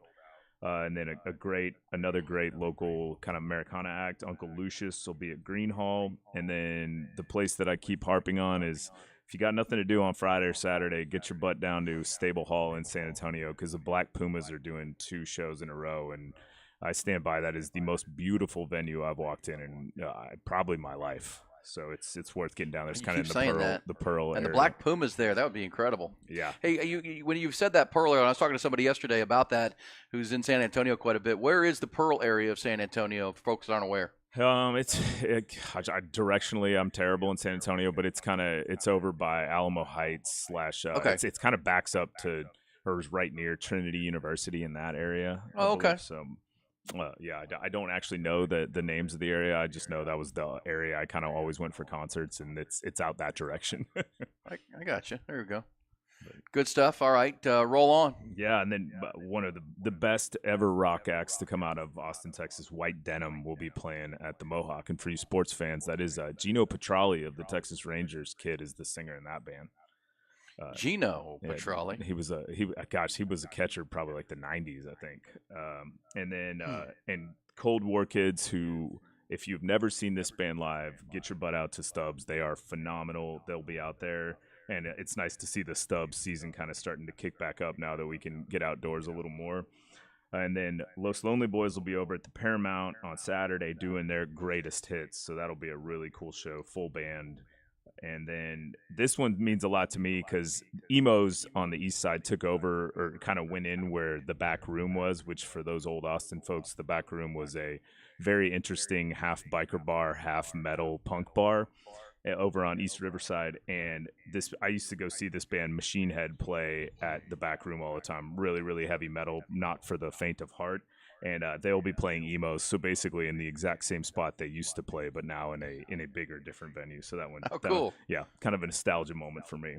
And then Kenny Wayne Shepherd will be doing his guitar antics over at ACL Live. Like I mentioned, Black Pumas will be at Stable Hall again on Saturday. And then a Dirty Dozen Brass Band, I'm guessing coming off one of the biggest couple weeks of their lives, the New Orleans jazz group. I'm guessing they're flipped down here after Mardi Gras. They'll be playing at the Hot Spot in Cedar Park on Saturday. Very nice. And then an award show on Sunday that I had never heard of, the Ameripolitan Music Awards, will be hosted at ACL Live, and that is an award show for things that don't necessarily fit into mainstream country. So it's honky tonk, Western swing, rockabilly, outlaw country, and that's got Ray Benson, Flaco Jimenez, and more over at ACL Live. And then Los Lonely Boys will be doing a second night, but this time at the State Theater for a small acoustic show. And Jim Ritz was telling me that is a very rare thing for them to do acoustics, so that'll be a special one. And then one of my 90s country favorites, John Michael Montgomery, will be out at the Hot Spot. And then Mickey and the Motorcars will be at 310 at ACL Live. And then over on Monday, we've got a hip-hop violin group called Black Violin will be at Long Center, which looks very interesting to me. I'd never heard of them. Hip-hop violin? Yeah, two guys playing hip-hop type music on violins. Wow. Okay. It looked interesting. Down. And then for all you 80s fans, Extreme will be at ACL Live with Living Color. For those of you that don't remember, that was the More Than Words song that was one of the biggest songs in the world. I do remember that song very well, as a matter of fact. All right, that's Extreme with Living Color. That's a rock and roll band there. That's a DCL Live. And then a couple more to wrap it up on Tuesday. Yeah, Tuesday, some a 90s garage kind of band that I really like, the Lemonheads. Their lead singer will be here, Evan Dando. He'll be at the Parish. And then one of the world famous flamenco groups, Gypsy Kings, will be over at the Paramount. And then for ticket giveaways, we've got another pair of tickets to that Texas Heritage Songwriter Showcase, which takes place on February 24th, which has everyone from John Randall to Miranda Lambert, Emmylou Harris, and I have a feeling we'll probably get some pop-ups from some Parker McCollums, et cetera. So that one's a really cool one, but we'll give away 2 tickets for that. All right, there we go. 447-3776. If you would like to be at that Texas Heritage Songwriter Showcase, fast approaching now, February 24th, 10 days out. You can pick those up by calling Ty and being caller 5 at 447-3776. And as you said, some heavy hitters there. Miranda Lambert, Parker McCollum could jump in. Who knows? It's just a great songwriter showcase, and you can check that out, 447-3776. Hey, Nick, thanks again for coming in on Monday morning while Rob was in commute from Vegas from the Super Bowl. And in that conversation we had, you mentioned that Longhorn wide receiver DeAndre Moore, of course, NIL helped his family open a food truck. You said that they moved it down on campus, right? Yeah, it's at this place called the Victory Lap on, I think it's 24th and San Antonio, I think is where it is, kind of on the backside of the Starbucks there. That's where that new, like if you ever saw photos on Instagram of a bunch of students watching the game on like a big projector screen. I'm pretty sure that's where that is, right? Yeah, it was definitely that. It's a big space with a lot of picnic tables. I was very impressed, and I had to go get my deep fried turkey tacos. They serve it with these crinkle cut fries, tacos and fries. It's a great combination, and you also, the combo comes with 3 different flavors of Kool-Aid in 1 cup separated. It is it's hard to explain. Kool-Aid flight. Yeah, it is. It basically is a flight of Kool-Aid, but it's all in 1 cup, and it is phenomenal. So you need to get over there and go say hi to Talia, DeAndre's mom, and the whole family kind of runs that. And DeAndre was there the other day, and Xavier Worthy, and about 10 other Texas football players. I think everybody comes over there to get their turkey fix. Turkey fix. Yeah, well, that's awesome. And it was over off Riverside, but I think that's a real good location for DeAndre and his family. That's pretty awesome. That place is cool to watch games, and whether it's Longhorn Hoops now moving forward or whatever, pretty good stuff. Hey, what'd you make of, I know you're big into the Texas volleyball. CDC was talking about a mini Moody. How about a mini Moody for the volleyball team, an arena that would get them out of Gregory Gym? That'd be pretty cool. 100%. I a little bit of mixed feelings on it, as I love watching them in Gregory, but they deserve a much bigger place, and they can fill it up too. And if you watch kids react to that team, like that is the most engaged fan base on all of campus. It's so impressive, and they're awesome. And Jared Elliott's built a superpower there, and I'm excited to see where they go. And especially if you have a place like that to showcase the talent, it's just going to get bigger and bigger. Love it. All right, buddy. Well, good stuff as usual. Thanks again for bringing it. We'll post this up, and if you need to get out and see some of your favorite bands, this is the weekend that Black Pumas show, 2 of them, Friday and Saturday down at Stable Hall in San Antonio's recommended show without a doubt. Also, some big names. Lost Lonely Boys at Paramount. Kenny Wade and Shepherd is a big name as well. Grace Potter. You're going to like all those shows without a doubt. And that Ameripolitan Music Awards coming up Sunday night as well. Hey, thanks, man. Appreciate it. And thanks for giving the tickets away. And for Jim Ritt, or for the crew over there at the Saxon Pub for making that happen. You're the best, my friend. Awesome. Thanks guys. All right, there we go. There's Nick Shuley, Setlist ATX, the president of the Austin Music Movement.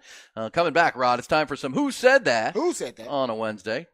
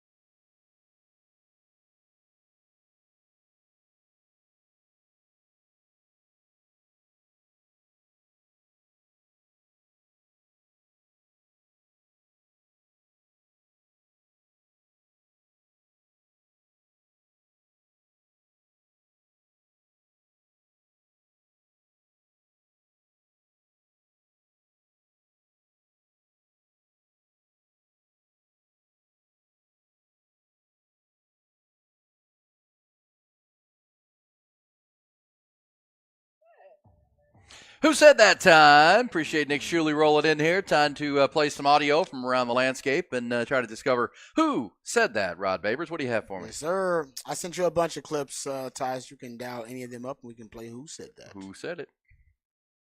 Star player on the Miami Heat is right now, other than Jimmy Butler, Jaime Jaquez. Played at UCLA. That game I scored 40 points was on him. That's Jaime Jaquez right there, the center. Stop playing with me, bro. Stop playing with me. What is this, freshman basketball? No, this is varsity basketball. Bro, he does 8 not p.m. look like he's number 24. Ask him about it. Bro, he was probably a bum then. No.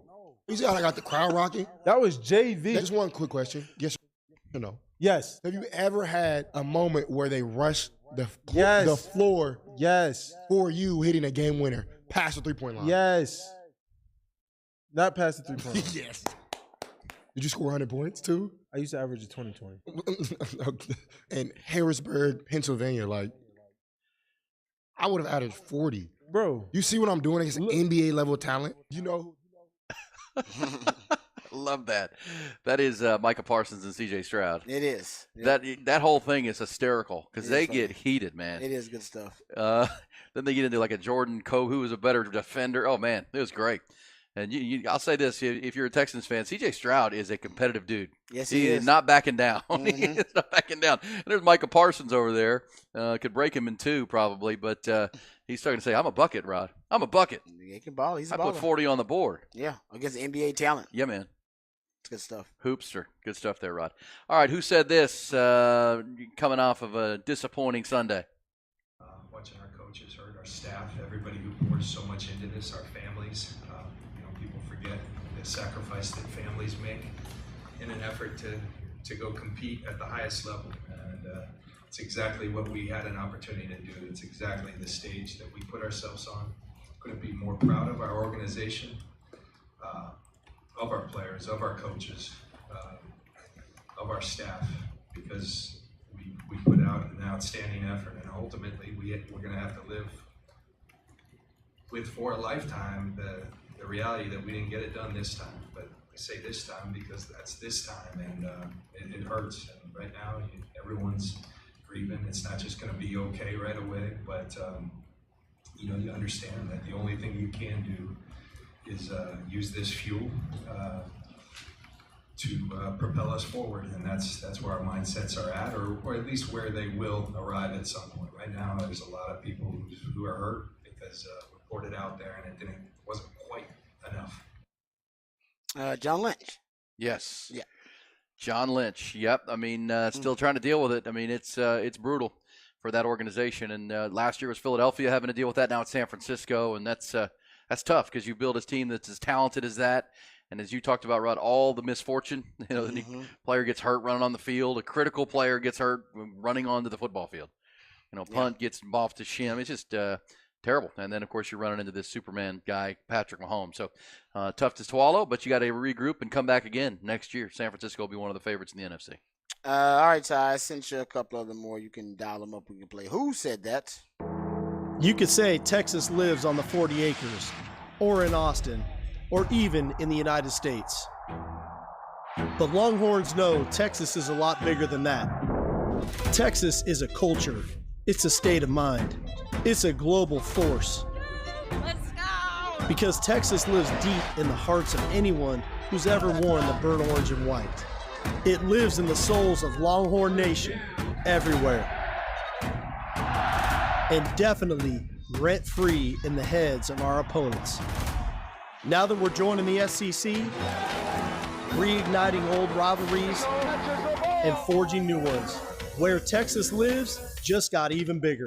Heisman Trophy winner Earl Campbell. Ricky Williams has the record. Greatness lives here. Legends live Texas here. has defeated Southern California to win the national championship. Champions live here. History, tradition, respect, and character all live here. Because when you're a Longhorn, no matter where you are or how far you go, Texas always lives here. Hook 'em. There it is. Yeah. Hype video. Nice. Sark. That was Sark. Yeah, it's good stuff. I like that. That is good. You get you pumped up, Rod? You ready to go? Well, we got a long time, so yeah, it's a nice video though. It's good. I like it. It is a nice video. All right, good stuff right there. And let's do one more piece of Who Said That sound. Here it is. I got the greatest coach this game has ever seen. He's unbelievable at not only dialing up plays and having everybody prepared, but he's one of the best leaders of men that I've ever seen in my life. And he's helped me a lot with that, with channeling that emotion, with channeling that passion. And I owe my entire career to that guy and being able to kind of control how emotional I get. And I just love it, man. Was it frustrating when that? All right, there we go. I have no idea what that is. Travis Kelce. Okay, yeah, that was I have no idea. It was a little muddled. Yeah, it was at the podium after the Super Bowl, but interesting because I think, Rod, you know the story of how Travis Kelce was kicked off the football team at Cincinnati when he was at Cincinnati, and he was saved by his brother. You've heard this whole story? I have not, actually. Yeah, I'll tell you that coming up. It's pretty incredible. I mean, like literally when Travis Kelce says, I owe my entire career to Andy Reid, he believes it. I mean, it absolutely is true, and I'll tell you why. We come back. Pretty good stuff right there into our fabulous fifth hour. Rod will take us behind the BOC once again. 11 Longhorns are headed to Indianapolis for the scouting combine. 5 on offense, or 6 on offense. 4 more on defense that are getting after it. 7, I should say. 7 and 4 is 11. We'll run through those one more time. CDC holding court with the town hall. Got a lot that we're doing on a Wednesday, and it's Valentine's Day, the day of love. So make sure you're ready to roll with that. It's Hook 'em Up with Ian Rod B.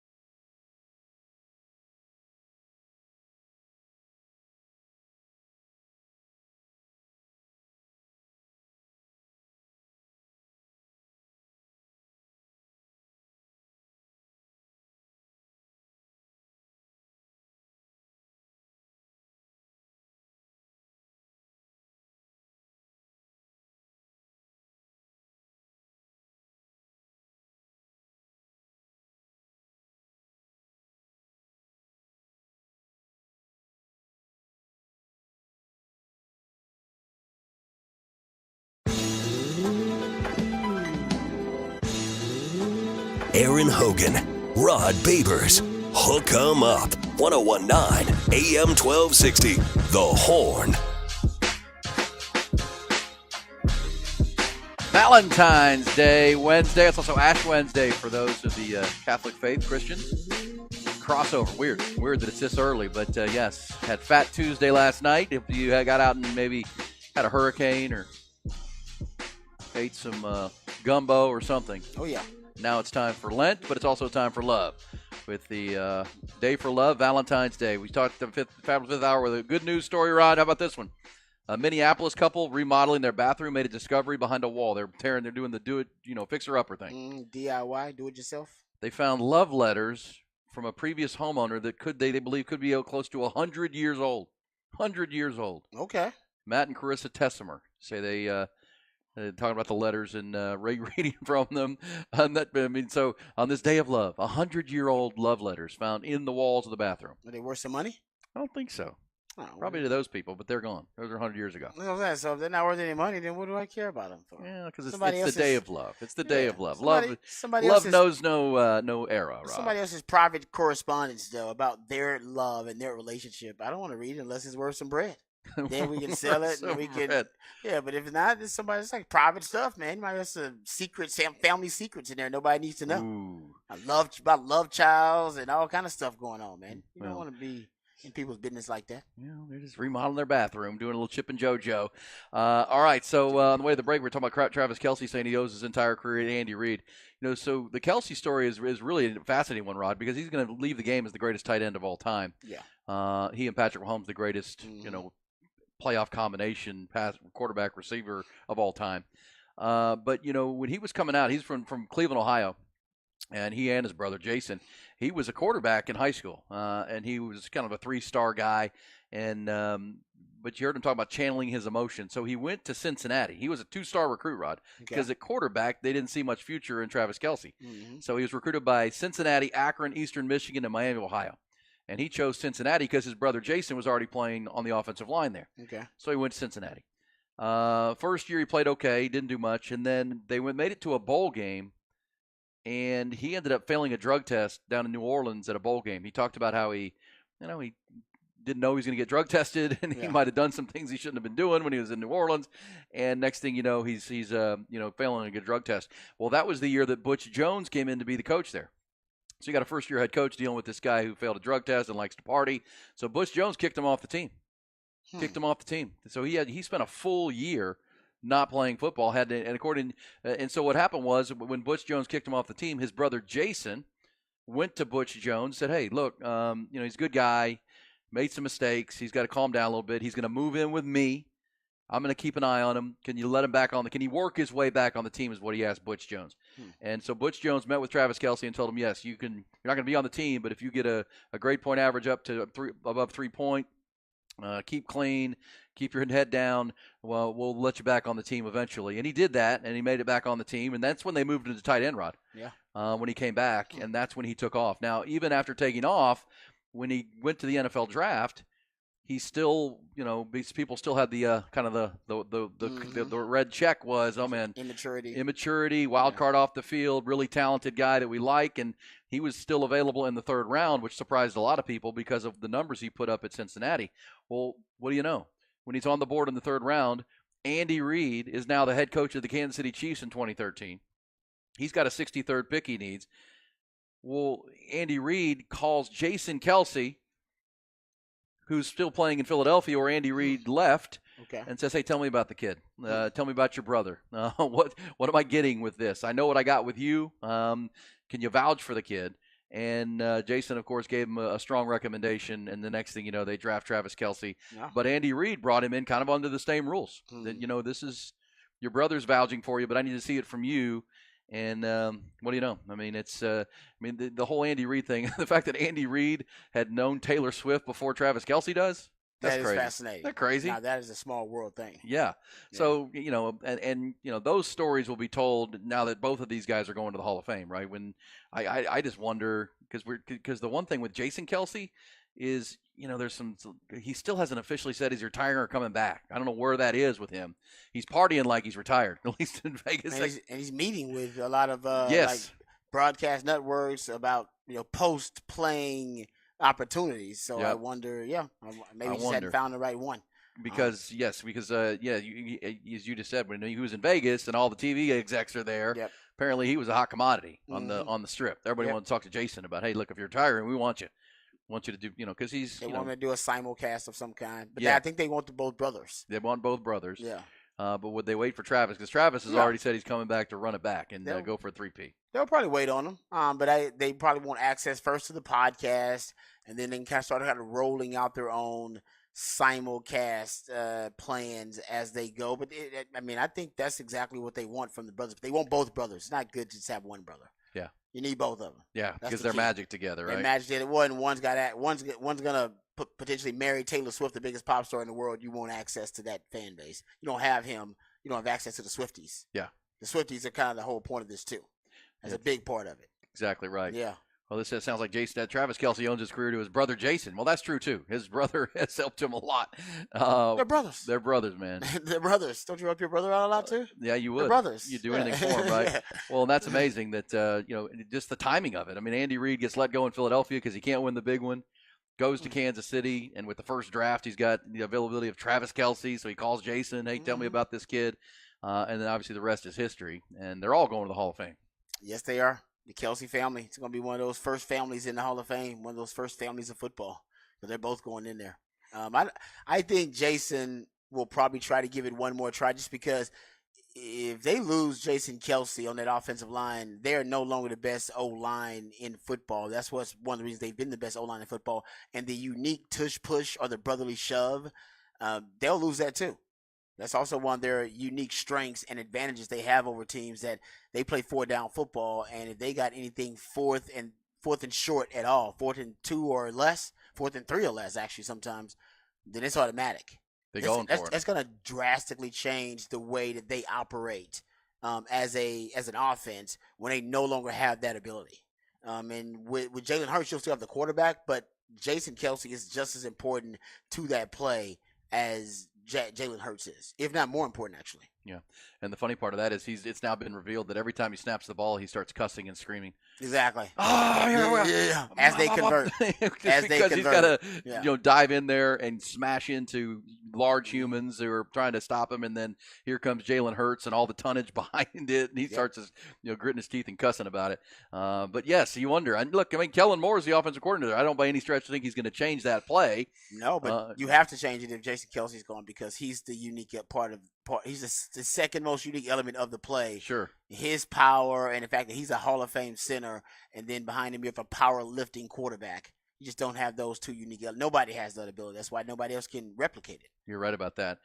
Interesting, and I played that cut, and one of the reasons it was such a big topic was when Jason Kelce, bumped into Andy Reid on the sidelines. He did say that was unacceptable. He apologized to Andy. Said it was just emotions of the game, and Andy kind of played it off and just said that happens quite a lot actually on our sidelines. He just didn't catch it before. Yeah, he gets over magnified in the Super Bowl, but he's an emotional guy, and they weren't playing well at that time, and he wanted to help them, and that was right after the Isaiah Pacheco fumble.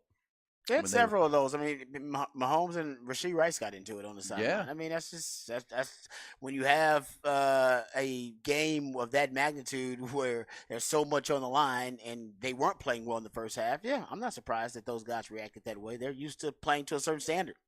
And you see even Kelce wanted to call out his own coach. Like, hey, man, you ain't coaching to the standard, man. Let's go. Let's get it done. And by the way, Kelce wasn't playing to the standard. He had missed a block earlier that led to a negative play. Like, he wasn't playing really well either. And then all those guys kind of found their groove. And once Patrick Mahomes put the cape on, it was all she wrote. Hey, I know they talked about it a little bit yesterday, but Shanna, you talked about before the Super Bowl that maybe Steve Wilks, the defensive coordinator in San Francisco, could be in jeopardy. Where do you think? Do you think they retain him? They are retaining him. They are? They are retaining him. I'm a little surprised that they're retaining him. I don't think they had a plan. And he did really well in the Super Bowl. I mean, that was a good game plan. That was probably one of his best games as a coordinator in the Super Bowl. So I think he did maybe recency bias. Maybe maybe John Lynch and Shano saw that he's getting better. But he's got to fix the edges, man. They were one of the worst edge rush defenses in all of the NFL last year. They were allowing 6 yards per rush off the edge. There's no excuse when you got edge rushers like a Chase Young, who, by the way, played really well.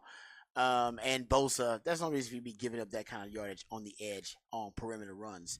So once they figured that out, and by the way, I thought the game plan defensively was really good for the 49ers. So maybe they see some signs of life. So they're going to keep him around. They said it at the press conference yesterday. He's going to stay around. And, the thing about the Dre Greenlaw injury, which was so critical, you can't expect him to be back. No. By, anytime early next year. I mean, you're talking about an Achilles for a guy that, he's a great player too. I remember, go back to when Dre Greenlaw was at the center of that, melee in Philadelphia back in the regular season when he got into it with the big dude on the sidelines. He's a heartbeat. And to have him next to Fred Warner, that's makes that defense dynamic. And so we'll see. Everyone's trying to figure out what the next steps are, and all the ports of call as the Chiefs set up for another parade coming up in about 45 minutes. So it's coming up as we speak. They have not revealed whether Taylor Swift is going to be at the parade or not. The mayor is playing coy, so he says you got to stay tuned. So she could be there. I think she will actually be there. She's going to have to do a quick turnaround again because she's got a show in Australia on Friday night. On Friday night. Oh, this week? This week. Yeah, that's plenty of time. She got a jet. Yeah, what you mean? Like she travels like the Gen Pop. She don't travel like the Gen Pop. She got plenty of time. Yeah, it's midweek. It's Wednesday to Friday. She got time. She had to show up and then immediately go, but I can see him doing it. Or who knows? Travis Kelce may go to the parade and then maybe he'll fly out to go meet his boo thing. Who knows? I think it was Kay Adams I heard yesterday, because this story just flashed from Adam Schefter. Kay Adams, who used to be on the NFL Network, now does great work at YouTube and FanDuel. Because here's the piece of news that just dropped from Adam Schefter. Fresh off another Super Bowl win, the Chiefs have now signed their defensive coordinator, Steve Spagnuolo, to a contract extension. She was making the argument for Steve Spagnuolo to be the first Hall of Fame coordinator. Could you put Steve Spagnuolo into the Hall of Fame as a defensive coordinator eventually down the road? Could somebody make that argument just based on, he's got 4 Super Bowls now, or 5 as a coordinator, one with the Giants when they had the undefeated Patriots, now, 2 with the Chiefs, or 3 with the Chiefs. Could you make that argument? I mean, because to me, Halls of Fame are telling the history of your league. Yeah. And it's hard to tell the history and the impact of your league without talking about Steve Spagnuolo and what he's done, not as a head coach, but as a defensive coordinator and dialing up game plans. I mean, it's never happened before. No. Interesting. I know there's like a coordinator, like Dick LeBeau's in, but I'm not sure if Dick LeBeau's in as a player. Obviously, they're saying he's not in as a coordinator, so it'd have to be in as a player. That he went in, right? Didn't Dick LeBeau in? Dick LeBeau's in the Pro Football Hall of Fame. The great Pittsburgh Steelers. Yeah, Dick LeBeau's in. And Dick LeBeau in as a player? He was on the Detroit Lions 75th anniversary team, the Detroit Lions all-time team. So maybe he got in as a player. He was a 3-time second-team All-Pro. So maybe, I'm not sure. But Dick LeBeau's in. He is. You're right about that. So, in the end, I thought he was in as a coordinator. But I don't know. I'm going to have to say. Well, my answer would be yes. Yes. My answer would be yes. You should put Steve Spagnuolo in. The truth is, Steve Spagnuolo probably should have gotten another head coaching opportunity by now. But he got his head coaching opportunity at the worst time, and it was with that Rams organization before they were functional. They were highly dysfunctional with the Rams, and then he never got a shot again. So I think he probably should get another head coaching opportunity potentially. But as a coordinator, he's coordinated some of the greatest defensive performances. I'm sure a bunch of his game plans might be in the Hall of Fame. They might put this one in the Hall of Fame. Yeah. Potentially. But definitely the game plan he had for the Giants against the 07 Patriots squad, right? That was him. And then the other one, the 2011 Patriots squad, that was in there too, if I'm not correct. So, the game plan should be in the Hall of Fame. He should be in there too. I'm not sure. Well, I mean, why that's not the case? Yeah, well, it would set a precedent because Dick LeBeau is in as a player, and remember, Dick LeBeau was such a good defensive coordinator. His one stint as a head coach in Cincinnati, he went 12-33 in 3 seasons. So much like Steve Spagnuolo, it did not go well. Yeah, Dick LeBeau's kind of like that. So I don't know. I guess I didn't know Dick LeBeau was in just as a player because it didn't seem like his playing career is that. I mean, it was impressive, but Hall of Fame impressive. Yeah, but again, he was never a first team All-Pro. I think Dick LeBeau got in because Dick LeBeau was also a great coordinator. Yes, I think it helped him to be both. I don't think just a player. I don't think he would have got in just as a player. Right, and the Steelers won the Super Bowl. Yeah, I think it was. So, it's a combination of the two. And I don't know. I mean, it's recency bias for sure, but at the same time, what we're watching the resume Steve Spagnuolo build, playing chess, and going head to head some of the best offensive minds and best offenses in pro football history.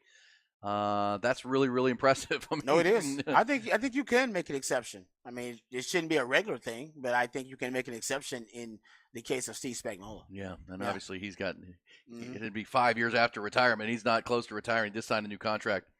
And so, again, if you're keeping score at home, the Chiefs will come back next year with the best quarterback, the best head coach, the best defensive coordinator, the best tight end, and the best general manager who will make moves this offseason to make them better. Yeah, no, I like that with Steve Spagnuolo. He doesn't seem to have any aspirations to be a head coach anymore. Yeah, well, I mean, at some point you're making plenty of money. You're working with Andy Reid. You know Brett Veach is going to supply you with players, right? I mean, when they knew they had to rebuild that defense, Brett Veach went out and landed, Trent McDuffie and George Karlaftis and Jerry, all these guys that have make this defense, because he's every coach would tell you I'm only as good as my players, and it's the general managers that is finding these guys and finding these players. The next thing Steve Spagnuolo is going to do is go pound the table about, hey, get Chris Jones signed, please. Can we get that? My contract's done. I need Chris Jones done. They need it done. I think he said there will be an effort on both sides to sign Chris Jones, and they'll get it done. But, I mean, the fact that it even got to this point with Chris Jones, they should have signed that dude to whatever. Yeah. I mean, how is he going to be worth less now? I mean, you don't get a bargain now after watching him in the Super Bowl, and everybody knows how impactful he was in the Super Bowl. I would have just paid him from the jump. But Brett Veach, I'm not going to question the way he does business, because he does it as well as anybody, actually. All right, it is Valentine's Day. Ty, do you have a meal planned for tonight for the lady? You're the cook. You said you're making homemade ravioli that did not go well. Do you have a dinner planned tonight for the lady? No, we're gonna go to lunch, and then she's working till like 7 or 8, so I think we're gonna go to that Bob Schneider Valentine's Day show at ACL Live. Oh, good for you. It's classy. That'll be some romance. I know, because Bob Schneider's in his 50s now, but Rob, when he was the Knit Thing in Austin, Texas, you didn't really want to take, because every girl in the place wanted to go home with Bob Schneider. And was it like that? Yeah. Huh? Remember Bob Schneider back in the day dated the likes of Sandra Bullock, and he was kind of the it deal. Oh yeah, in Austin, Texas. Yeah, no doubt. What was that movie that Sandra Bullock filmed down in Bastrop, Smithville, with Harry Connick Jr.? What was the name of that show? Hope Floats, maybe. Hope Floats. I don't know if I remember that one. I remember the Hope Floats. I don't know if I remember. Yeah, that was filmed down in Smithville there, just past Bastrop. And at the time, Sandra Bullock was living here, and apparently they were an item. Okay. Bob Schneider, and he can do the romance thing. He can do the. He's one of those. Every dude wants to hang out and have a beer with him. Every lady wants to go home with Bob Schneider back in the day. All right. I think he's in his 50s now, though. He's still very funny. But that's going to be a good show for you tonight. I like that a lot. I haven't seen Bob Schneider in quite a while. Yeah, because Bob used to be with a band called The Scabs. Is he in his 50s? Oh, yeah. He's my age. Like damn near 60. I think he's a little bit younger. I think he's like 45. No, like Bob Schneider is 58 years old. Yeah, what? Yes, Bob Schneider Did you just look it up? Years old. Yeah. Yes, I'm looking at it right now. He's born in 1965. 1965. Why do ladies like him? Man ages well. Yeah, he does. He knows how to moisturize. Yeah, I guess. Yeah, but yes, I mean he's still big, but he's been a fixture in the Austin. I mean, I knew that. I knew he was older than me, Ty, and I'm 51. So, he was in a band called the Ugly Americans, and he was in a band called the Scabs, and then of course he went Bob Schneider. There was a lot of stretch when in college and then beyond for me, where the question was, why is this guy not blowing up like internationally? Like, this guy is a superstar. Yeah. And what was the reason? I don't know. Yeah. I really thought when he was dating the likes of Sandra Bullock and he was getting that natural run, that all of a sudden this guy's going to get a huge record deal. He's going to take off. And there's been a lot of bands like that here in Austin. Sometimes, they don't want the superstardom. That comes with a lot of challenges. It does. Sometimes they don't want to go mainstream, but ain't that the goal? That would be the goal. Make it big. Well, I would say have those issues. Yeah, but I would say that he's he's traveled the world and played music around the world. But at the same time, he's made Austin his base. He can always fill up a room in Austin and make a good living, putting out records and playing close to home. He's been coming out with like a new song every day for the last 2 months. Yeah, well, that's that Taylor Swift thing. And most of them are good. Yeah, most of them aren't good or are good. Are good. Well, he's a fabulous musician. Well, I was telling that story. I was reading I think it was Business Insider, or one of the business things, talking about how Taylor Swift, since she's become the story of Super Bowl, that, remember she had to go back and re-record her masters, right? She wanted to own her own music run, and it got sold. And she didn't own her masters anymore. And so it was Kelly Clarkson, the great Texan from Burleson, Texas, who on a tweet suggested to her, hey, why don't you just go re-record your first 5 albums? Go back and re-record them, put them back out, and then you'll own them.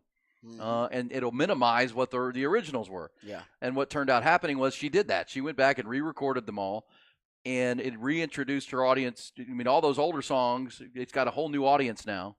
And they come out, and a lot of them are actually better than the original because she's more mature as an artist. And, yeah, they're just a better version in a lot of people's opinion. And she was putting out new music either daily or weekly. A new song, and she was re-recording all of these, and if you talk about what has made her this global icon, you can credit that decision to re-record those first 5 albums, and then put them out and to this whole new audience in a real slow, deliberate fashion, but connect and engage. And social media allows you to do that, right? You can, like Bob Schneider's doing now, you can put those songs out right to your audience, who then get to, it kind of feels like you're behind the curtain. Hey, look, here's a new song I got. Yeah. Check this one out for you. Yeah. Boom. No, it's good. That's a good idea, too. I didn't think about that. And she communicates with her fans. I did not know Bob Schneider was doing that, but it doesn't surprise me at all. Because he has, I mean, it's obviously not Taylor Swift, but he has a hugely loyal following here in Austin, Texas, that I'm sure loves the fact that Bob Schneider is sending them new songs all the time. That's pretty cool. I didn't know that. That's awesome. Well, enjoy that concert tonight there, T.Y. You'll enjoy that. We'll get a review of Bob Schneider tomorrow. And where's that going to be at? ACL Live. ACL Live at the Moody Theater. Nice. Beautiful spot. And I think is it with the orchestra? Did they go? Yes. And a few other artists too. I didn't recognize their names though. Strings and that's a good choice. So Lunch and then Bob Schneider. I'm down with that. All right, good. Lunch and Bob Schneider. 58, Ty. 58 now. Very wrong Bob about Schneider that. From Ypsilanti, Michigan, back in the day. All right, we'll come back. When we do, Rod's going to take us behind the burnt orange curtain. We also just sent Ty a piece of sound of Bijan Robinson. Well, because Bijan was making the rounds on Radio Row last week, Rod. Yes, he was. Talking about A.D. Mitchell and X-Worthy and what those guys can be next level. We'll talk about that and hear from Bijan. And then Rod's going to talk about the 11 Longhorns headed to Indianapolis at the end of the month. Let's hook them up with Ian Rod B.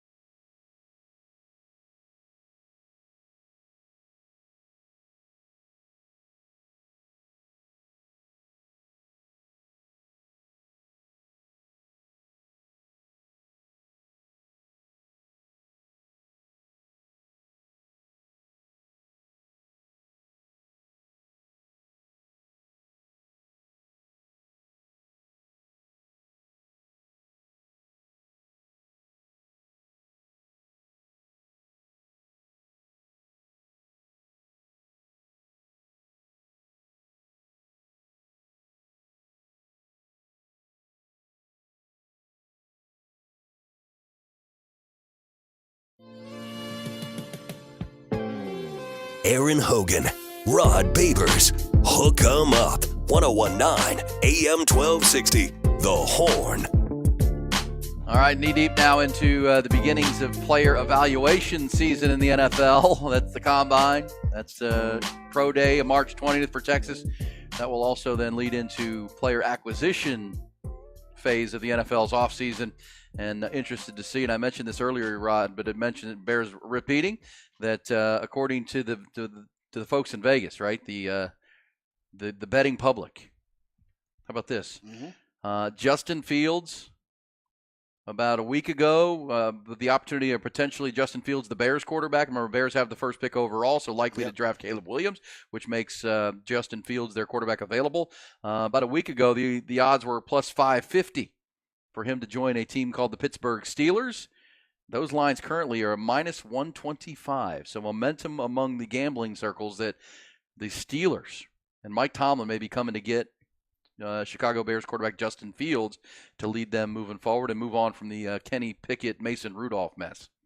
Yeah, I mean, I love that idea. I mean, that's what's holding back the Pittsburgh Steelers. They haven't transitioned really well from Big Ben, and I think they just need a serviceable, capable quarterback.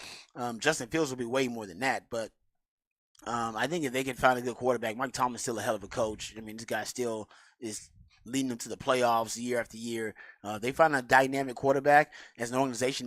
They've still drafted wide receiver well, some of the skill talent, even Jaylen Warren in the backfield. They got a running game. They really just need a quarterback to kind of lead them. Yeah, and Justin Fields now has been, I guess, seasoned a little bit in Chicago. A lot of people would say undercoached because he's had 3 different offensive coordinators since he's come into the league. And, I mean, it really depends on what the Steelers are willing to give up. I'm sure the Bears are going to ask for that, number 20 pick on the first round, but that's probably a little bit too heavy. But, the Bears are going to say, wait a second, we drafted him in the top 12 of the draft. He's a franchise quarterback. We're only making him available is because we have a chance to take Caleb Williams right now. Yeah, they'll claim they like him that much, but it's your fault you drafted him that high. Yeah. Not us. We're not paying the price for your miscalculation. Sure. So we'll see. We'll see. And, I think the leverage would belong to Pittsburgh because they know they need to trade him at this point because they're going to draft Caleb Williams.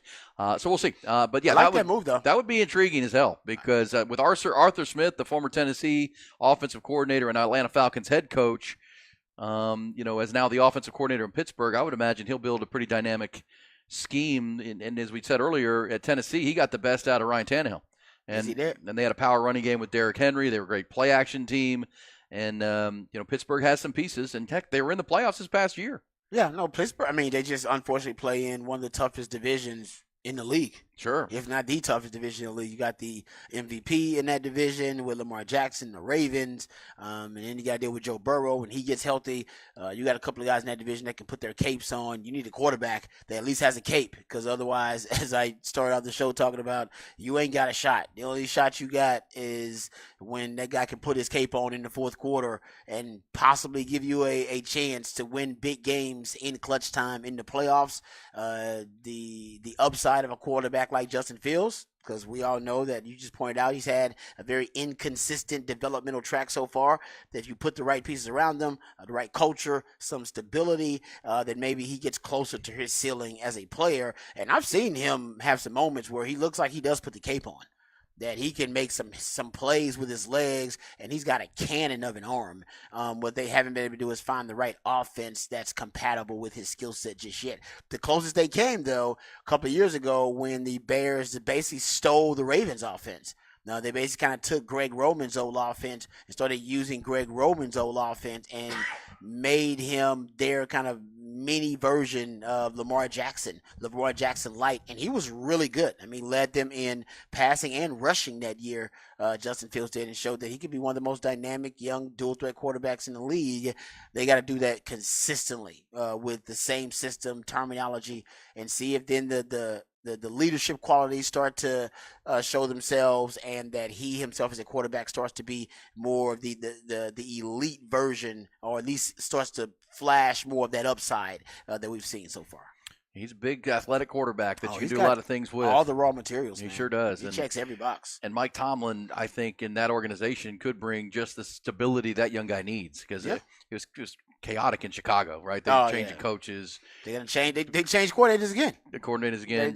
Coaches getting arrested for whatever, by the feds. And I think they'll get another coach. Yeah. I don't think when they draft Caleb Williams, I think they'll end up. I like Matt Eberflus, but I think he'll end up ousted within a year or two. Yeah. Which is the same thing they've done to Justin Fields. Bad organizational trends. Yeah, they should just without a doubt. By the way, according to the same DraftKings, right? DraftKings Sportsbook, who had that odds. How about this? Odds to be Saquon Barkley's next team. They have the Giants, his own team, at -150. Houston Texans +275. The best odds to acquire Saquon Barkley, followed by the LA Chargers at +400. I like that for the Texans. I don't know if the Texans are going to go with a veteran runner or a veteran receiver for their young quarterback and for that offense, but I think they're going with either one of those. Yeah, they're going to go with a veteran there, and that'd be really good.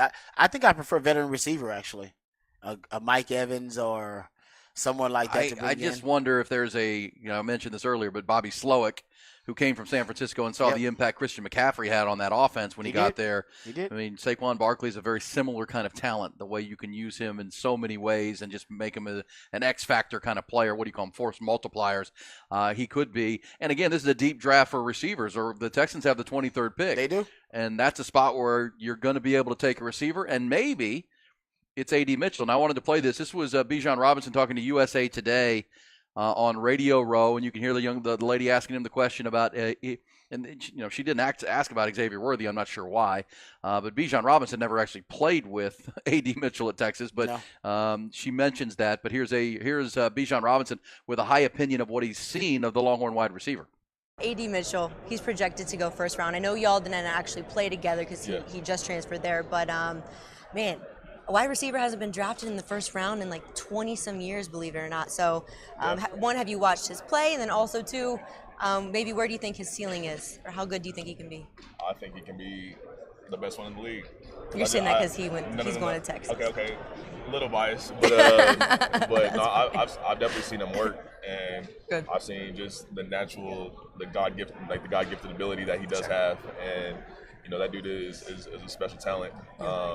And even just him catching 500 balls after every practice, that was something that I was like, okay, this dude wants to work. He's serious, yeah. Yeah, but I think he can be an amazing player in the NFL if he just stays focused, doesn't get distracted from anything, and understands that he needs to come in here with the fire on his shoulders and want to take over the league. A.D. Mitchell. Yeah, I mean, well, obviously he is biased. The best receiver in the league. Let's table that discussion. We can worry about that in a few years when he proves that he can be a capable NFL receiver. But I love what he just brought up about the catching 500 balls after practice every day. That's legit. Yeah, that's next level stuff. That's what you need from a receiver. That's what scouts want to hear. That's a really positive data point. A guy that has that type of obsession about self-improvement, and it shows. Right, didn't that track? He didn't have a lot of drops. I can't remember any drops really for A.D. Mitchell. That's not an issue for him, but maybe that was something in his mind that either he never wants to be an issue or it was something that he worried about, when he was with Georgia early on in his career. But I love that type of commitment. And he does have all the, kind of raw tools to be a really good receiver. Great body control, catch radius. He's long, he's rangy. He's great red zone weapon too. Route runner. He runs precise routes. I think the biggest issue for him, and we'll get into it obviously behind the burn orange curtain, is about speed. That's going to be the combine's about answering questions. And your evaluation, your scouting report's got a lot of question marks on there. And at the combine, they want to answer as many of those question marks as possible. That's what the interviews are for. That's what the medical examinations are for. That's what the workouts are for. What do you have questions about? Is it about his straight up speed? Is it about his ability to get in and out of breaks, deceleration, acceleration? What is it? And you answer as many of those questions at the combine as possible. For A.D. Mitchell, that will be straight line speed. Does he have straight line speed? In a 40-yard dash, is this a guy that can top out at 4.4, at a high 4.4 or a low 4.5? Yeah. With that said, by the way, one other from the gambling side, according to that DraftKings, Rod, odds for Kirk Cousins' new home. Oh. Odds favorite are the Vikings, but the Vikings have already kind of said, I don't know if we can afford him. Not again. And then first highest odds outside of his own team, the Atlanta Falcons at +300, and then the New England Patriots at +500. Okay. Remember, we had the story yesterday about the Patriots maybe looking to trade that number 3 overall pick. If they're going to sign Kirk Cousins, then maybe they don't need to draft a quarterback up high. So a lot of conversation between now and the draft, now in free agency, now in the combine. Looking forward to providing it to you and bringing it to you here on Hook 'em Up with Ian Rodby. Also, always look forward to taking you behind the burnt orange curtain. And they were all asking themselves the same question. What is behind that curtain?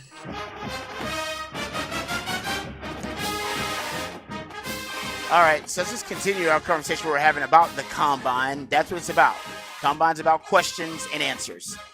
Every player's got a fair amount of questions on their scouting report. Hopefully, there are fewer questions, all right, than answers. Hopefully, you can answer those. But that's what the Combine's about, whether it be medical for some of these players and for Texas, if guys have dealt with injury before, then the medical evaluations are going to be huge. Jonathan Brooks. Right, Jay Brooks at the Combine, his medical evaluation is going to be big. And the Combine it's one of the most bizarre setups out there, but they basically have teams in groups to do the medical evaluations. So you'll have to get examined by multiple groups because every team wants to do their own. If they consider you to be a high prospect on their board, they want to have their own doctors check you out. Especially a guy like Jay Brooks. So Jay Brooks' medical evaluations are going to be long and thorough. Every team will probably want to poke and prod and pull at his injury to make sure that they got their own diagnosis of the injuries for Jay Brooks. So that's the questions he's got to answer. For a guy like T'Vondre Sweat, we talked about this. It'll be his weigh-in. Right, there'll be a lot of questions about his weight overall. He's got that plays at 360, 365. They'll probably want to see him perform at the Combine at around 350 or lower than 350, just to see if weight is an issue. And he still might end up playing at 360. NFL scouts might want him playing where he's comfortable if he carries it well. But the silly season and the Combine are all about forcing players to be uncomfortable.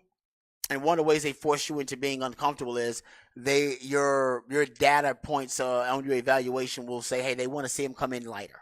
So they want to see him lose 10 to 12 pounds potentially and still maintain the strength in the bench press and still look really good in the agility. And he may want to lose weight just so he looks good in the agility drills as a big man. He doesn't have to go against players in paddeds like he did at the Senior Bowl. So I think that's why he kept the weight on in the Senior Bowl. He can lose it for the Combine, come in lighter, look faster, look sleeker, and then also answer questions about whether what is the guy's going to be a problem when it comes to weight, or is that going to be an issue for him? He can answer all those questions at the Combine. The only, I think, counter to that will be, does he keep his strength?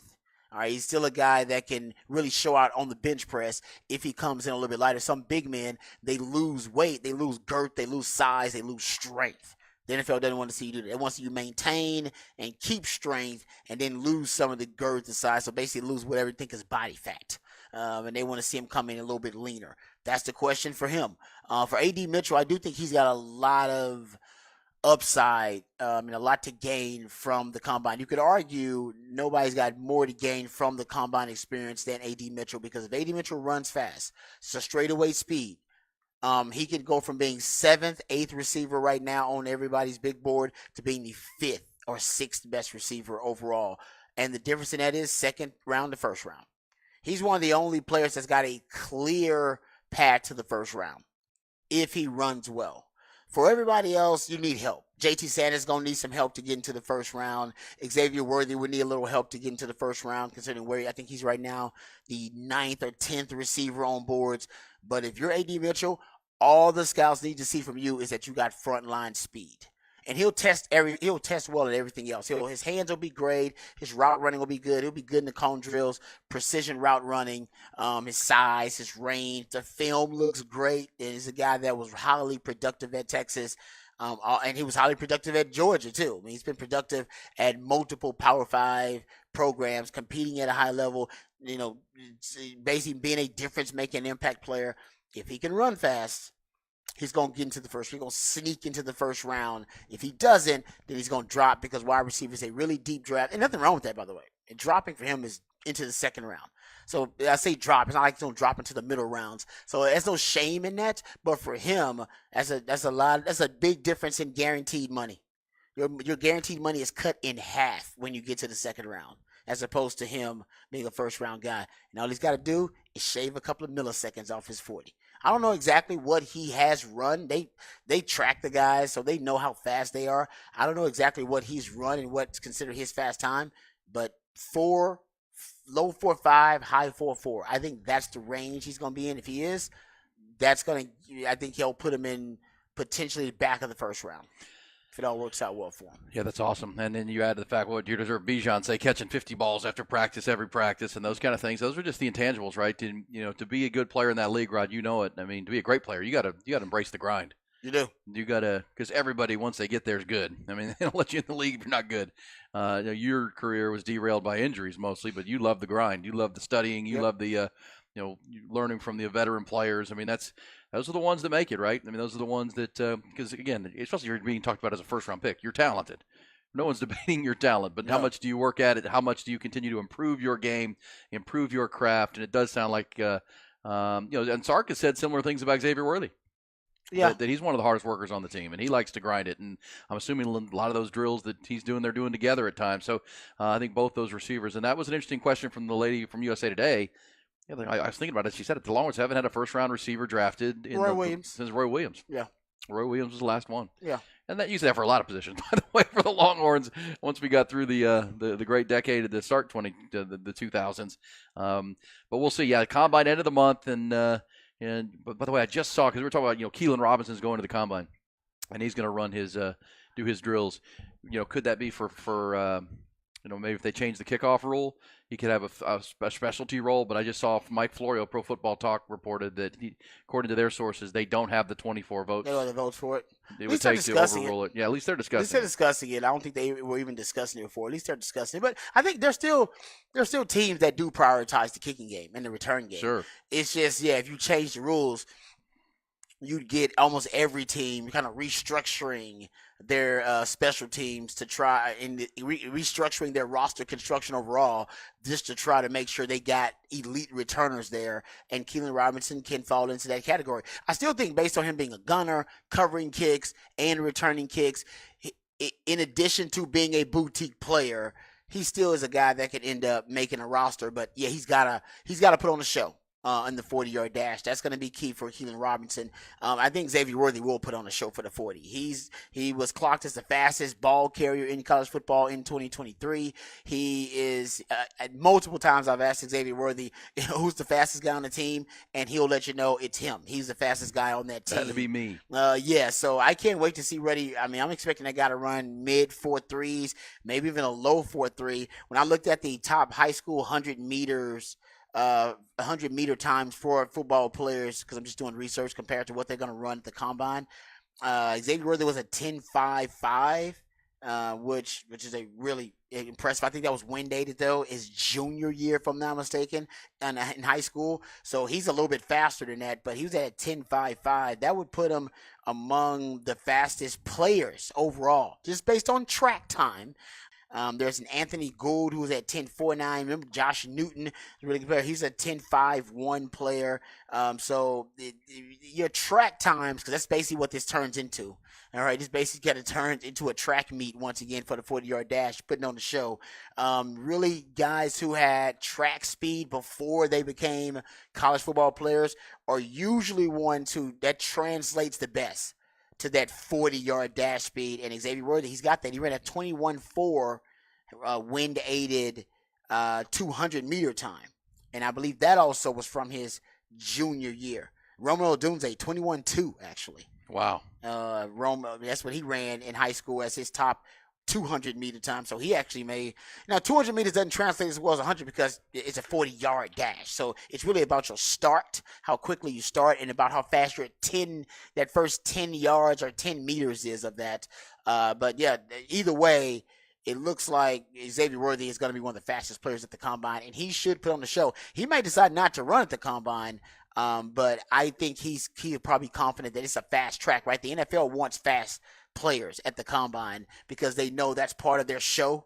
And the biggest, you could argue, the main event of that combine show is the 40. So I've heard it's a fast track. That the combine track is probably as fast as your track's going to be at your pro day. So he might decide to run there just because that might be the chance for him to get the fastest time. Good stuff right there. We'll obviously count it down. They start February 29th and go through March 4th in Indianapolis, Lucas Oil Stadium. A lot of burnt orange representation there. Oh, yeah. As we said, I mean, the team with the most program with the most is Michigan. I mean, they're sending 18 players. That's a new record. Washington 13, Florida State 12, Texas 11, Georgia 11, Alabama 10, Penn State 10.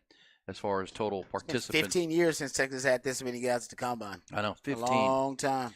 It's been a long time coming. Hey, Rod, I remember it was just 2 years ago this program had 2 invited and nobody got drafted. That's wild. That was the low water mark. That should never be the case for That Texas. was a 5-7 season, too. They should never go 5-7. They should never go 5-7. We'll come back. We'll pick it up. We'll hit some What's Poppin' to wrap things up, get you ready for Valentine's Day and all the fun. Also, Ash Wednesday out there. What's Poppin' coming next?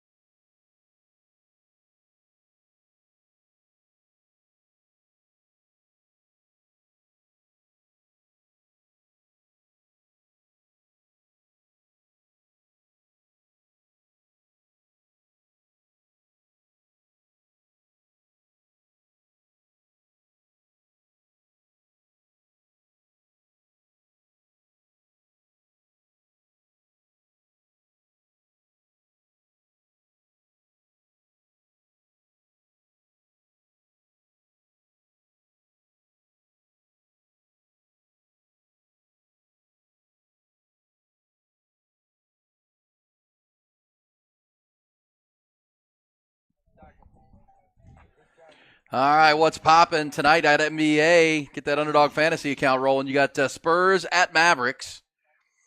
Spurs at Mavericks. Mavs are on a bit of a heater right now, and the Spurs are an 11-point underdog in that game. That's still part of that rodeo road trip that the Spurs are on. Several weeks to go in that bad boy. Houston's at Memphis tonight, playing Rockets and Grizz there. So there's some NBA basketball tonight. Also, I saw this, Rod, when you're looking for what's popping. According to a report that's out this morning from ESPN, that at the trade deadline last week, both the Golden State Warriors and LA Lakers stood pat. But there are reports that the Warriors and where's the other team here? 76ers made a bid for LeBron James. Oh, really? Yes. James ultimately expressed his desire to remain with the Lakers at least for now. So according to this report, that the 76ers and the Warriors both went after and tried to maybe acquire LeBron James. Interesting. That would have been a story. I don't even know how that's possible. I know. Like, how do you make that work? Right? What would you be giving up? I mean, everything, I guess. Because that's the question. Daryl Morey doesn't. I mean, Daryl Morey is Trader Daryl when it needs to be. No, I know he doesn't. Yeah, I'm not saying that they. I know. I agree. They probably were trying to do it. I don't see them. I wonder exactly what the package would have been trading for LeBron James. I know. Like, what do you have to give up? Yeah. And would they have been able to keep any of the core that they have together? Well, I mean, obviously, obviously, LeBron. You got to give up a lot for LeBron.